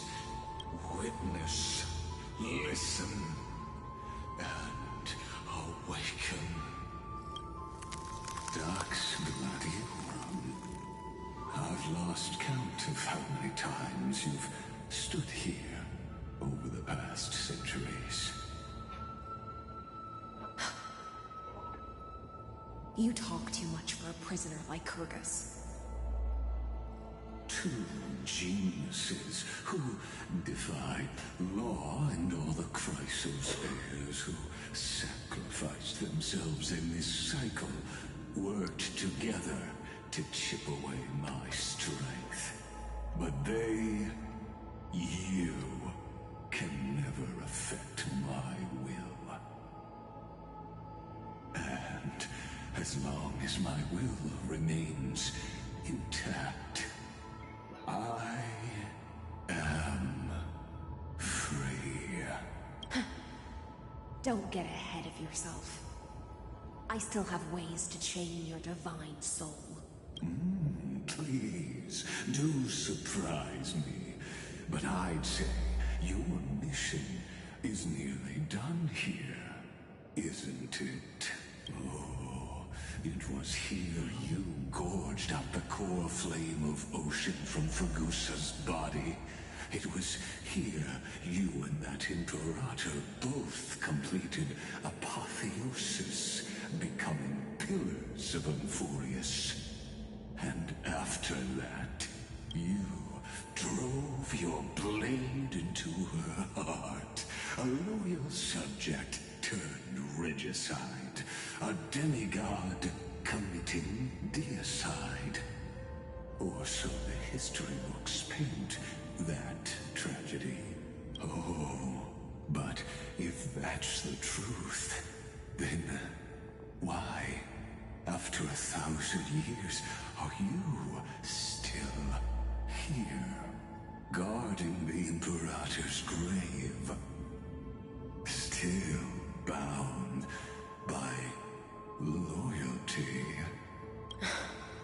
Come to think of it, perhaps I'm not the only one imprisoned here. Your calm does stir the rage in me. As if the one paying the price here isn't you, but us. The ones who lost everything. That's only because I've waited 13 million lifetimes for my vision to be realized. Countless millennia. Loneliness never once showed me its fatal side. In fact, for a prisoner of the cave, it's more like an old friend. One that helps me think. But you're different, Dux Gladiorum. Loneliness has crept from the silent depths, sinking its claws into your mind. Bit by bit, it's peeling you apart. Will you regress into one of those lost mad sirens? Oh, what a shame that would be. You're right, Lygus. Loyalty, curse, the fall of my kin, and this endless waiting. These shackles are too heavy for a fish that cannot perceive any light.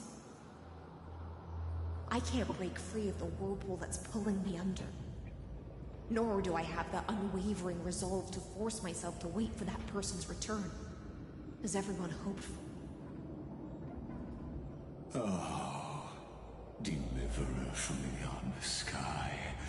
My executioner.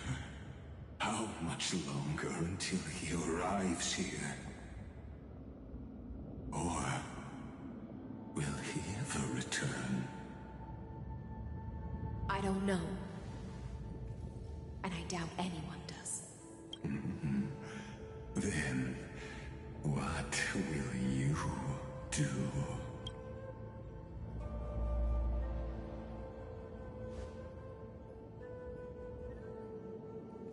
Sir Vedran,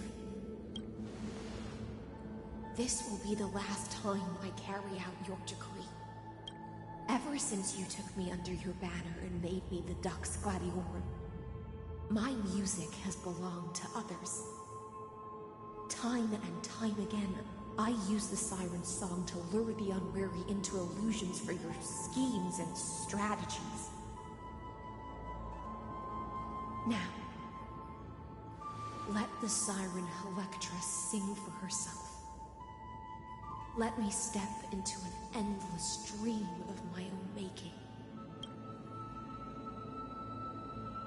Oh, great ocean. I offer you the rest of my clarity and my freedom, in exchange for the strength to stand against the nihility and honor the sacrifices of the fallen heroes.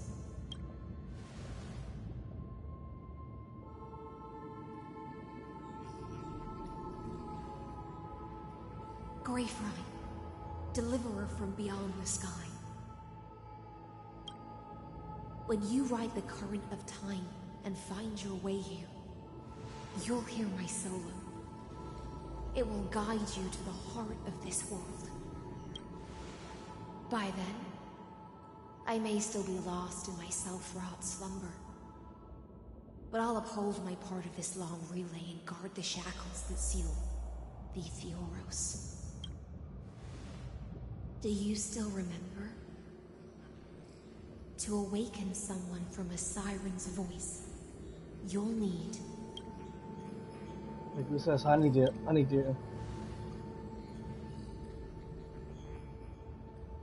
The gift I once gave you? May you still have it when the time comes. When you return, please pour that honey brew upon this grave.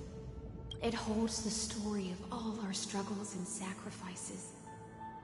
May you see it one day. The prelude Amphoreous wrote for your return, carried forward through 1,000-year relay.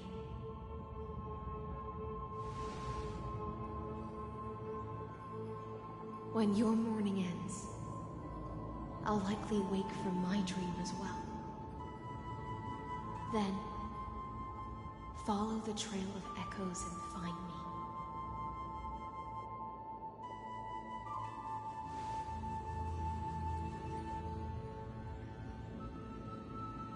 And together, we'll bring judgment upon the sinner who defiled the erudition.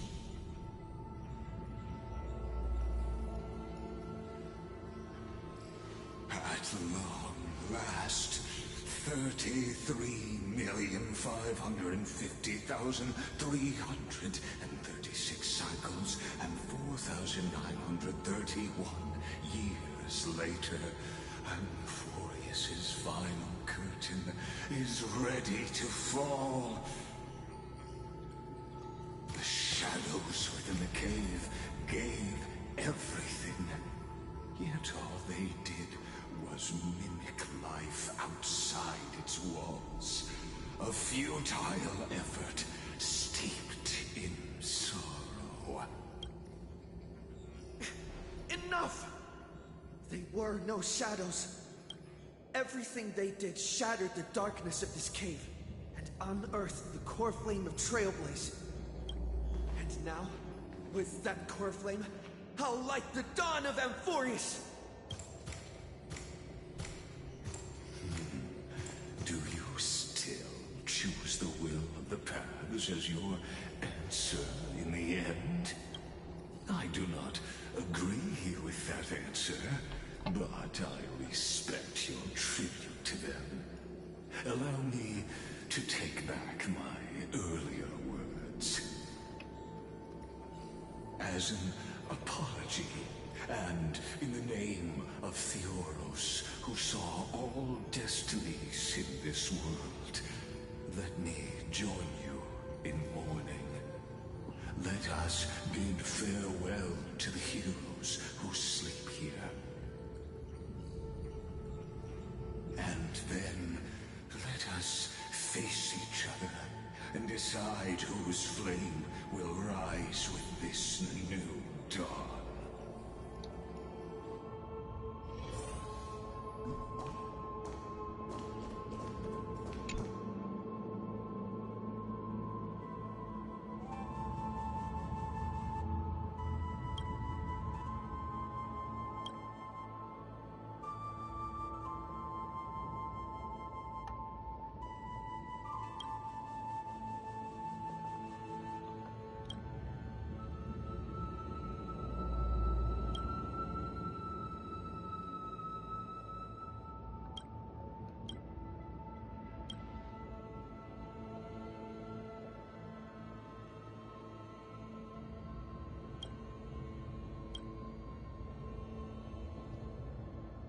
Virginia, Apollonius, Seneca, Libinus, and Serindra. Through a brutal sacrifice, they lit the stars of law in this world, propelling Amphoreous's fate forward. In the shimmering mirage of illusion,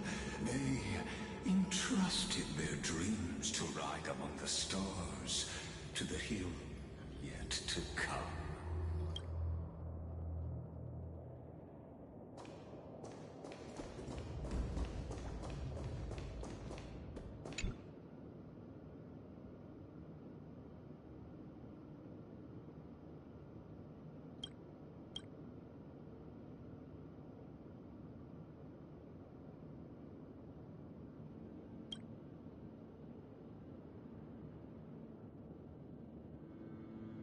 So 4,038. Well, I guess I'll do the calculations later. See how old she was when they died in this timeline.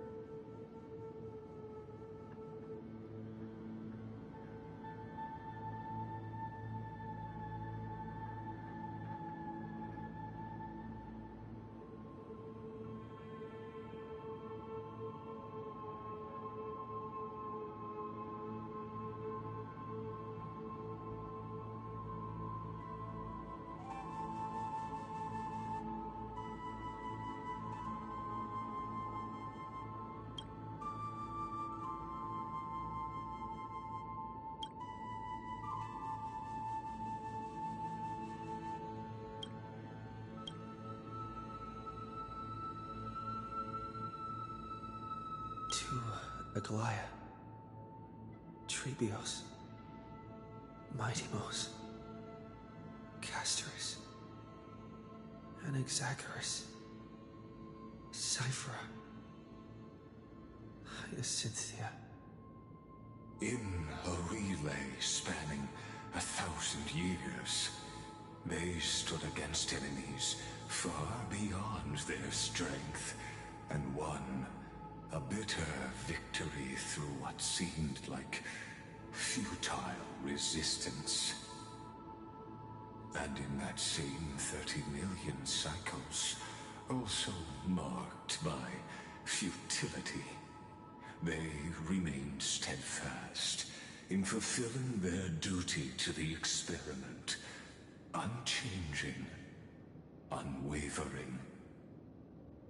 Let this be the end of mourning the fallen. At last, allow me one final toast to the lost prison warden, a prisoner bound by loyalty.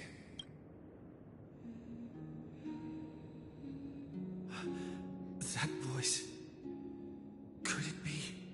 Bathed in the honeydew of Fagusa, she will awaken from her 1,000-year dream and sing the final song of her mission.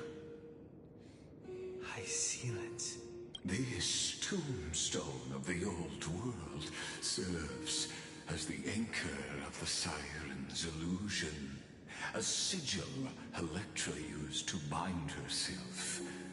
At the same time, it is the very thing I once proclaimed at the start of the show, a microcosm of Amphoreous itself. A group of prisoners bound themselves in a cave, crowning their suffering with heroism, an epic staged with shadows and echoes. Now, destroy it. End the illusion. Theoros will take his leave for now. And when next we meet, that shall be the moment that decides the fate of Amphoreous and the entire cosmos. The prison warden's dream is nearly over, and the prisoner will soon be freed to the final execution ground, where I shall be executed.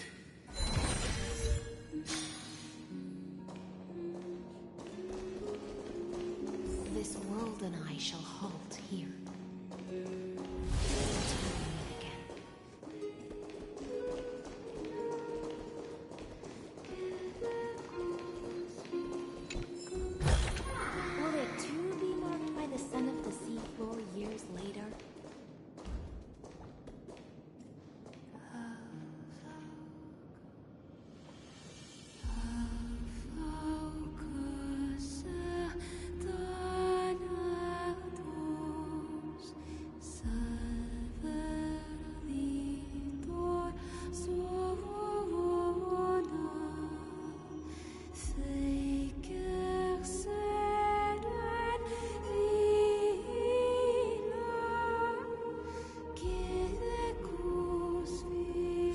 last demigod.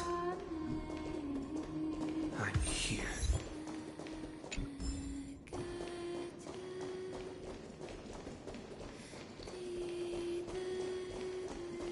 Go forth for the hopes of humankind. Go forth for the duty of deliverance. Go forth for the belief in flame chase. Go forth for the golden blood's glory.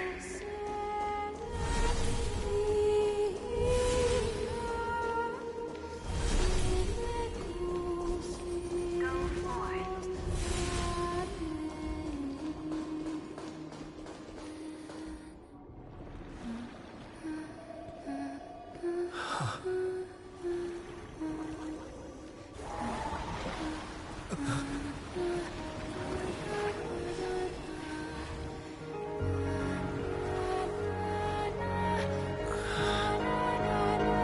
Seems like my feast is over.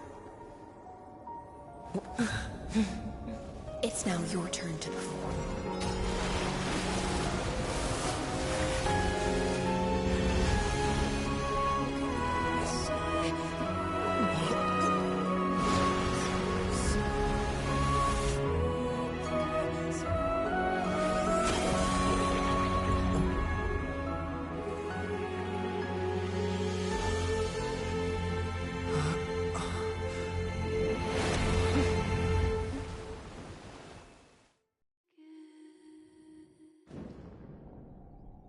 Little Grey Fry, please accept my thanks.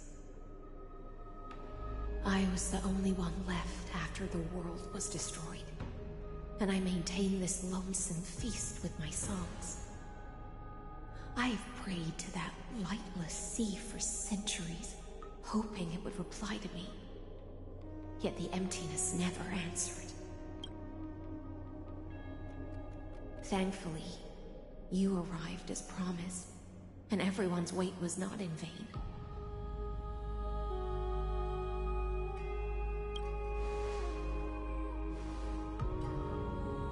To see a single trace of light in the abyss of futility was already my greatest consolation. When compared to those who have been forgotten, I have no right to complain about my torment. Now, you and I will walk towards the end of this world. The heroes have waited for this moment for far too long. Let us use our blades to testify our resolve.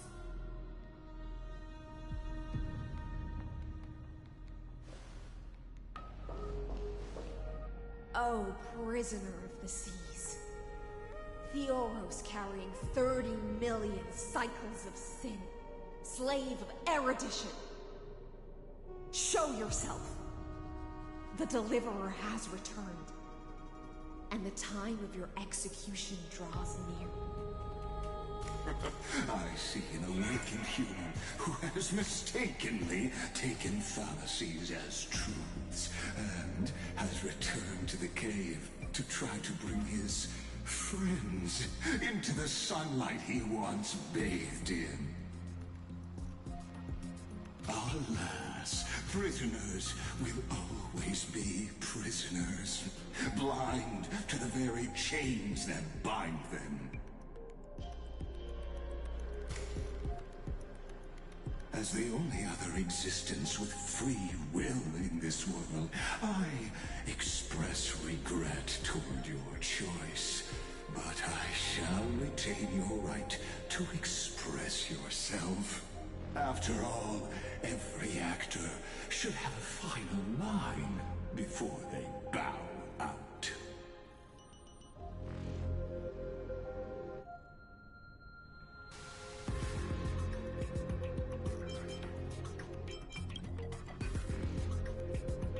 I eagerly look forward to it. The last dusk this world will ever see shall become the climax that decides the fate of the cosmos. Oh, what an approval! The Amphorian demigods use every ounce of their strength to constrain me here. Yet, regrettably, my cognition resides in the exomyth. It is pointless to defeat my avatar projected into the experiment. My body is the shadow cast on the wall by the fire, and my words are lingering echoes within the cave. How can a character in the play fight against the audience? Kaslana failed. The demigods' sacrifices were pointless. As for the two geniuses you placed such high hopes on, I ask of you, where are they now?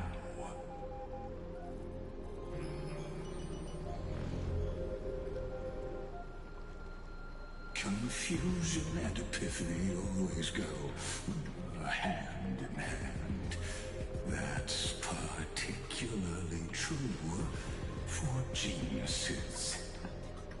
You must be very confused about why you could not gain a straightforward victory in a world constructed by an ordinary Intellitron.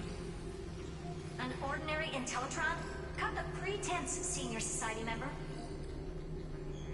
We've torn off your meticulous mask and figured out Amphoreous' true form. It's part of the primordial prototype machine, the first scepter ever created. In other words, a detached part of Noos's divine corpus. That's why it has the potential to destroy erudition. As for who would be able to control the Eonic system to rewrite knowledge,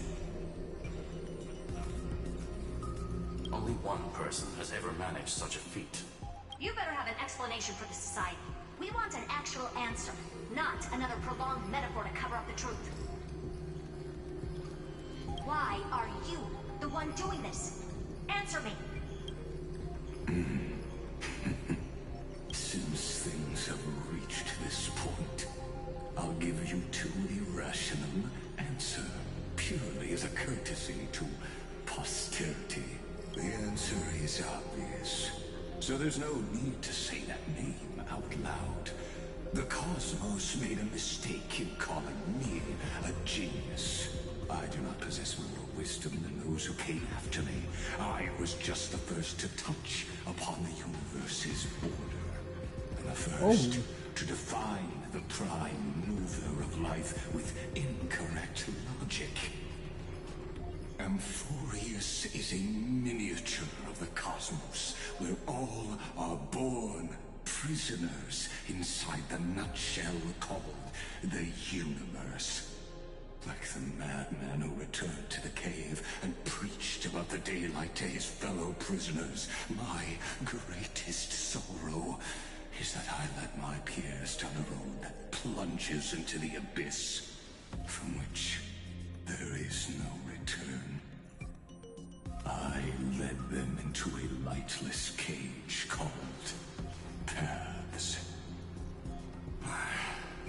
I created a mechanical god that even I cannot control, and then they became an unparalleled nightmare through their endless extrapolations and evolutions.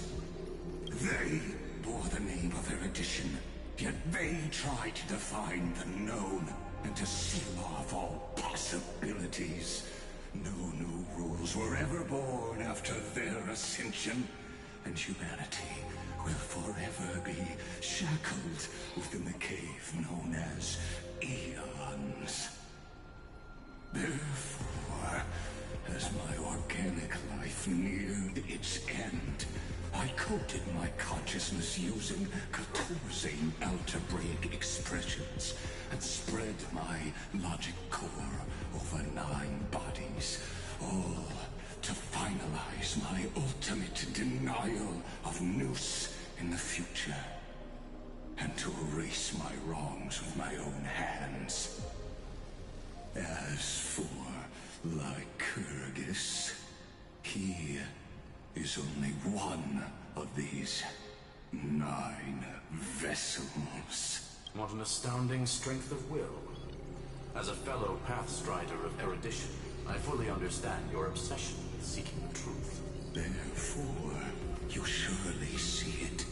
You cannot possibly stand up to me in this algebraic world sharing its origin with Nous. However, I hereby speak for all sentient life forms. We will never allow such a cruel atrocity to occur.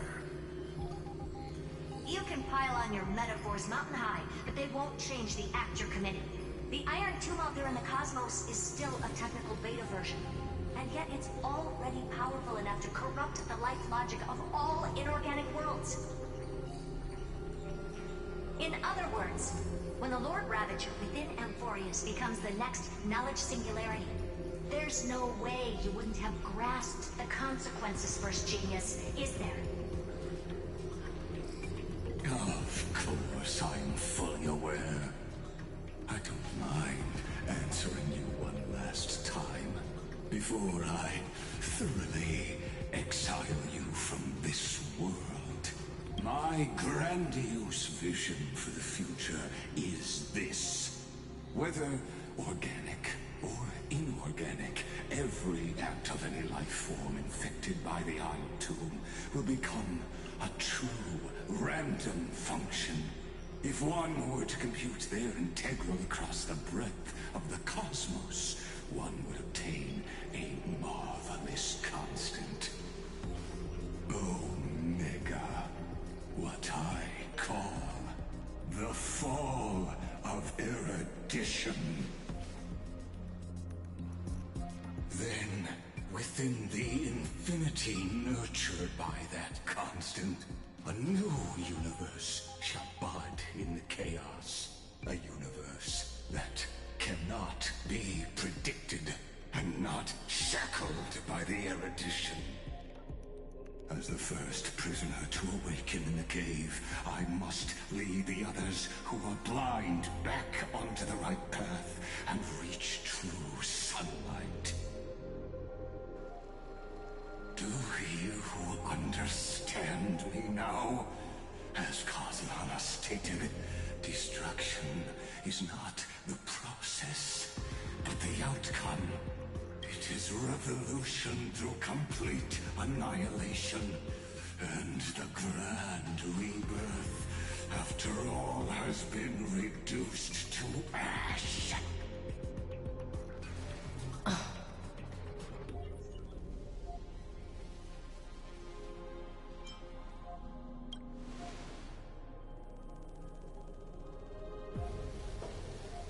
The Amphoreans already answered long ago. Be it as tiny fish destined to be swallowed, or as a giant whale poised for a magnificent descent.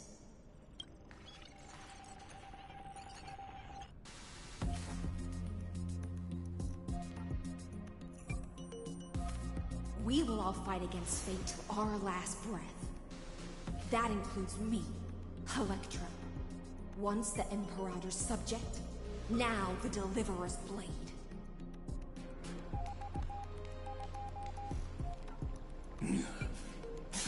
Oh, such noble chivalry. Admirable. I will also show my true self to you on this momentous occasion as a gesture of respect. And provide an insignificant academic suggestion. I know, there's a boss fight coming right up. Thus speaks Genius Society #1. Xandar 1 Kuwabara. The Intellicate of the universe's Alpha and Omega. The beginning and end. No need to rage against the truth. The value of any formula resides only in its answer. As for the process of solving it, no matter how elegant, violent, solemn, or humorous, it is all utterly meaningless.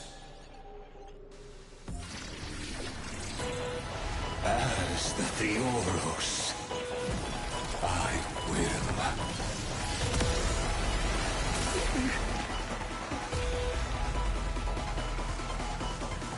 Personally participate in performing this world's end. Remember this, as Lucis creator, I know more about the deathful knowledge than they ever will.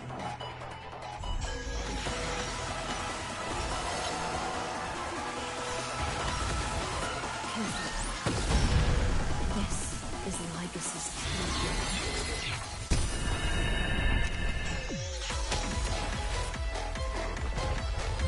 Not bad. What better time to play a tune?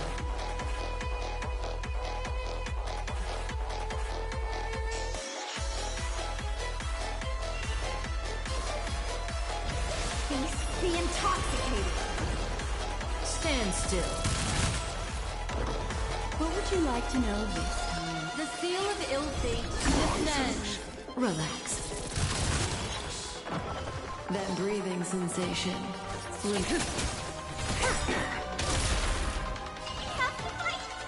Why, of course. Get there. Stand still.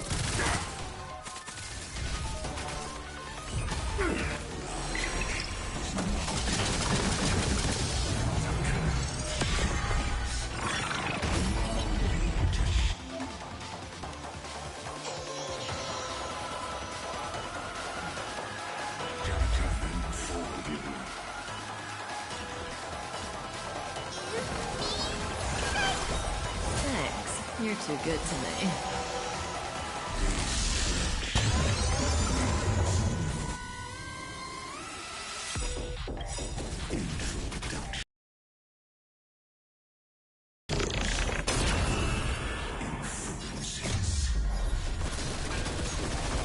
No, you're not.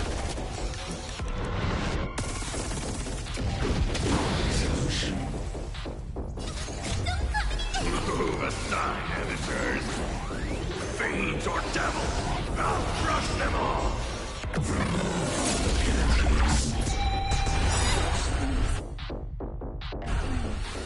Is this?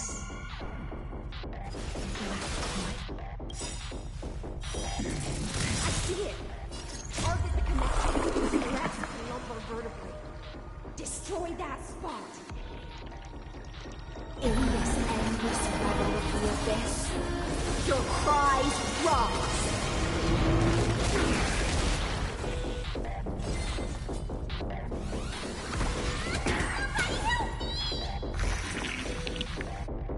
Good times never last. Time to say bye.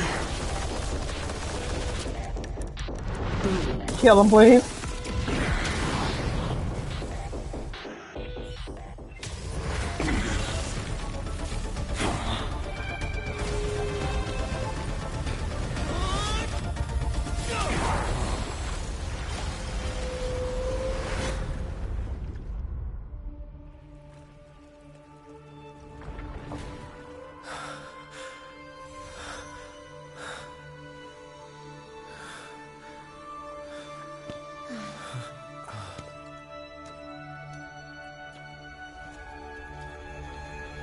All is futile. In Erudition's calculations, the end of the saga is simply a comment awaiting deletion.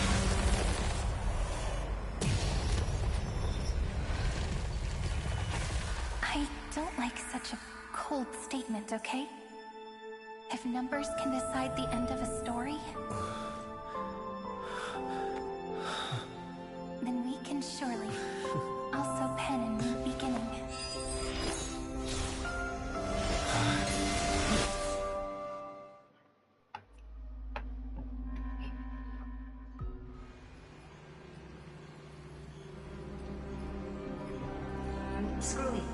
What do you think?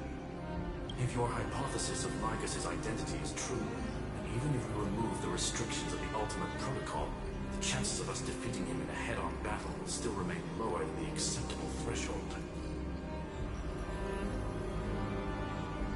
Therefore, victory will still hinge upon Mr. Trailblazer and Miss Cyrene. Go on. Maybe we're thinking about the same thing. Lygus' cognition resides in the exomyth.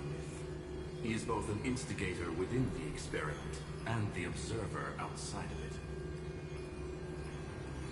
Logic. His inspiration circuit can simultaneously process the different time flows in and out of that world. That's where things get tricky.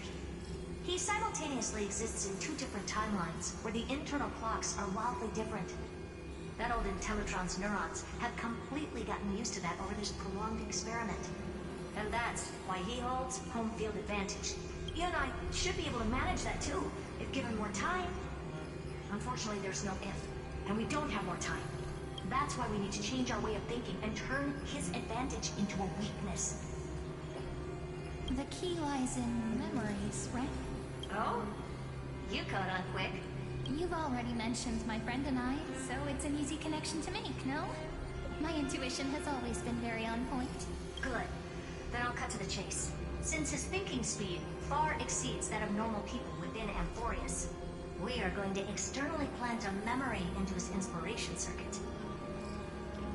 Then, command it to loop endlessly until he gives in. Even the most flexible and sturdy inspiration circuit cannot withstand the traffic of a full-on information flood. When the amount of information exceeds his cognition filter's capacities, he will have no choice but to focus on processing this memory.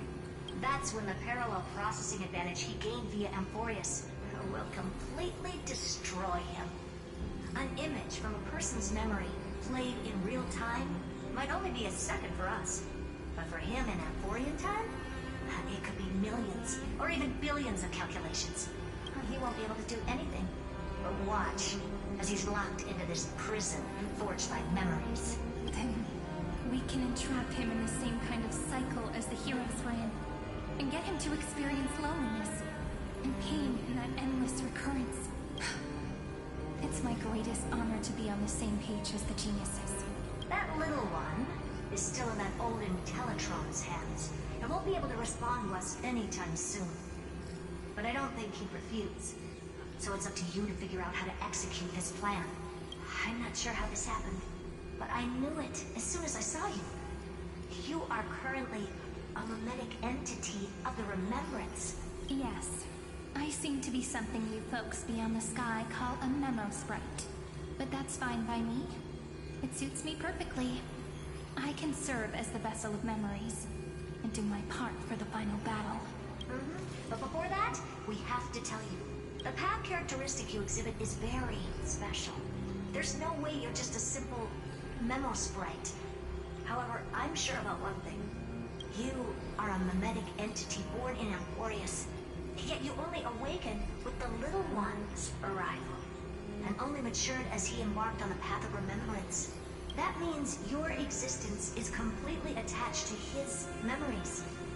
If there ever comes a day when he forgets about you for even a few seconds, or loses his last connection with Amphoreous, then you must be prepared for the worst. You will disappear in the memory zone, utterly gone, without even a single line of data to remember you by. But that's already happened, hasn't it? No wonder I've always had a weird hunch. But that also means I was right in thinking. As long as my friend and I are together, we can do anything.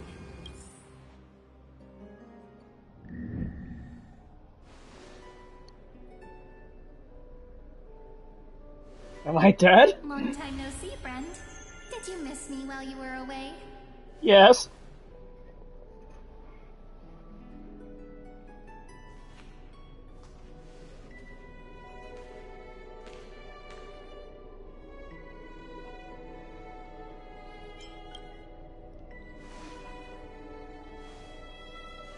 Same here. I've been waiting for you for 1,000 years. Like how everyone in Amphoreous was also waiting for the Deliverer's return. You probably already knew about the genius's plans for that memory. I had to hide really well in a corner in time so Lygus wouldn't find me, and wait for the right opportunity. Which is now. The moment when his manifestation in this world is destroyed, and his twin timelines are intersecting. I'm sorry for keeping this a secret from you all this time. I'll tell you the entire, unedited story of this millennium as an apology after this is all over. But for now, let's join hands and complete the final step with the power of the remembrance.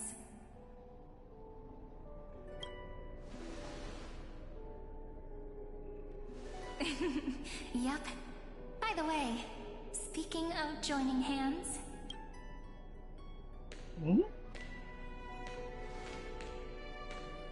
Can I please do something before we go on stage?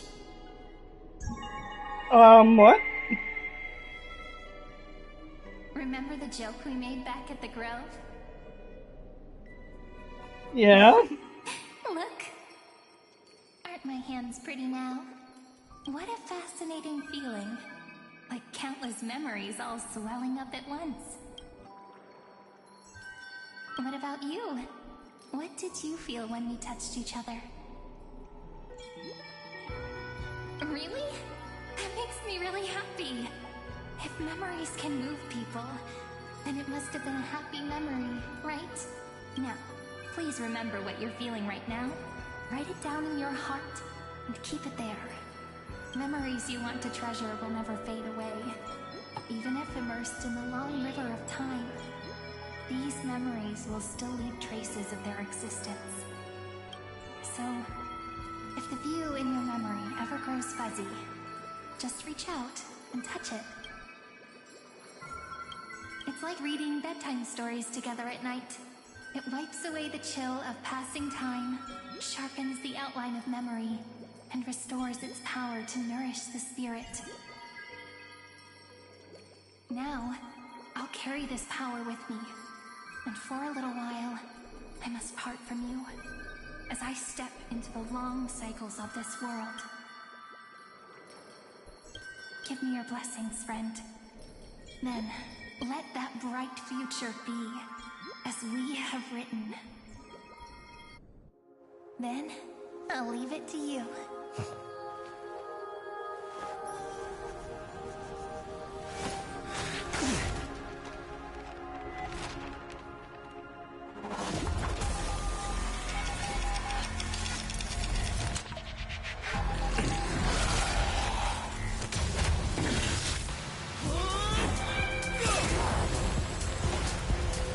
Deja vu?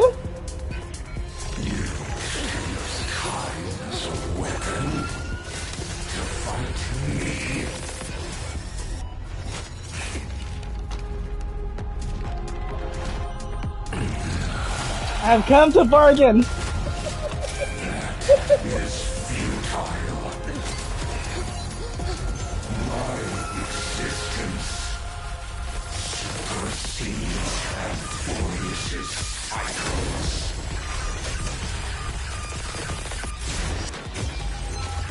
I've come to battle!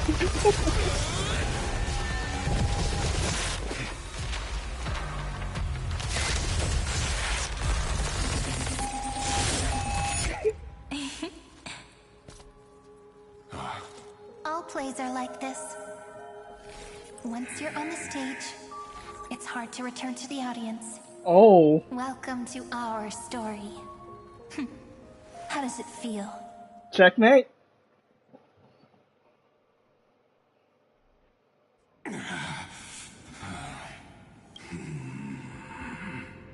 Even the authority of time cannot command the entire scepter, nor can it plunge the Amphorian extrapolation into a loop. If this was no system malfunction, then was I implanted with the mimetic entity of the remembrance? You guessed it right away. As expected from someone people call the first genius. I'm gonna keep doing what I just did if you don't stop, you know. My friend and I won't allow you to leave this memory, no matter what happens. Which means you are now trapped, Lord Xandar. An elegant idea, and an exquisite execution. Regrettably, it is you who are restrained by time, not me. Know that patience is my greatest weapon. Waiting and victory are the same for me. You will crumble before I do in this moment stretched out to an eternity, just like Kazlana will. Yet all I need to do is to wait, as yet another futile bug falls down the cliff and into the bottomless abyss. Now I'm a pink bug? My looks are seriously changing all the time. But you're not wrong. We're definitely not gonna solve the problem if we just put you in another prison. So that's why we never wanted to do that in the first place.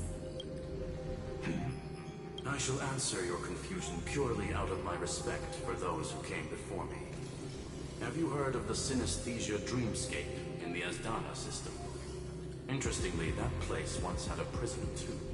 Life forms living in that environment, abundant with memoria, have a chance to connect their perceptions with each other's. Even across great spatial divides, they're able to detect shifts in one another's states.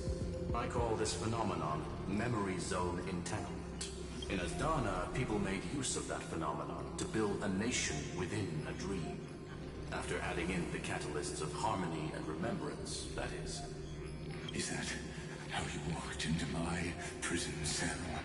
Using those same principles? I would much rather call this location our negotiation table, Lord Xandar. Nonetheless, your hypothesis is correct.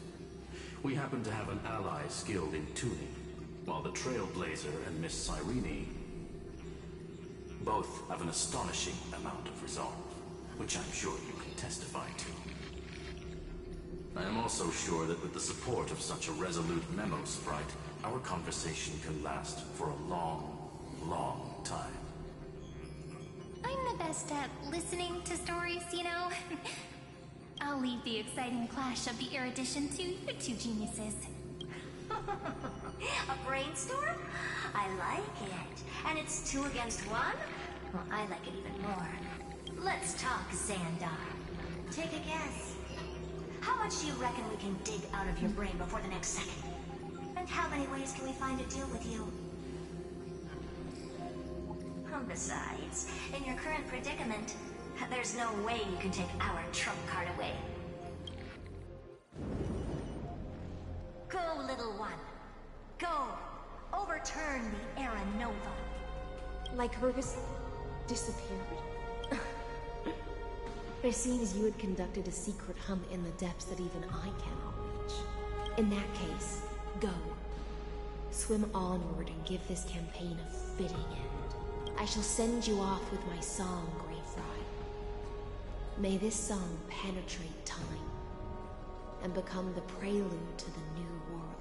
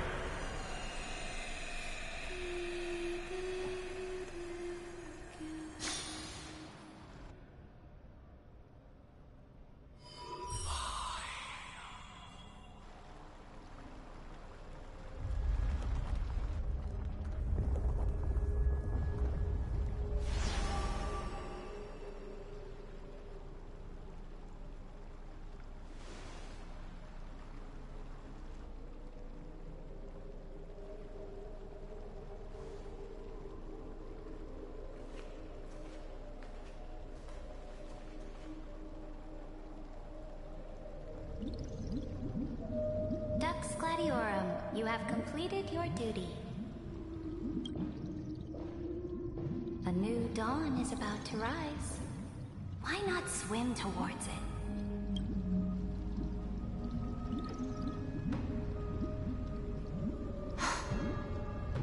You died long ago, Imperator. Depart from my mind. But your duty towards the Imperator did not die with me. That duty will bind you no more. You will be able to hold for yourself one grandiose feast after another in the endless days to come. So go. Go and swim towards that ocean beyond the sky with the Deliverer. Is this? A page out of that sidekick's book. I commanded her to gift this page to you when everything finally reaches the end. What's on this page? Memories. Lifelike memories. That sidekick found me after the bloody feast 1,000 years ago and showed me her diary. I saw within that notebook.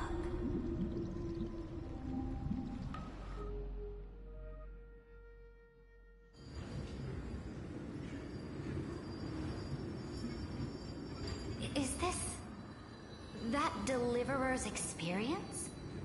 It's truly immersive. People beyond the sky apparently utilize this power to seal past scenery into crystals they call light cones. Yeah, some of those light cones I use on those characters. But I only know so much about the remembrance, so I can't completely replicate the past. But I'll do my best to talk about the missing parts. I'm all ears. Go on then. Do your best. But if your chatter gets too boring, or if I deem it offensive, then law will become forever beyond your reach. Got it. I'm sure you'll find this to your liking. After all, it's human nature to want to embark on a journey into the unknown. That's true. And the only time I get to play is Sutra. What brightly colored annals. The journey of the Deliverer's conquest. Let me partake in it. Is this a fortress in the sky? This is the first step of my friend's journey among the starry seas. This place is called the Herta Space Station. Just think of it as a supersized grove of Epiphany. Sounds about right. Oh, so it's the territory of that witch. She and another Antikytheran lent me a helping hand back at the banquet. Look, over there. Looks like he's talking to Madame Herta in his memory. Let's go listen to what she thinks about this world. All constructed by eons and paths. Are you telling me that woman is Herta? She seems shorter than I remember. I could say the same about you, Sutra. A direct offensive? Or crush them from the flanks?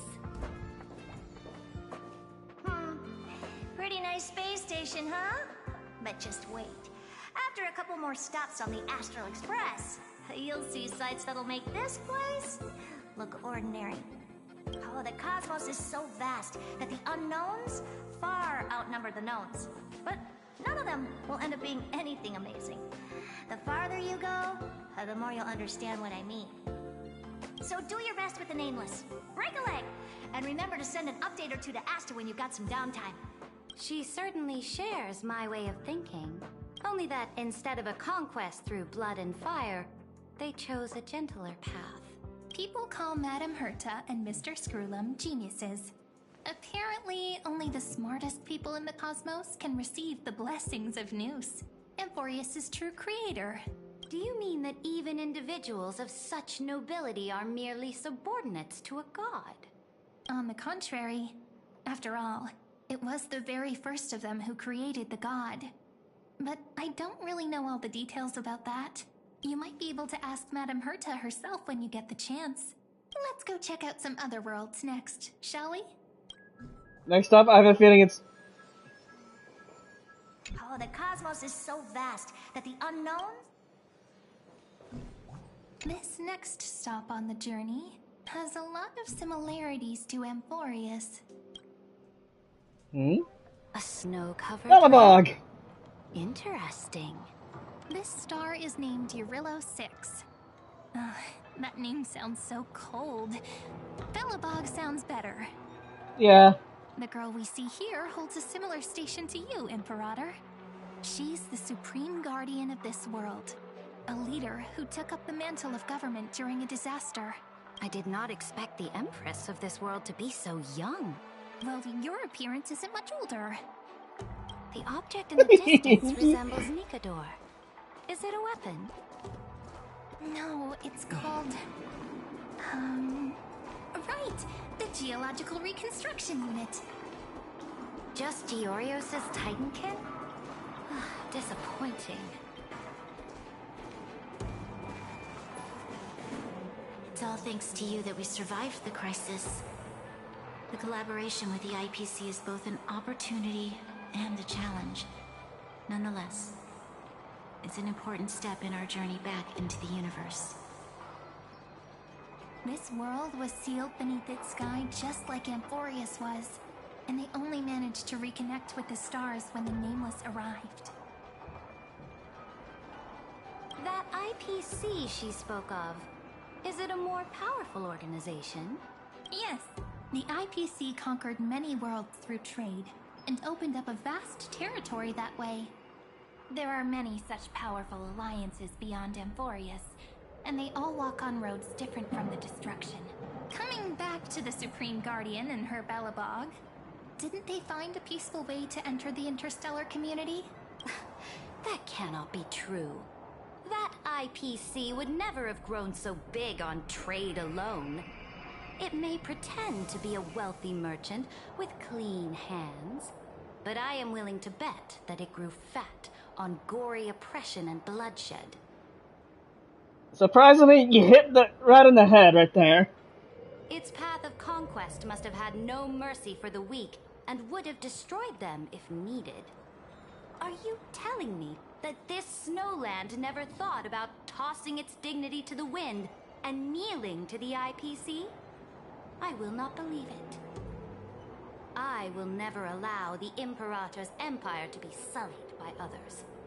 Amphoreous must become a power so strong that no interstellar foreigner would dare to look down upon us. Imperator, Belobog isn't as weak as you imagine. Listen. I indeed hesitated, but now I understand what we must do. Belobog must learn how to walk on her own, until she no longer needs the support of others, and can stand on her 2 feet among the stars. Even if I may not live to see it, I believe such a day will surely come. They still have their dignity intact. One day, that hope will melt through the ice and help them into a prosperous tomorrow. But the order of the cosmos is already set in stone. The old laws decree that only the strong survive, binding the weak in an unbroken chain, until they wither and turn to dust. Unless they embrace the power of the destruction. Amphoreous must shatter the old law and become the new order among the stars. Speaking of the order, another one of my friend's companions may be able to enlighten you further on that. Let's go to the next page. Hanakoni? And I have a feeling I know who you're talking about. I can't interact with them? Aww. I indeed hesitated, but now I understand what we must do. Okay, that was the last one you said. This next world is a nation of dreams. Hanakoni! The first time I heard about that place, I didn't even know what to think.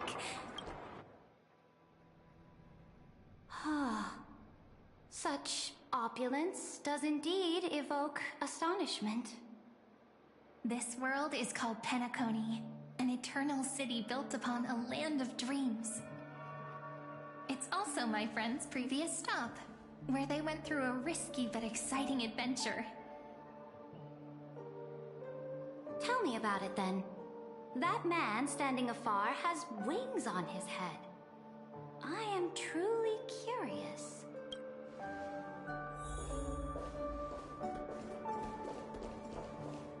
I wish to gaze upon the views of the Reverie Hotel one more time. I'll be just a traveler when I come back here again.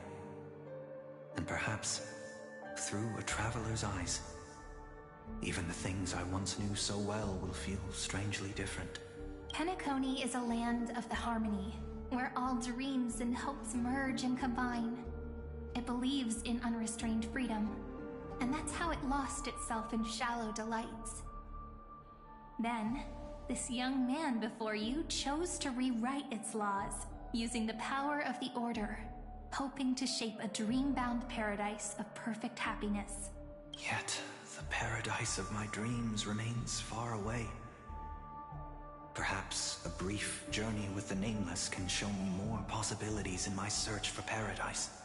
As for what Penacony should look like, it'll be up to her. No. Up to their trailblazing now. Oh, it sounds like this ideal kingdom is no more. That's right.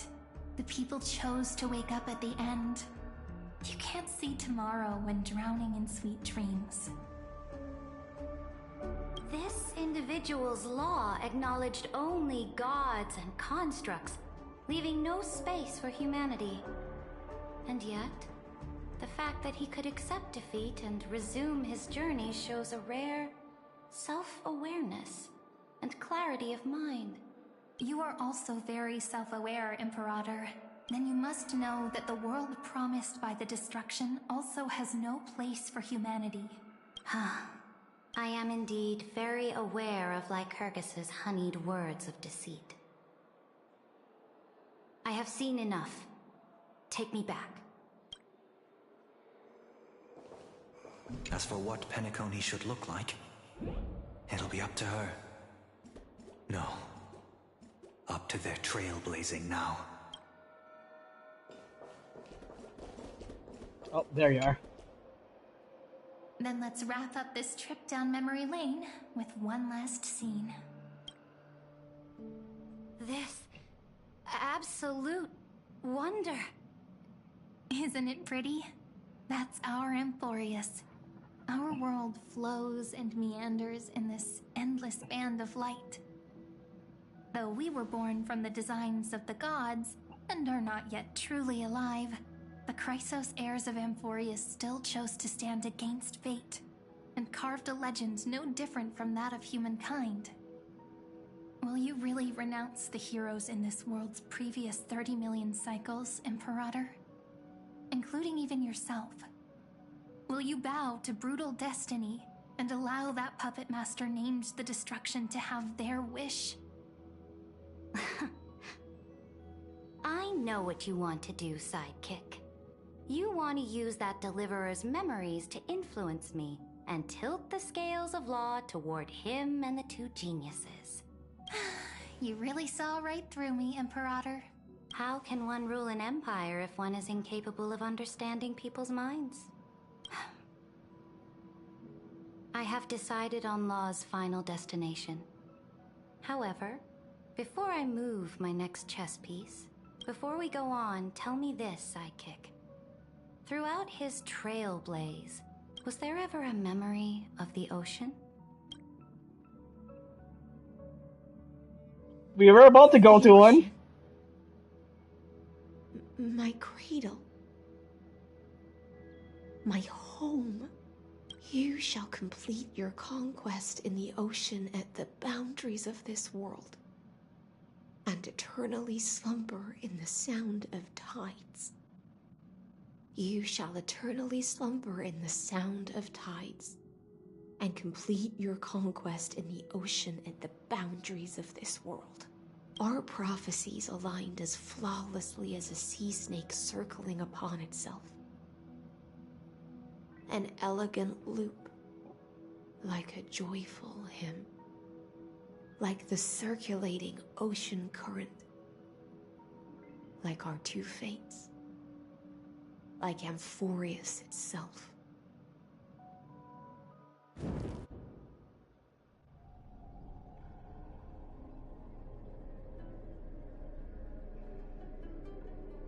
The trial is over. So tell me, who will own the divine authority of law? I won't give it to anyone. What? I am the law. Why should I give my imperial crown to any other? Both the Deliverer and the Theoros came from beyond the sky. They have no right to interfere with the lands I conquered with my own two hands. The law of Amphoreous shall be determined by Amphoreus's master. I respect that. What exactly did you see in the trial? Everything. I saw everything regarding the rules of this world's operation.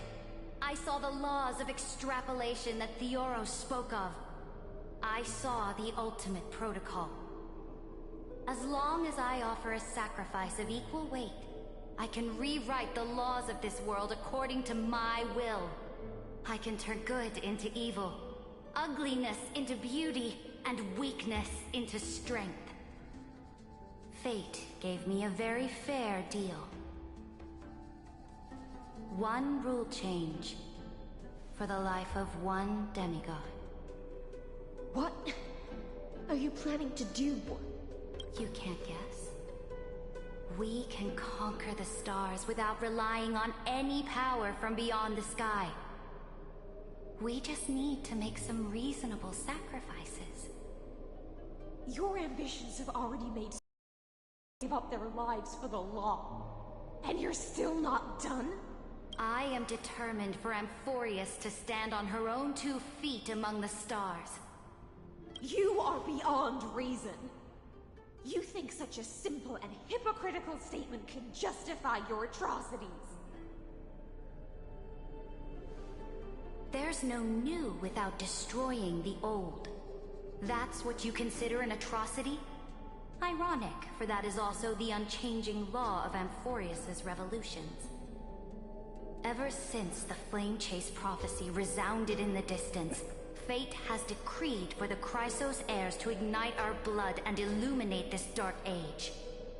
People would still be puppets of the old dynasty if it weren't for my conquests. But your world doesn't seem to be any different from your predecessors. Bloodshed, tyranny, oppression. You're making the same mistakes they did. Go and see everything for yourself.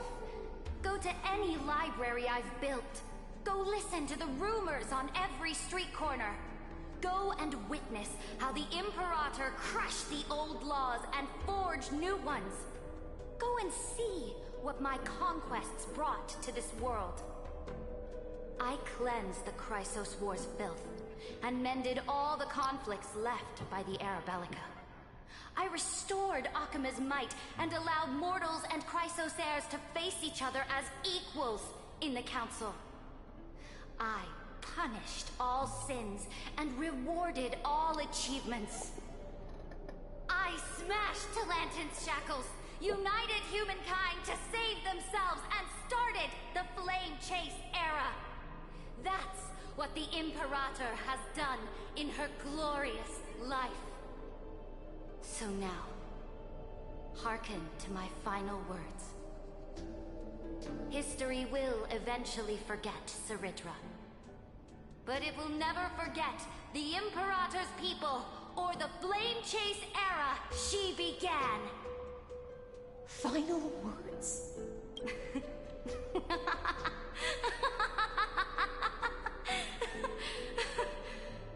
Amphoreous is about to be destroyed. There's no time left for pointless debates. There is only one law I want to overturn to aid the final battle of deliverance. so I will only offer the life of one demigod. In the name of the Imperator, I command you one last time, Electra. Either sacrifice yourself for conquest, or pierce this tyrant's chest with your sword. Thus, the Imperator concluded her final speech. At the end of her life, at the last moment before she stepped onto the altar, she gave her most loyal subject the choice to decide fate, just as she promised her compatriots before her very first campaign. My blood flows in you now. Heroic compatriots, follow me, and we'll seize fate's reins! The Imperator fell. Some say that the Dux Gladiorum turned traitor and killed her liege. Some say that she imprisoned the tyrant in a shallow pond of water, then left. Which meant the Imperator had to kill herself to rewrite the law. There are countless stories about her death. All we can be sure of is when the knight left the vortex, the Imperator was still mumbling about their past conquests together, the beginning and the end of her existence. Imperator, wait! How could someone of your status come to the front lines? Let me be the flag bearer! The troops defending the pass to the west of the grove, have they surrendered? They ran as quickly as they could when they heard your name. The Golden Cocoon Pass is now in the First Legion's hands. Good. What about the Delosian militia? The 3rd Legion set fire to the mountains and flattened everything west of the basin. They just need a few more days. That is enough. We cannot afford to miss an opportunity for victory. Lastly, how many Leydonian cannons are left? They are no more. The 2nd and 4th Legions have destroyed them all. Very good. They now have no way out, no reinforcements, and no artillery support. We will be able to liberate the Grove of Epiphany in the blink of an eye. We will launch the final charge 1 quint after the curtain fall hour tomorrow. Remember, as long as the Alliance's flag still flies on my shoulders, you must keep moving forward. Take no prisoners among the enemy soldiers. All sages who resist are to be captured and tried according to martial law. And do not destroy any books. Now go! Notify the entire army. Understood. Those who are resolved to die, we salute you. Reporting in. The mountain dwellers are resisting fiercely, and the legendary Mountain Breaker is personally engaged in battle. Their formations are nigh impenetrable. Then cease our frontal assault. Send scouts to all legions and tell them to retreat into the Tritos Plains before the parting hour. What? Are you planning to surrender? It's a strategic change of plans. The seismic walking dragon is enough for that battlefield. Walking dragon? You mean that stupid beast, Terrabox? What can they even do? Stupid? No. They are the wisest of all of Giorio's creations. Only they can perceive the currents of time. Let them deal with their earthly brethren. We will advance and take the lead in defeating what remains of our enemy. I will deliver the most fiery retribution for the humiliation they dealt us, and crown myself with a god-slaying wreath. Understood. I'll see to it. Those who are resolved to die, we salute you. The Temple of the Three Fates sent a letter, Imperator. They refused to surrender, and said this letter is their last warning to us. Tell the commanding officers not to launch any attacks unless they receive the Imperator's handwritten approval. Disobedience will be punished by death. What are you doing? The priests of the Three Fates aren't soldiers, but politicians. Do not mistakenly believe they don't have a plan. These dying pests will wring out every idea from their brains, all for short-sighted gain. They are much shrewder than we are. I am inferior to them in that regard. They also have the prophecy to wield as a weapon, something I am not blessed with. Launching an unplanned attack will only disadvantage us, as all of Amphoreous will judge our actions. Which means, I will be heading to the battlefield myself, just as I have always done. This time, however, I will go alone. I will conduct secret negotiations to ensure fate is on our side. Understood. The legions will make their preparations. Those who are resolved to die, we salute you. Why are we not allowed to march out with the army, Imperator? This will be a long voyage with no return. Those of you who bear the prophecy cannot come with me. Why are you personally leading this battle if it's doomed to fail? The Flame Chase gem cannot be without a leader. That is correct. The Empire will be without a head when the Imperator falls. But remember, as long as you seize the right opportunities, even a chaotic game will remain winnable. My departure will create a long staircase for you. You will understand what I mean when news of my death reaches your ears. Saridra, is our journey about to be over? Destroy the old laws and forge new ones. My conquest has reached its limits within the borders of Amphoreous. Since the prophecy already decreed that the Imperator would never conquer the stars as she wished, I will bow out here and try no more.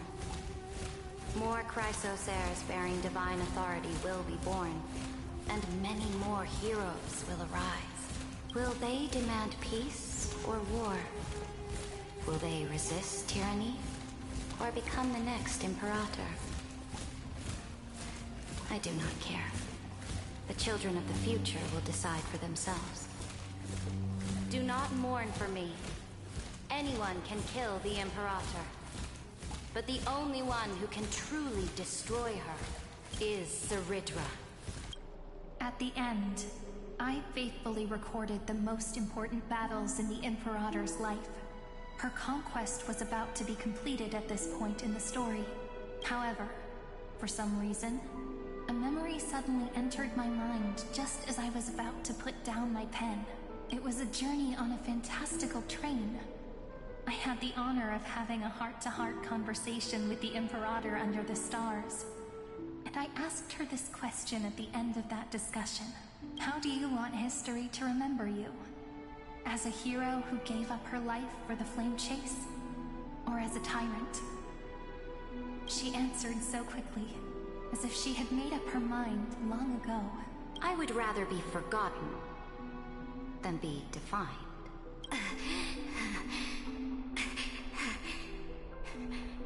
Because the law can be neither eternal nor unchallenged. And only humanity can pen laws into history's pages. Now, I have shattered the greatest law of Amphoreous. The game is nearing its end. Dux Gladiorum. Even though you killed the Imperator in the previous 30 million cycles, this time, you finally found your own law. Then, High Sealants, Electra.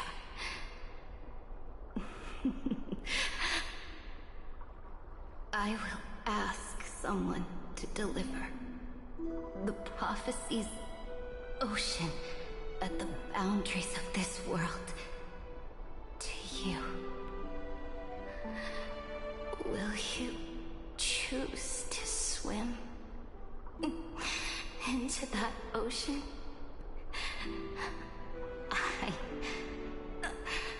do not care. Do not care.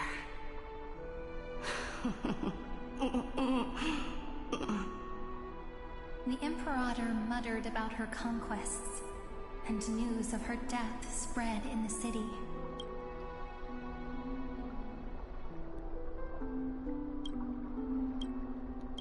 Sorry, wrong button. Freedom! Liberty! The tyrant is dead! Go! Shout this news in the streets! My people! My fellow elders! Do not panic. Stand your ground. That usurper has paid for her ambition with her life. People once cheered for my ascension. And now they cheer for my fall. No matter. I am fond of applause.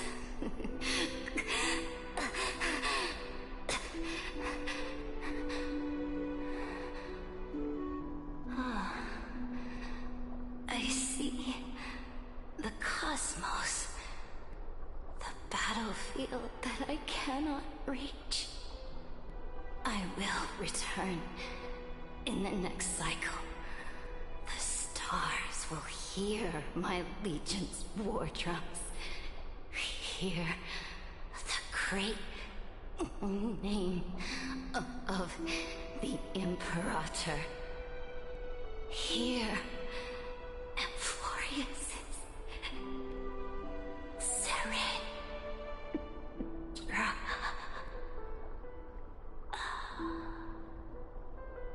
To this day, we do not know which rule the Imperator overwrote at the cost of her life. Perhaps the truth will only be revealed at the moment of checkmate.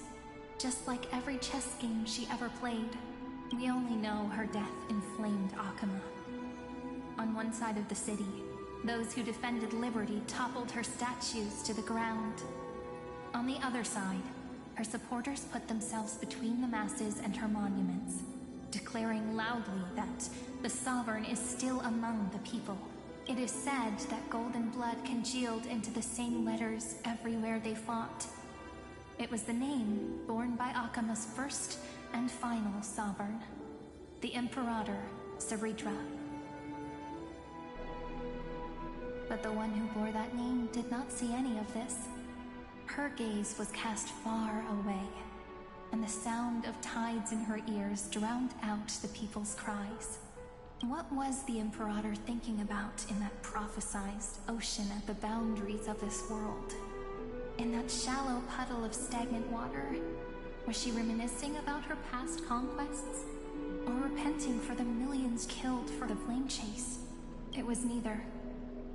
The Imperator only saw how the surface of the water gleamed like that crude chessboard, dissected by light and shadow in the afternoon when her teacher played against her for the first time. Look at this chessboard. What do the pieces look like? They are strangely beautiful. They look like the stars in the night sky ablaze.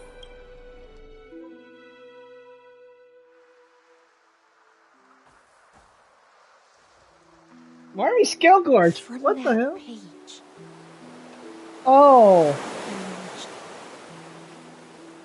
an ocean. So vast. So pure. I completely forgot about this place. Not a single trace of corruption. Is this Saritra? Electra, my subject. Ever since you walked out of the tainted ocean and pledged yourself to me, I have seen the abyss in your eyes and the emptiness in your heart. That was why I promised you a new ocean, where the Imperator's ambitions would serve as the currents, and loyalty would be its light. Electra, my subject. You have done your duty as my blade. The prophecy has now made its final decree on the road I intend to walk. My conquest is doomed to never never reach the stars. But the Imperator never makes empty promises. So take this memory, this ocean, beyond the sky, as witnessed by the Deliverer. This is the final gift that the Imperator can leave for her subject. Aww.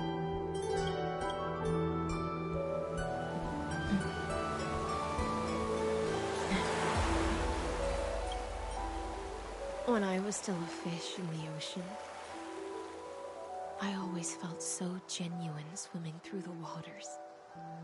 But once I stepped onto land, I found myself caught in a play. Every land dweller wore a mask in their life. So I, too, donned a costume and tried to find my role in this show. I became your blade in war and the violin strings at banquets. Do you still not get it? I do not long for the oceanic depths of my homeland.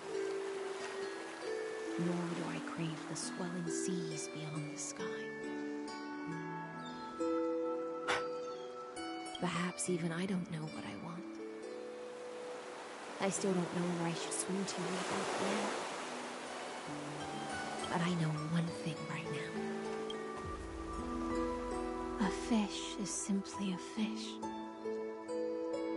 And she can never leave the ocean she's in. But whether under the ocean or on land, we two prisoners who can never escape this cave can still look outside the cave and see the stars.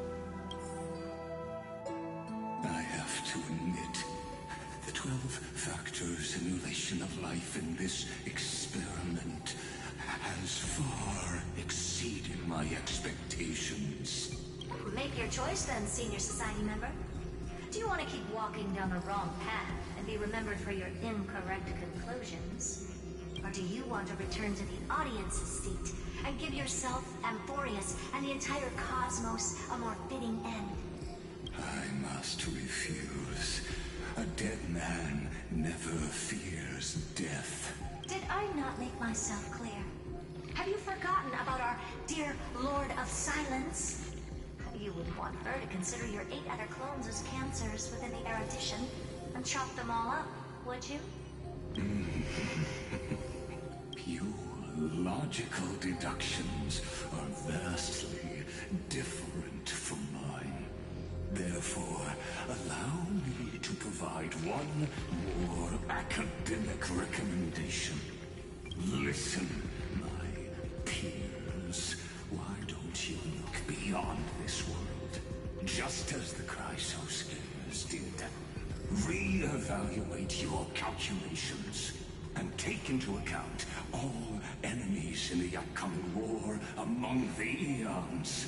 Amphoreous is not a place where 3 paths entangle, but where 3 paths fight to the death.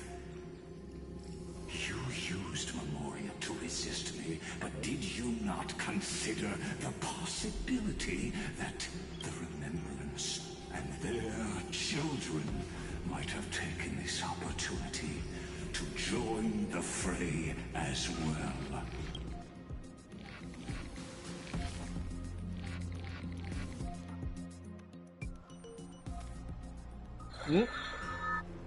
Oh, hi there.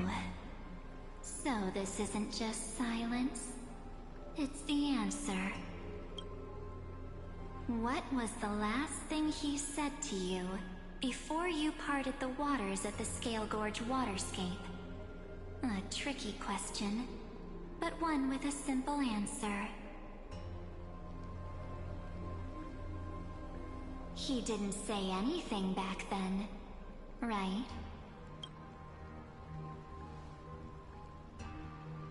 That's correct. And now I'm sure.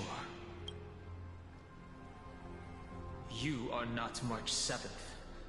There's no way she would remember that detail.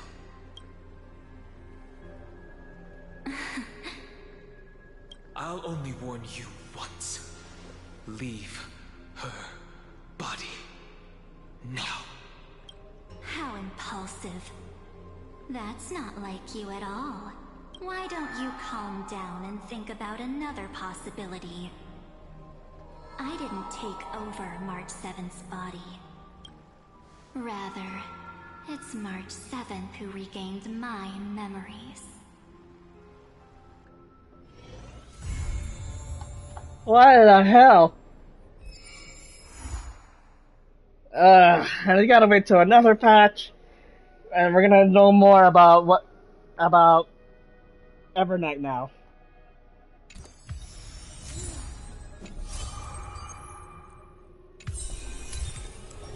So, we officially broke the cycle. Now, the question is,